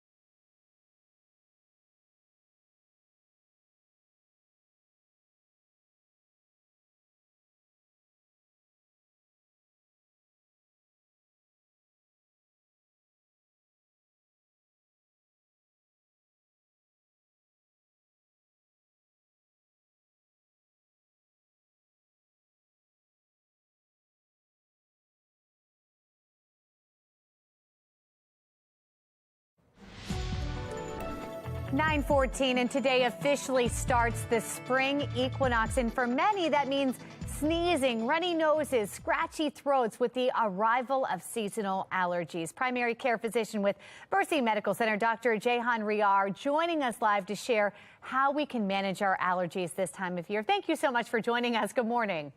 Thank you for having me. Good morning. So the question is, are we expecting these allergies to start now when you start to see the buds, or is it when they blossom, or both? Both. You start seeing a lot of people start getting allergy symptoms when it starts budding towards the end of February, beginning of March. Now with all the changes, you'll definitely be seeing the symptoms now. I have heard a rumor, and you can tell us if this is true or not, that you should start taking your allergy medication now, even if you're not having the symptoms, to try and prevent them from actually happening. Is that true? Is that a good idea? For sure. You should start, to take any of these daily antihistamines, it takes up to 1 week for them to be working at their max potential. So you should start them at the first sign of seasonal allergies. And is it true that if you take, one certain allergy medicine that your body might get used to that one and then you have to switch? We do see a lot of people say, I've been taking this one for years and years and years, and we switch them over to another one and they get that same amount of protection that they did in the beginning. So what happens if you've run through the gamut and you've tried them all? Because I'm about there. Then, if the symptoms have been going on for, a long time and you're struggling with them, and then you're also getting associated sinus pressure and pain and symptoms, then please do speak with your primary care provider to find out what other alternative over-the-counter or prescribed medicines would be right for you. You hear many people get the allergy test where they do them, on your arm and you see exactly what you're allergic to. Is that helpful? It could help in certain instances for sure, specifically if you just can't nip the allergy symptoms in the butt. But to have like a specific medication that targets those specific allergens, what we are dealing with right now, the antihistamines and the different medications kind of help all of the allergens, really. Okay. You have. Well, that's good. Any other tips you have for us as we venture into this new season, which is so beautiful? I know, it's so beautiful, and now we get to go outside and mask less. But, if you're really suffering from them, then decrease your exposure to air such as that. Make sure, maybe in your bedroom, the window is not open all the time, so you're not getting that exposure in your room. Air purifiers at nighttime, humidifiers. Make sure they're close to your bed, not on the other side of the room, so you do get those for that moisture. A lot of people will have the dry nose from using the intranasal medication. But all in all, yeah. Speak to your provider. If these allergies are affecting your quality of life, these are manageable and we can help you. That's some good advice. Thank you so much. We appreciate it. Happy spring. You too. Happy spring. Thanks. All right. I'm confident the beautiful weather we're having is not going to give us allergies. You just, put that in the knock on wood. In the air. Yeah. Meteorologist Justin Chambers here with a full look at the Weather Authority forecast. I was kind of worried that the freezing temps we had might ruin some of the buds we already saw. Yeah, that was definitely a concern. We're below freezing and still some spots this morning, but not overall a hard freeze. And we should, as we get into the next couple of days and couple of weeks ahead, continue to trend in that upward direction. Overall, our long-range models look like we will continue to see above average temperatures to take us through the end of March and into April, May, and June. There still is the potential for a couple of those kind of colder days, but I really believe that yesterday was the last really cold and kind of brutal-ish day with that wind that was out there as well. One can hope, right? Looking out over the Patapsco River right now, our live cam here. What's up? My man Teddy's right there. I see him in the corner. I love when Teddy's here. I always get all pumped up. 35-year temp right now at BWI. Southwest wind only about 7 to 10 miles an hour. We'll still see a little bit of a westerly breeze here later this afternoon. But look at our HD radar. Very quiet up and down the East Coast. That's because we have a large, what we call a ridge of high pressure. So it's a big old dome over the top of us. There's Hank the Bird right there.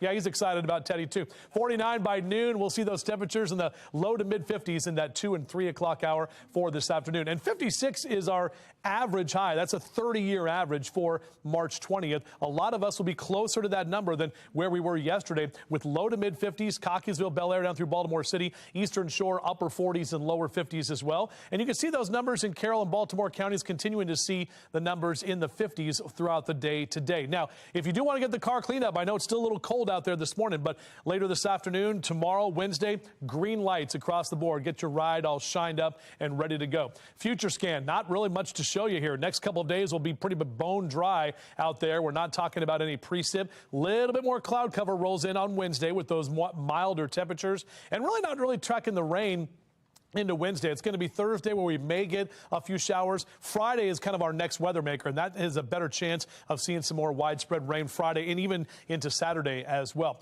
10 days away from the O's opening on the road, but 17 days until we'll have baseball again in Charm City over there at Camden Yards. 20 days out from Easter Sunday, Mother's Day in just 55 days. And how about this? 10 weeks from today is Memorial Day, the unofficial start to summer.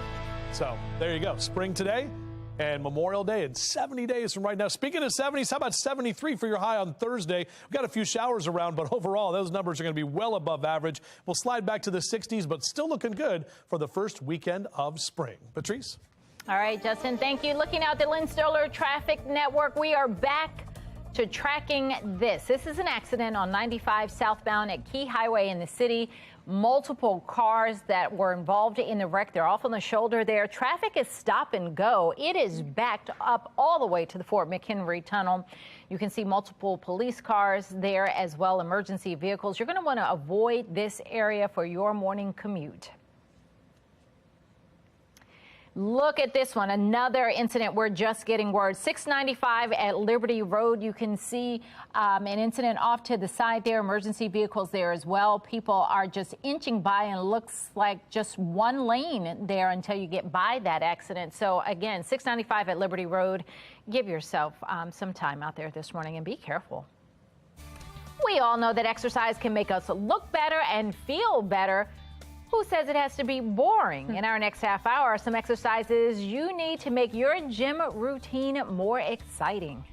And 4 hosts are coming to the Hippodrome Theater for one night only to honor the Queen of Music. After the break, why you should come out and show your RESPECT. It's 9:21. You're watching Fox 45 Morning News. Good day, Baltimore. Fox 45 News, winner of 17 2022 Regional Emmy Awards, more than all other Baltimore news stations combined.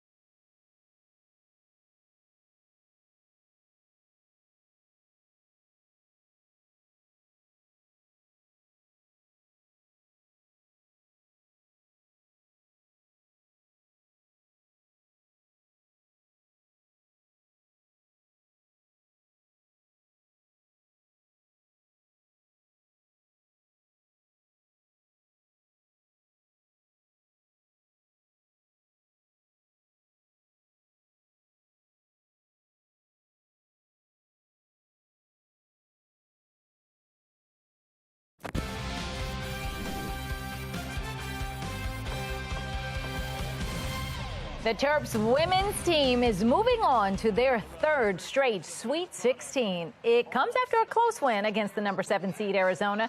The Terps had a quick lead in the first quarter, but then ran into trouble in the second. In the third, the Terps came out firing, ultimately outscoring Arizona. They continued that fire into the fourth, and they finished the game 77-64. You know, your All-American does what she's supposed to do, and I thought the third quarter, it was Miller time coming out, you know, 9-0 to start the third, and like we've seen Diamond do so many times in this building, is just will her team. I think we just play hard every day. I don't think we really care about who's scoring or not. It just happened to be today. She had 15 and I had 24, but we don't know how the game is going to turn out when we step on the court, and we just make game reads and stuff like that. Just so happened she had 24. Other girl only had 15 because that's how we do. All right, so now the number 2 seed will go on to face the number 3 seed, Notre Dame, Saturday in Greenville, South Carolina. Now, on the men's side, the season unfortunately came to an end for the Terps. They lost to the number 1 seed. It was a tough game against Alabama Saturday night. 73-51 was the final score. Well, we are just hours away from spring, and the temperatures are starting to reflect that. After the break, meteorologist Justin Chambers letting us know when the warm-up comes later this week. It's crossover day, the major crime legislation we're tracking as we head into this deadline in Annapolis just ahead.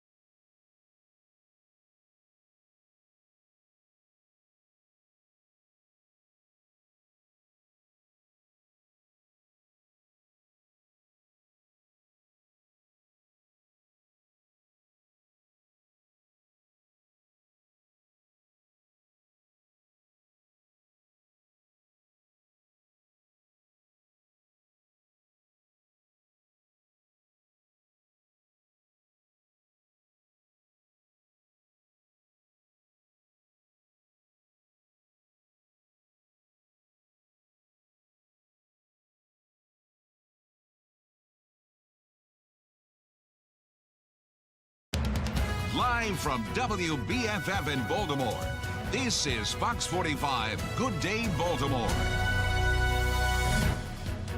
Welcome back on this Monday morning, 9:29. I'm Patrice Sanders. I'm Megan Gillen. Let's check in with meteorologist Justin Chambers as spring gets closer. That's right. Yeah, a little bit later today, the spring equinox. Tomorrow, the first full day of spring, and right on cue, we'll have numbers in the 60s. But for today, they're still going to be warmer than where they were yesterday. As we take a look outside right now, beautiful shot there over the Patapsco River. We got lots of sunshine. The 95 moving along. Don't see any cruise ships in port right now. Out and about cast here. Next hour will be in the upper 30s and mid to upper 40s, taking you through the midday today with highs on the way to about 54. Less windy and milder conditions and temps a lot closer to average. That's sun up until 7:18. We already will have more daylight hours than nighttime hours. Lower to mid 50s across central Maryland for your highs. Coming up in a few minutes, we'll take a look at that warming trend and if there's any rain in our immediate future as well. Meg? All right, Justin, thank you. Looking at our Len Stoller traffic network, I want to take you back out to 695 at Liberty Road, where multiple lanes are closed. Traffic slowly getting by, but it is one lane. Look at that funneling into that lane there. This is not pretty, as you can see right side of your screen there, very backed up. Again, this is the outer loop. Stay away from that area this morning if you're heading out to work. 9:30 now, and turning to your session 2023 coverage. Today is crossover day, which means it is the deadline for bills to pass in one chamber and then be sent to the other in order to have a serious chance of becoming law. There are a few big crime bills that haven't passed yet. We have Taylor Stewart joining us live with a closer look at those. Taylor. That's right, guys. And so lawmakers have until midnight tonight to get their bills forward, usher them into the next chamber if there's any chance they'll become law. Now, some bills we've been tracking, particularly around crime, are hanging in the balance. One that's backed by City State's Attorney Ivan Bates would increase sentencing for illegal gun offenders from 3 years to 5 years. We're keeping our eyes on that. Another one would increase the reward amount to $50,000 for anyone who comes forward to help solve a crime. And then there's the Violent Firearms Offender Act. It was introduced by former Governor Larry Hogan multiple times. It did not pass, but it does target repeat offenders and impose stricter penalties. Now, we spoke to a political analyst who says if lawmakers want to show that they're really working in Annapolis, they're going to have to get something passed today. I think there's going to be a sense of urgency to get some legislation passed to show that at least progress is being made. That's why I think we talked about the Bates bill before, the public hearing the day after, that kind of show there's a sense of urgency to amend it in. Now, that specific bill that he's talking about, the one pertaining to City State's Attorney Ivan Bates, that bill is not likely to pass as a standalone measure, according to Didi. He says it'll likely get folded into another piece of legislation. He also mentioned legislation that's been proposed by Senator Jill Carter. That legislation would keep anyone 18 or younger who commits a crime in the juvenile system, regardless of what that crime is. He does not expect that to pass because it's election cycle and Democrats don't want to appear soft on crime, he says. So we'll keep our eyes on it. Again, today is the deadline. It is crossover day. The time is now, and we'll let you know what makes it through. For now, we're live in Baltimore. I'm Taylor Stewart. Good day, Baltimore. All right, Taylor, thank you. Turning now to a city in crisis. The Baltimore Police Department is investigating a shooting involving a 27-year-old man in Northwest Baltimore. According to police, this happened last night around 9 on Marmon Avenue. Emergency responders brought the man to the hospital, and he's expected to be okay. Anyone with information is asked to contact police directly or Metro Crime Stoppers. That number's on your screen, 1-866-7-LOCKUP. Overall, the number of murders and non-fatal shootings in Baltimore is lower than it was last year at this time. But a closer look at the numbers show that we are still on par with years past. 36 people were killed in January of 2022. It was the deadliest January ever. In January of 2021, 27 people were killed. That's about the same as this year. Last month, 17 people were killed. That's one more than February of 2022. Meanwhile, Baltimore police say this year they've arrested 7 people for 8 of the 53 murders that have happened this year. While both city and state leaders are touting this year's crime numbers, there's one city activist who's saying now is not the time to celebrate. And the work that we're doing right now, both with the federal government and local government, to reduce violence in the state of Maryland, that it is working. It's easy for the governor to go on CNN and talk crime and statistics to an audience who isn't intimately familiar with it, like the residents in Baltimore City. There's no reason that he or any other politician should be outside of Baltimore right now. Last year, Baltimore Police Department's clearance rate fell to about 36%, which means you have more than a 60% chance of getting away with murder in the city. President Donald Trump recently announced he would be arrested this week in New York. The former president posting that announcement on Truth Social and asking for supporters to protest. Tom Rogers is at our live center with details on this. Tom. Yeah, taking you live right here to New York's courts. The former president stating that he will most likely be arrested Tuesday for charges as part of the Manhattan District Attorney's investigation into hush money paid to Stormy Daniels during his 2016 election. Some speculate the announcement signals the DA is closing out his years-long investigation, but nothing is confirmed yet. Critics arguing the charges will be thrown out and actually creates more excitement about the former president's upcoming campaign. They also point to both former President Bill Clinton for not being indicted for similar payouts while he was president, or his wife Hillary Clinton, who was also labeled the purchase of the Steele dossier as a legal payment, similar to how Trump labeled his payouts to Daniels. Speaker Kevin McCarthy said he was directing relevant committees to immediately investigate if federal funds are being used to subvert our democracy by interfering in elections with politically motivated prosecutions. Still, the arrest could come as soon as today, but most likely will be tomorrow. However, that is not confirmed. The only person that is speaking out about that is the former president. That's the latest from our live center. Megan and Patrice. The beginning of your work week will begin with plenty of sunshine and highs in the lower 40s. Meteorologist Justin Chambers is tracking when we can expect highs in the 70s and our next weather maker. And coming up, I'll talk to the dancers and the band players. It's all going down. They're going to be joining us this weekend at our expo. That's coming up next on Fox 45 Morning News, all local, all morning long.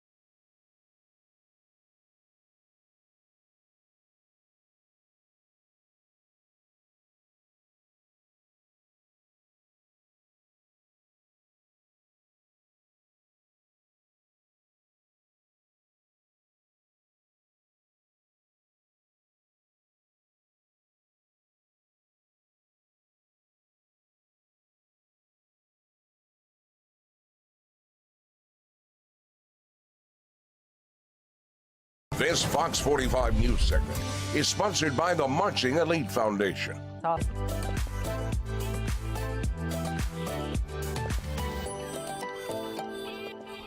It's so Baltimore. Get amped for all the acts and the talents that will be featured at our annual Be More Healthy Expo. You can meet and greet the Marching Elite Foundation and learn more about the art of marching. Be More lifestyle host Mark Clark live in East Baltimore with the team, and they've been outstanding. Mark, I heard you're joining them though. Well, you know what? I did. I got kicked out of the band, but it's okay. Kamara and Shamira are here to talk to us. I got kicked out. You believe that? Mr. Green kicked me out of the band that quick. What can we see this? What can we expect to see this weekend from the dancers at our expo? Okay, from the dancers for our first performance, we will be doing a mixture of our swaggers and dancers all into one, and a mixture of 3 different songs. For our second part of the performance, we will be teaching the crowd how to do some of our swaggers and dances. All right, look at Shamira. Okay, now Kamari, the drummers. What can we expect from you guys? Bro, you can expect high energy. High energy. High energy. You can expect to have energy. You feel me? Fun. You feel me? Fun, chilling, energy, chilling. You feel me? Like you gonna see us go off. You feel me? Okay, we're gonna see. And he already told me he's a Division I drummer. Yo, nah. Okay, Mr. Green, can we hear the band?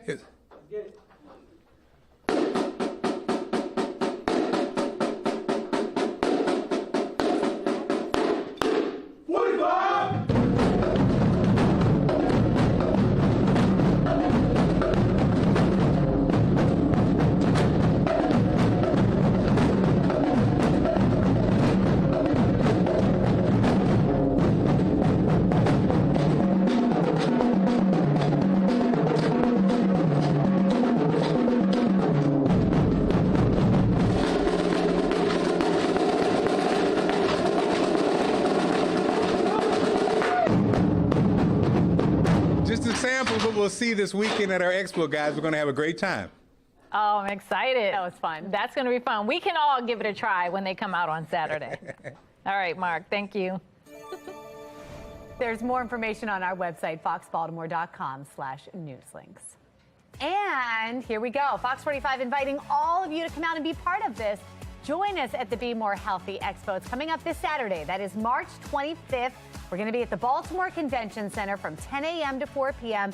And this expo can help you guide you on your journey toward a healthier lifestyle. You can receive free health screenings, check out cooking demos, and even learn about life-saving skills. We hope to see you there. Swimsuit weather is approaching. Expert trainer Teddy Savage is going to show us some fun exercises you might even enjoy to get you looking and feeling your best. There he goes, 9:41 on Fox 45. Good day, Baltimore.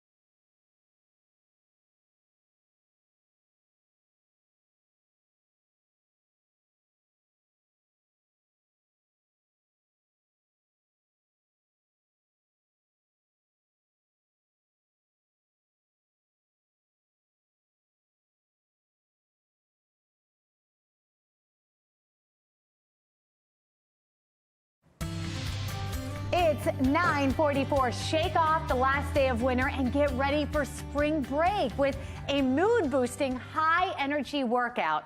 National lead trainer at Planet Fitness, the one and only, the highest energy you can get, Teddy Savage, joining us live with a colorful workout to get us ready to hit the beach and the pools. That's right. I like the word colorful, right? Because it means you can color outside the lines. You can call exercises something that makes you feel good before you do it, right? But it's actually just a frame of mind. That's it. That's it. It's always mind over matter. So the first thing that we're going to do, Megan, is Happy Days hop squats, okay? Happy Days. Happy Days, that's right. Okay, let's do it, We're going to start Teddy. with our feet about hip width apart. We'll sink down into that squat, and then we'll hop in. Feet together, squat. Hop in, feet together, come on down. Now, as you can see, modifications are just as important as the exercise itself. So if you can't hop, right, you can just go down, come up on the toes, just like Megan is doing, just like that. You're working lower body, and if you hop up just like so, you're going to be getting that plyometric element to it. So your heart rate is going up. You're releasing endorphins, Megan. The next one is overjoyed. Okay, overjoyed. Overjoyed. Let's see how overjoyed we are. Let's go. That's right. So we'll start with our feet about hip width apart again.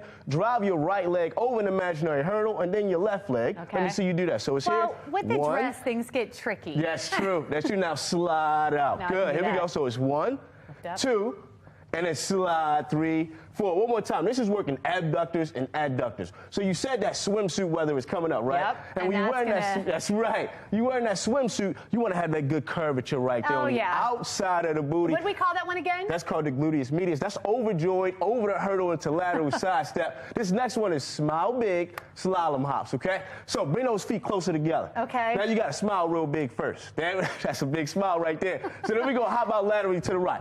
Boom. Then we're going to hop to the left. Bang. Then we're going to do it again. 3 and 4. But on the fourth one this next time, I want you to shimmy it out. Here we go. Here we go. So it's 1, 2, 3. Now shimmy it out. Yes, indeed. That's it? That's the smile big? That's the smile big slalom hops. What you're doing is you're working ankle mobility, lateral movement, which is always important, right? Are we doing all of these one into the other? Yes, that's a good question. So this is a circuit. We want to do each one for 40 seconds, followed by 20 seconds to rest. This next one, wait, the sun is out. First day is spring, right? Yeah. It's star jacks, okay? Star jacks. So I'm going to bring the feet a little bit less than hip width apart, hands in right here, and I'm going to explode up into a star jack and come right Teddy, back down. you got some ups there. That's right. Now what Megan is going to do is just step out to the side and come right back. Good. So we're here and coming back. Again, another great example of how modifications are just as beneficial as the exercise itself. I gotcha. This one is taking the oldie but goodie jumping jacks and adding some spice to it, and we're here and coming right back. And that could help if someone has knee injuries to do the modifications. They can still be working out. That's right, and still enjoying your smile and your great energy boost and workout this last one. So what's the spin on high step and high knees? The high step and high knees is what I like to call what's love got to do with it, right? Like Tina Turner, what we'll do is high step laterally, just like so, and then we're going to chop, chop, chop, chop. Hands up, now hands down. Good. Hands up, now hands down. And the reason why I like to call that one what's love got to do with it is because when you say to yourself, I'm going to add the spice, I'm going to add all the sauce, and I'm going to add the energy to a workout, you just feel so much better. That was good. That's I mean, right. enough to knock an IFB and microphone off. I think we did a good job, Teddy. I think we did together. And I'll tell you what, it's the energy, it's the motivation, the smile. Justin, that's what spring brings. Happiness, new beginnings, blossoming. All of that. Do you feel it? You guys did great. Yeah, I can feel that energy over here for sure. Yeah. Let me see those fast feet, Justin. Justin's got fast feet. I do have fast feet, but not at this moment. That's We'll okay. get it there. Our Townsend Cam, good morning to all of you. We are seeing mostly sunny skies out there at this time. Our temperatures have been a little bit chilly. You can see those numbers on the right side of your screen. Today, talking about spring and getting into all that fitness, the spring or vernal equinox, which happens today at 5:24 p.m. The Earth course tilted at 23.5 degrees, but on this day, the axis is tilted neither toward nor away from the sun, and we get all of the sun's rays directly over the equator, and most of the latitudes have about equal day or night. So that depends on where you live. Where we live, we actually had our equal day on Friday, and when you get into the autumnal equinox or fall, we actually have it after the equinox, the equal day of day and night. Our HD radar, all quiet here along the eastern front. No issues up and down the eastern seaboard. Nice ridge of high pressure is settling in, and we're going to see that continue over the next couple of days. So next hour, still in the upper 30s. Those temperatures eventually will be into those mid-50s through about 2 o'clock this afternoon, hanging out at the B&O Railroad Museum. Even later this afternoon into the evening time, if you're doing a Monday happy hour, we're talking about numbers into the lower 50s as well. Checking those numbers across Carroll and Baltimore County. Some still upper 40s for the Hereford zone up toward the PA and Maryland line. A lot of us, though, in the low to mid 50s. Perry Hall and White Marsh out through Dundalk. Numbers in Howard and Anne Arundel counties and Ellicott City all the way through Glen Burnie and Pasadena. You'll see a lot of the low to mid 50s as well. Keeping that trend going all the way down to D.C. and up toward Philly and New York with a widespread 50s along the eastern seaboard. Now, our temperature tracker is going up. We're talking about numbers in the lower 60s both tomorrow and Wednesday. How about some lower 70s on Thursday? Then we got those 60s that continue into this upcoming weekend. So even though we cooled down just a bit with some rain, we are going to see those numbers stay above average. That's definitely good news for your outdoors cast. If you want to do all of those exercises outside, Monday, Tuesday, Wednesday, green lights across the board and temperatures that are definitely getting warmer. So here's a look at our future scan. This is that ridge I was talking about. When you see that H right there, another ridge is building in tomorrow. That gives us more of a southerly flow And that picks up a little bit more of that warmer air. We'll get some cloud cover hanging around on Wednesday, but still staying rain-free. Possibly a few showers late Thursday. Really, the next rainy day is going to be on Friday, and we'll keep some of that rain around into Saturday as well. But some good water from Mother Nature for our springtime flowers. Well, we want to see how you are enjoying the weather as we head into spring. Just scan the QR code on your screen, and that will take you to foxbaltimore.com/chime-in, where you can upload your pictures and videos. It is powered by Stackla. With great weather comes fun activities and outdoor festivals. Maryland's largest hot air balloon festival is coming to Harford County, and this morning we are speaking with the co-owner of the Chesapeake Balloon Festival, Alex Spies, sharing more. Alex, good morning. How's it going out there? Good morning. We're doing well. So how is the weather for the festival? Well, today the weather's beautiful. Nice and got a nice chill to the air. The wind's not too much. So we're trying to stand up a balloon here so everybody can see what we're bringing to Harford County. And how many balloons are we talking about? Because when you see them just all over the sky, it is a beautiful sight. Yeah, we're looking to bring somewhere between 20 and 30 balloons here this year. That is going to be awesome. So how do we plan to be there for all of this? Tell us all the details. Well, we not only do the balloons, but we will be doing have vendors here, some live music, and what we're really going to focus on this year is all the agribusinesses that are in Harford County. We want to bring in breweries, the farms that do corn mazes and pumpkin patches in the fall, Christmas tree farms, to be able to be here and kind of show Maryland and Harford County what they have to offer to everybody in the area. Okay, but one more question. Is there an opportunity to go up in a balloon? There are. We have flights that will be going out in mornings and evenings, and then we have tethered balloons. So we'll have 5 or 6 tethered balloons that are tied down that people can get in and go 50, 60 feet in the air, and then they'll come back down. Oh, very cool. All right. Oh, this will be fun. Well, thanks for a little sneak peek here this morning. And you can see out there looking pretty nice out there. Yeah, thank you. I feel like we got to get Justin in a balloon. Oh, interesting. And then he'd give us a better look at that 10-day forecast he's got coming up here. That's right. We'll be right back.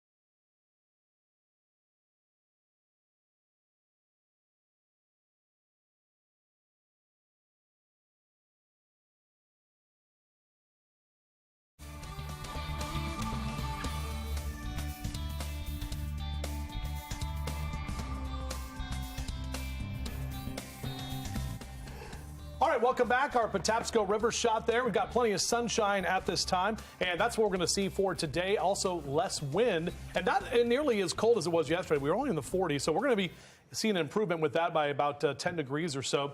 62 on Tuesday, lower 60s Wednesday. How about some 70s Thursday? And notice those numbers carry into the weekend, our first weekend of spring, into the 60s. And yeah, there's some 50s coming up next week. We're not quite completely done. I know. But I believe that yesterday was the last winter cold day. Yeah, so back to the balloon rides. Do you think you'd want to go up in August when this festival kicks off? 100%. I've always wanted to go up in a balloon. We're working on that for you. All right. Oh. I'm like your agent, your manager. Yeah. How much do I have to pay? Make a call. Just Miss Shirley's, right? I got to tell you about Miss Shirley's. Right. Yes. All right. I take.